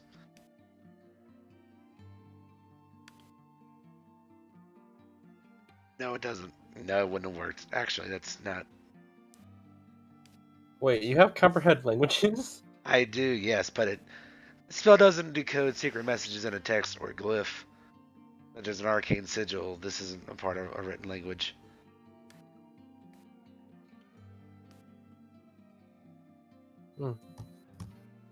Cool. Well, we'll maybe need that for the next time we go up against draconic text. Yes. Sure. Yes, there's gonna be a next time. Because I doubt we're living. Fight the traitor, or you will perish. And then you see the core spin even faster.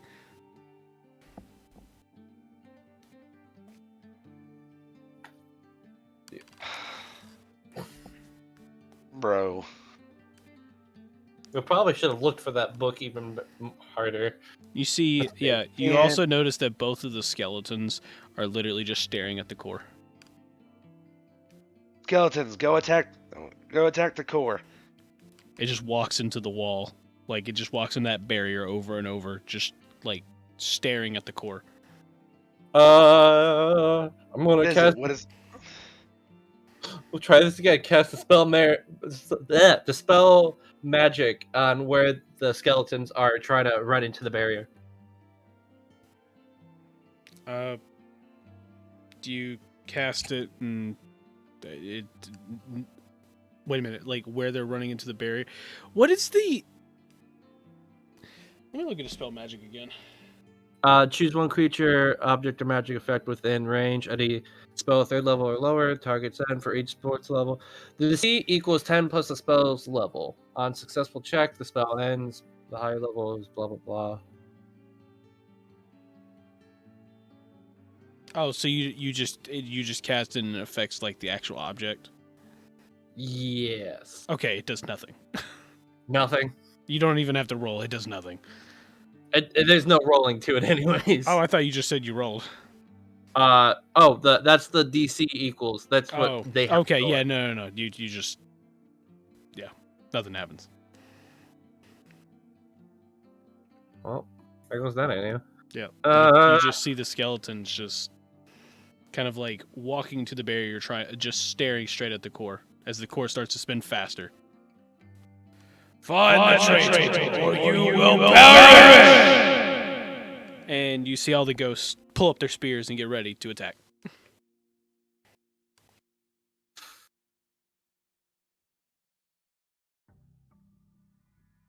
I'm literally out of ideas. Vanessa's gonna move out of the way so that if it shoots into the orb, Morgoth will be knocked unconscious.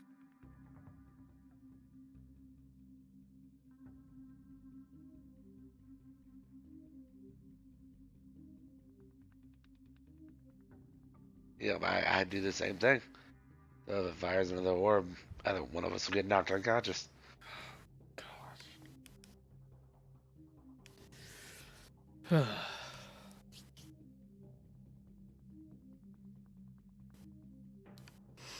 I'll just say it. I mean, y'all are just sitting there, and it's like spinning really fast, and you start to see it like you start to see the core, like it's spinning so fast, like the light itself is not changing, but like you see that like because of how fast it's spinning, it's almost making like a purple glow kind of around it. This whole thing is we literally just have to piss it off enough for it to explode. Like, there is no traitor. We're literally just trying to get it to explode. I mean, yes, there's some type of spell we can use it to get rid of this thing, but neither of us can figure it out. Yeah. Yep. Meanwhile, you just see the skeletons just wailing on the barrier trying to get to the core.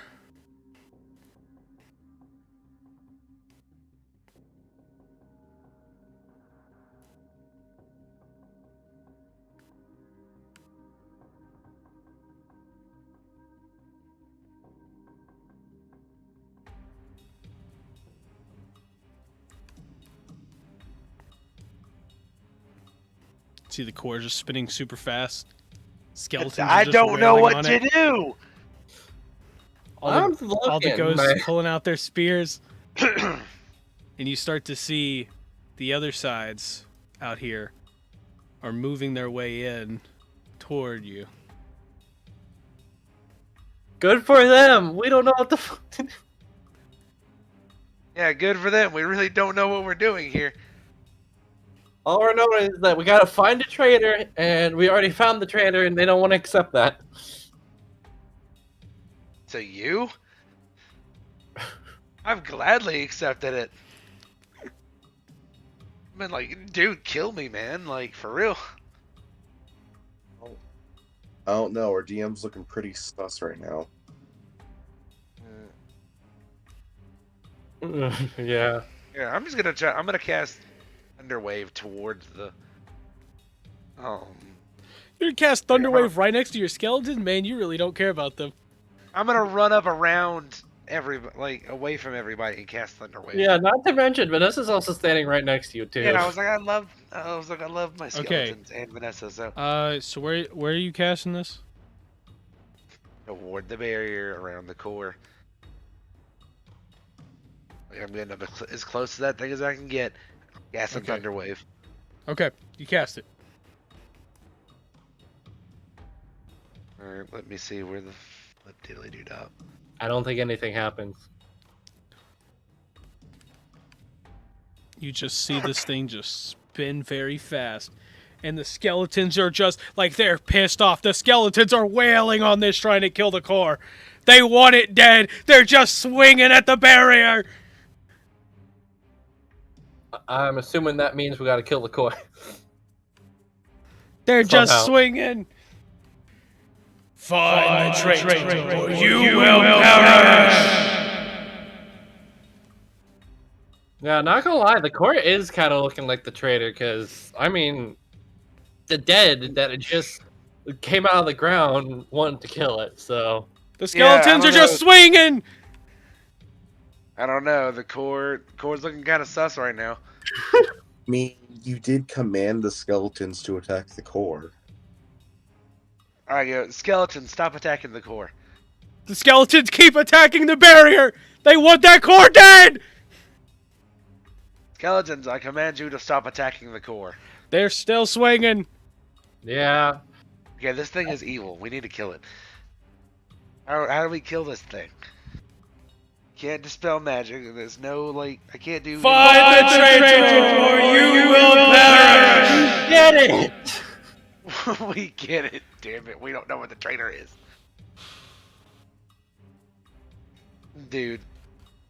We're not gonna get this. This is the end. Find the traitor, or you will perish. As the core spins up even faster, and you see the skeletons getting more angry. I'm getting more angry. I'm just gonna start wailing on the barrier. Screw it. Okay, you Right now, start. I'm just gonna. You start I'm gonna start wailing on swinging the. on guards. What? I'm gonna start swinging on guards. You're gonna swing on the ghost guards? Yep. Gonna do Okay. nothing, but I just want to do it. Pissing me off. Oh gosh.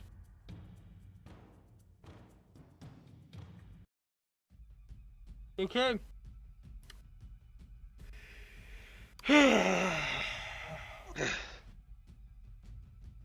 Since you want to do that, roll me initiative. Never- Oh. Uh-oh. I got a 12. Am I also rolling initiative? Yep. Everyone's rolling initiative. Including the two unconscious people. 22. Oh, no. What have I done? Oh, well, it'll be okay. Morgan's gonna die. Oh, hey. Me and Ugg got the same roll. 19 plus 2. Rilo, roll initiative. Waffles! Yeah, this is going to end so badly for us.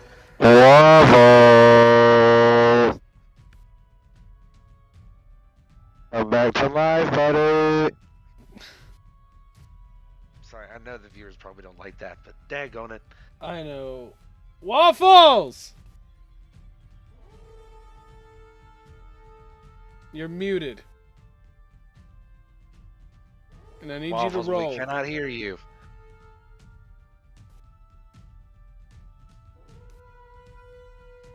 Waffles, we cannot hear you. I'm just rolling for him. Okay. Yeah, it's fine. Just roll for him. Okay. Moving on. Cool. Boom. Past that. So Morgoth is swinging. Roll for hit. Alright. It's gonna be a miss. Oh, I got a 23. Okay, that's a hit. Alright. 12 damage.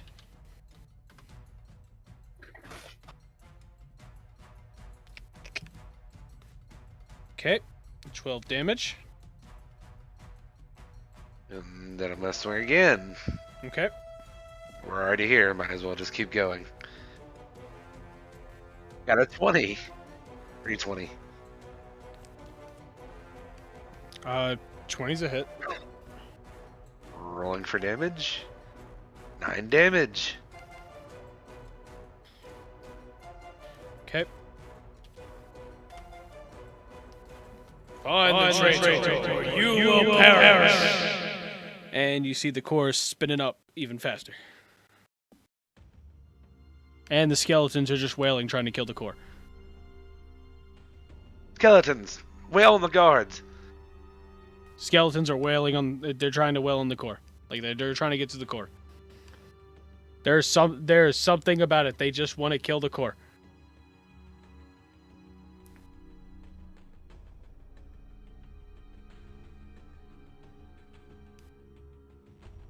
We should have found that book before we came down here. Yeah.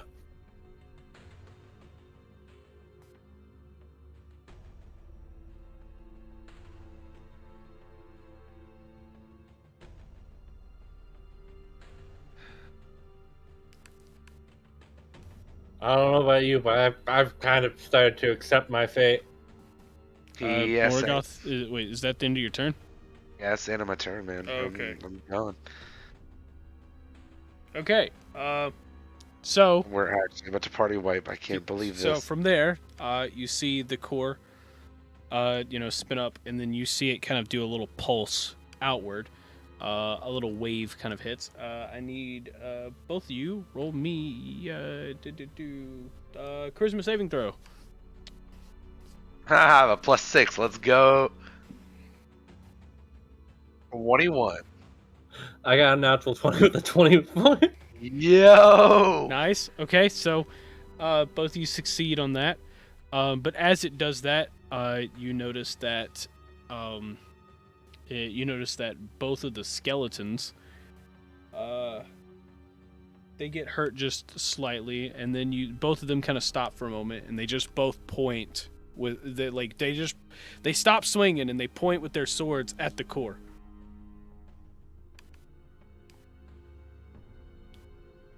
And then you hear once again, "Find the traitor, or you will perish."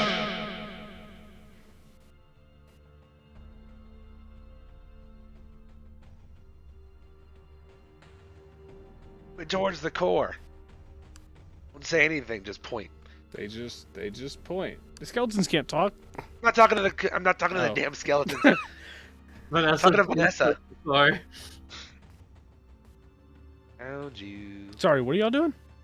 We're pointing at towards the the core. core. Do what the skeletons is doing. You're pointing at the core. You are the traitor. I'll say it again. You are the traitor. You're evil. Core just continues to spin. Onto Vanessa. Both of you are currently pointing at it. I'm gonna cast a vicious mockery. Morgoth has stated that the core is the traitor. Yeah. So I'm gonna cast vicious mockery by you are the traitor as well to the core. You see it spin really fast. It looks like it's getting faster and faster. The entire thing goes from like that light blue to a purple, and then just randomly stops out of nowhere.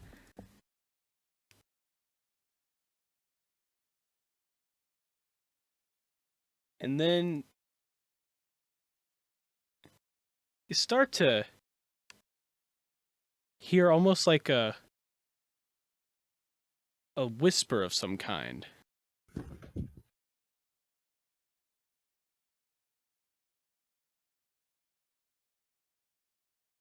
What are the whispers? You have found the traitor. We did. And then you notice all of the ghosts, one by one, start popping away out of existence. Said this like an hour ago, but yes. Well, we didn't all agree that it was the core. That is true, yeah, we didn't all agree that it was the core.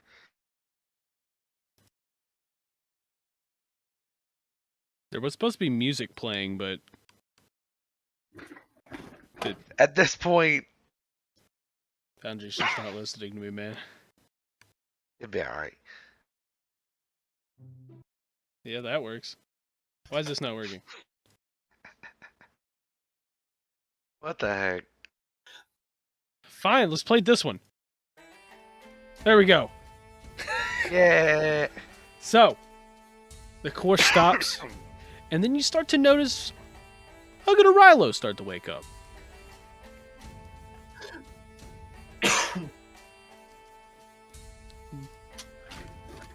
Now, how do we get out of here?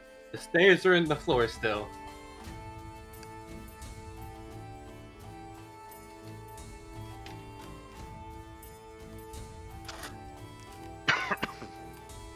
Yeah, so how do we get out of here?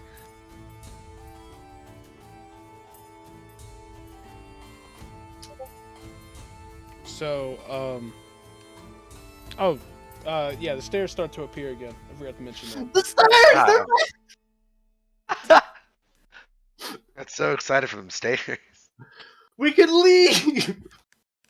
I'm just pissed. And I just start like walking out. Vanessa It's like, yay, woo, we found the traitor. I almost died again. Yay. Vanessa is making sure the other two are like up and okay moving, and she starts like guiding them to the stairs so they can leave as well. Yep. So you start making your way upstairs, and then it just stops you out of nowhere.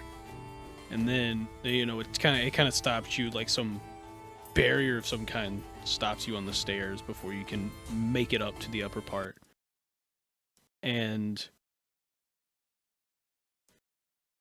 as you kind of stop there on the stairs, you then hear from the core,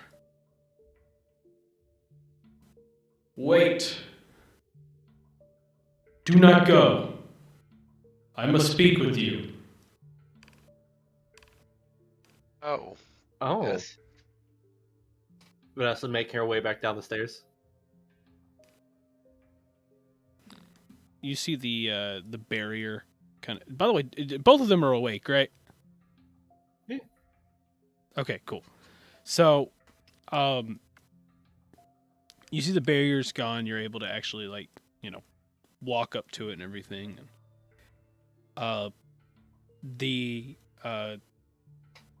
The core slowly spinning in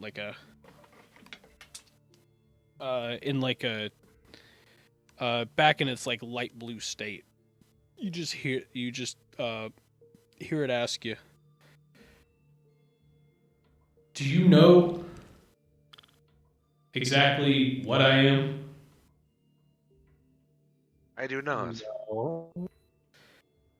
We know you're a core. Well, Yeah, that you were is the traitor. what some call me. Unfortunately, I'm not entirely sure what I am to tell you. I was kind of hoping you would know. But, yes, they do, in fact, call me the core. You probably have questions, and I would love to actually answer a few of the questions, considering, number one, y'all are kind of the reason I'm awakened. Yes. So, What is What your happened? name? well, that too, but So we can stop calling you core. I do not have a name. Like I said, they just call me the core.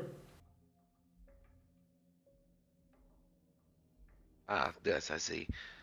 Should we call you Coraline?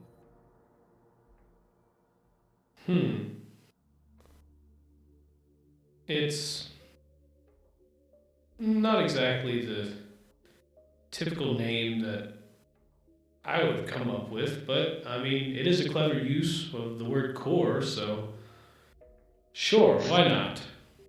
Sounds like a parody. I love it. It's so much fun. Either way. But So, yeah, what what why happened did to you you? choose this village? And What? yeah, you're underneath a village. I was asking why'd you choose it, or unless you were brought here. I didn't exactly choose it. I just one day woke up and I was here. Which it wasn't always a village, actually. It used to just, I just used to be in a temple. This is what this place is, just a temple. Used to be actually underwater.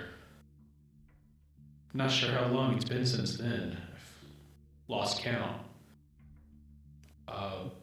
The village kind of just was built around me. Around what the temple used to be. Oh, Do you know what year you last remember? Because we have a book actually that is like what the year that it is. Oh, man. Well, I stopped counting after about 500 years. but if I had a rough estimate, it's probably been about, I don't know, maybe 2 millennia. Wow, that is a long time. Yes, I'm So, not entirely sure of the whole thing, though. right.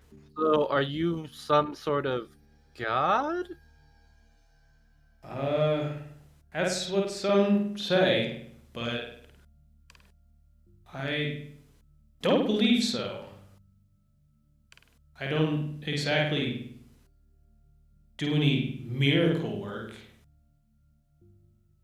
Not exactly something that. Yes. I don't know. It's very strange. There's a lot about you creatures that I don't know, and yet I don't The, know the a lot reason about I was myself.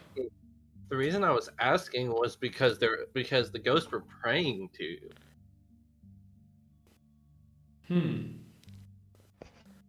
I'm not entirely sure, but I do know about the ghosts. You see, the trial you just went under, that is a test that was, well, it's kind of hard to explain. It's something that I'm kind of forced to do, but I don't know who forced me to do it. Uh, it's like, it's almost like a mind control in a way. But I don't really have a mind, do I? Well, you have one now, I think. Maybe. I mean, it could be that, or it could just be a response to your questions. Nonetheless, I had to put you under that trial. The entire purpose of it was to ensure that,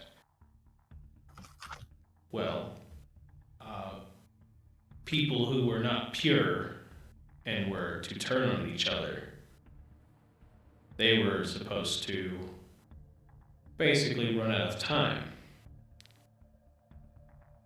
and then perish.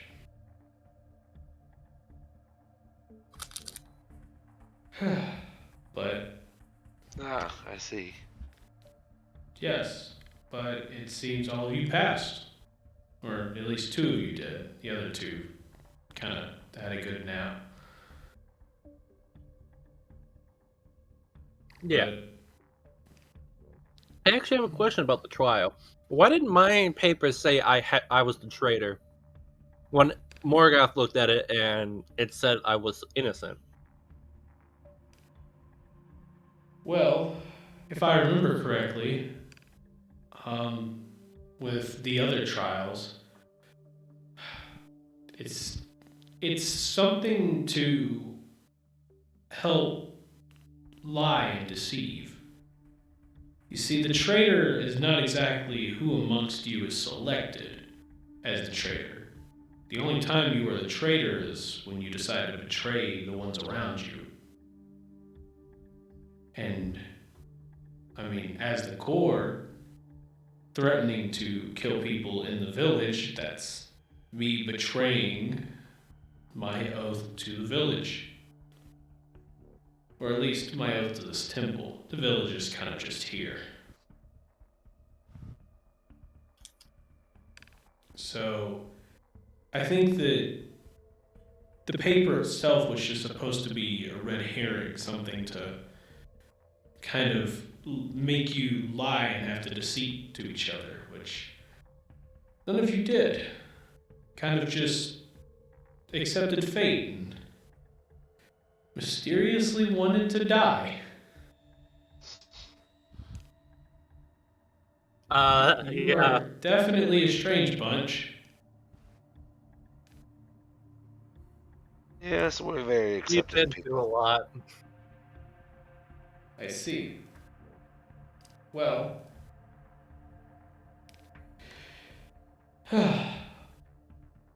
yeah, well, enough about the trial. What else do you need? Are you the reason why everyone is shadowy? Like a purple fog. Yes and no. Technically, my power has caused that, but there's another power that resides in me. I'm not sure if you have been able to meet him. That power is kind of the one controlling the barrier. Oh. You've probably met it once or twice through the trial. He tends to get a little antsy waiting on, well, the death part. Yes. The one that's He's constantly screaming, "Find the traitor, you will perish." Yeah. Yeah. Yes. Unfortunately, he's the one that kind of put the barrier up, so I have no clue how to take it down. But I do have a way that you could probably find the answer. Oh. So, there's a specific book of some kind. It's called The Records of the Fae.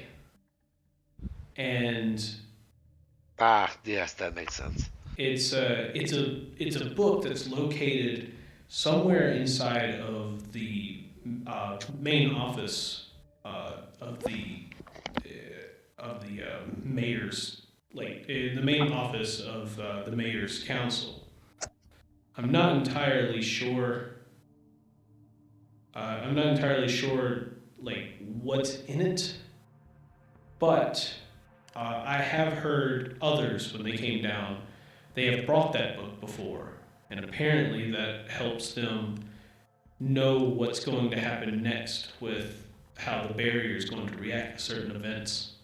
They end up logging a lot of the stuff too down in books. I'm not entirely sure. It's been maybe a week or two since the last ones kind of came down. But It would make sense why they haven't came down in a while, since they're all foggy. Yes. Yeah. Well, to you they are. You see, they're living their daily lives. The problem is that they can't interact with the outside world, and none of them can leave. So, I'm not entirely sure how to explain it, but I actually have a question. If they're not allowed to interact with the outside world, then how did we get information from potentially urine?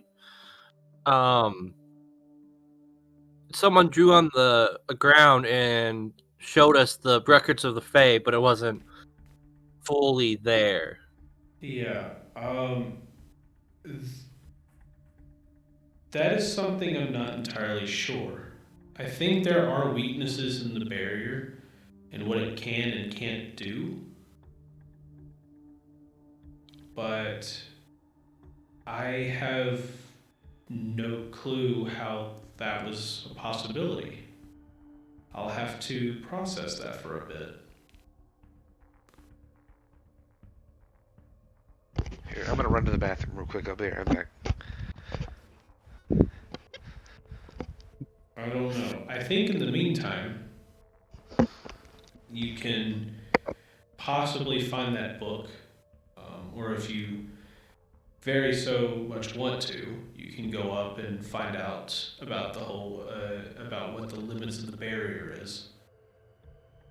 There might be some other limits you might be able to exploit, but I think that book would probably be your best bet.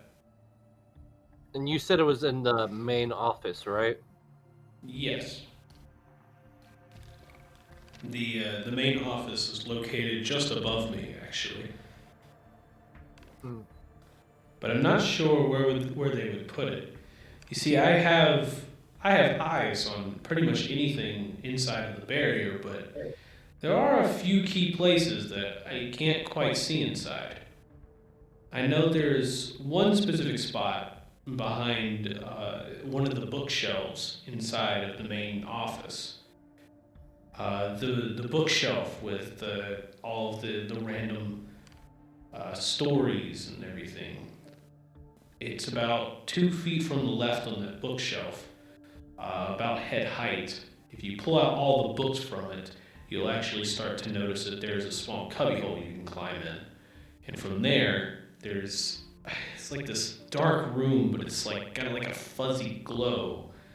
I'm not entirely sure what's in it, but I do see people go in and out with that book all the time. So Yeah, we'll definitely have to check it out. Do you know what's with our friend Marquise, the robot? um, The robot that came in with us? yes. Yes, what about him? Is he going to be okay? He seems to be fine right now. So he's in the shadowy version of the world, the ones that we can't interact with.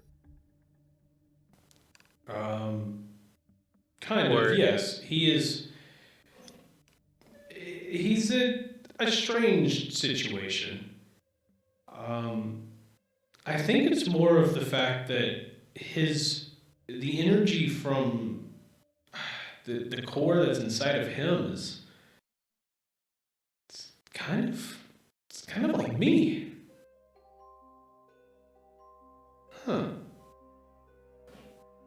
I didn't actually realize that at first, but yeah, it's almost like there's a small connection.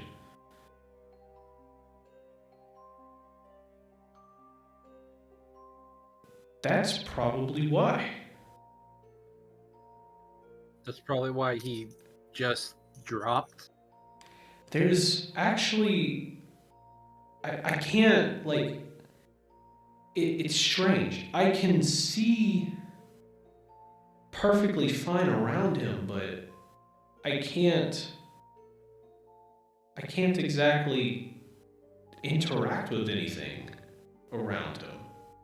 There's like this 20-foot like sphere around him that's created where it's just repelling the magic, or repelling at least most of it.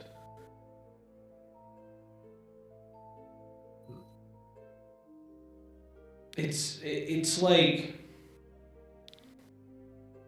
like that popular saying that they like to say.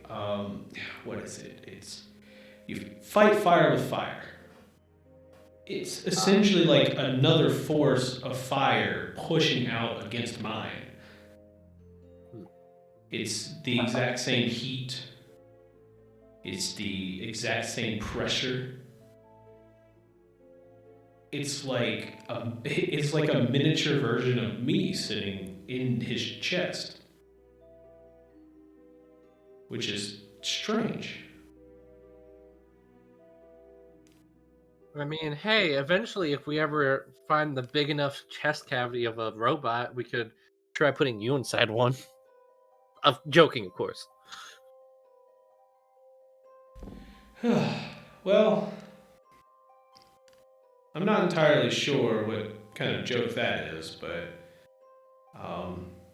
that does seem like an intriguing option. The only problem is that, well, I am quite sizable, and not entirely sure you're going to be able to. Yeah. Yeah. I didn't think we would find it. That's.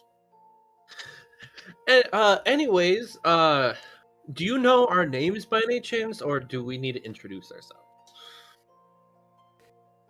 Well, based on the trial, I could kind of figure it out pretty easily.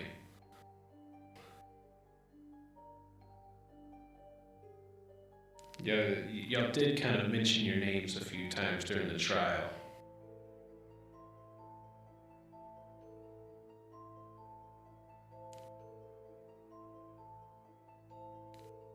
So, I know they're not really much of talkers, but are the rest of them gonna say anything? All right. I've not really got anything to add, so Morgoth's in the bathroom, so you know. No, Morgan ran upstairs to go use the bathroom. He literally ran up the stairs. I see.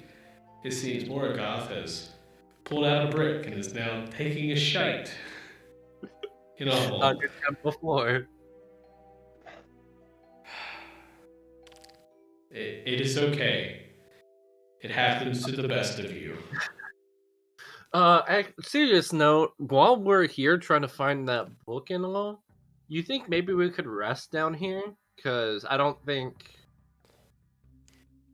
we could rest up there since we can't really interact with them.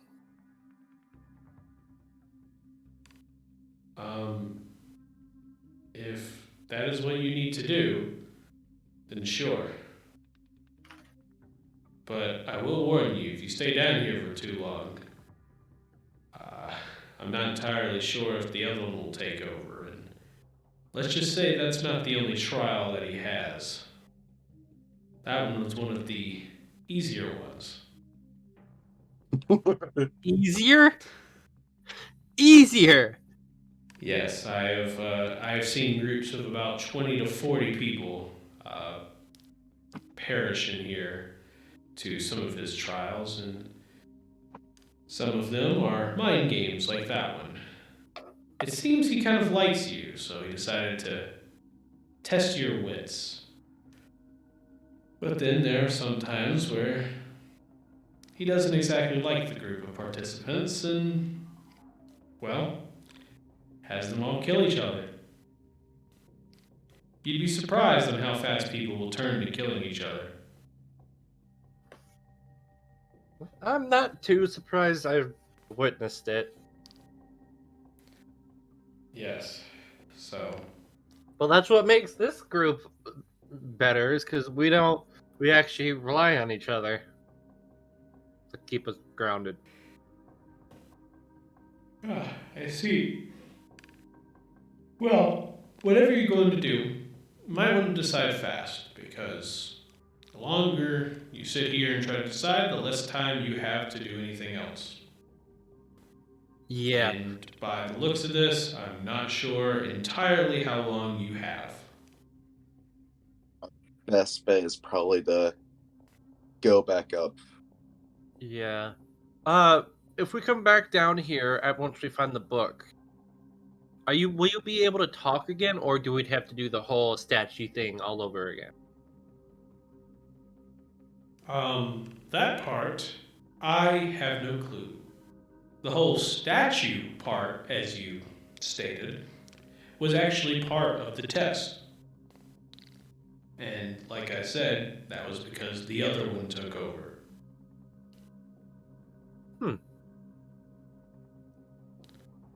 So, Okay. if you do it fast enough,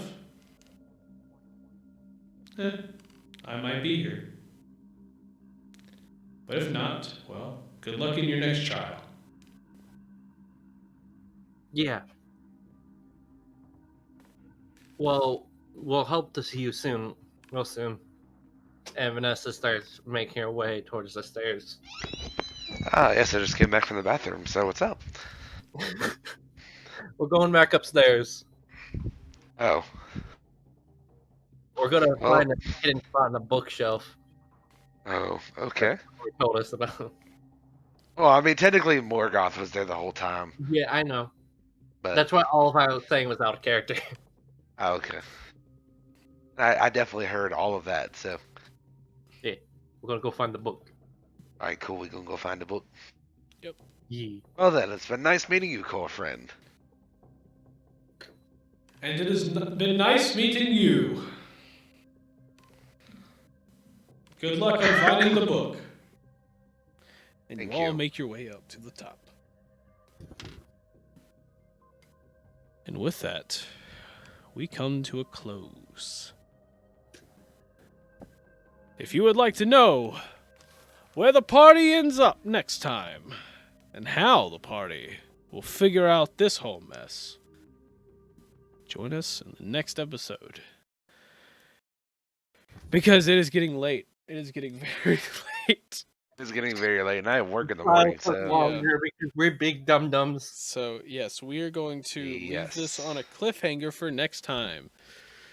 Wow. Gosh, that took forever. Holy crap. Yeah. yeah, that Yeah, took way That too took long. way too long. Oh my gosh. Well, thank you guys so much for watching. If you enjoyed, make sure you press the like, subscribe buttons down below, and please comment if you enjoyed. Tell us what moment you figured out the entire thing. Tell us the timestamp the moment in which you figured out the puzzle. Seriously, please tell 'Cause me anybody figured it out. I'm going to be completely honest. We didn't figure it out at all. We were just following what the skeletons were doing. I technically figured it out like a while ago because I was like, "You were the traitor," and then nobody else agreed. So Yeah. So yeah, yeah, that was crazy. But you nonetheless, thank you guys once again. This is the cast of eDIOCRACY saying peace out. Have an amazing night or day wherever the heck you are, and we will see all of you in the next episode of eDIOCRACY. Bye-bye! Bye. bye.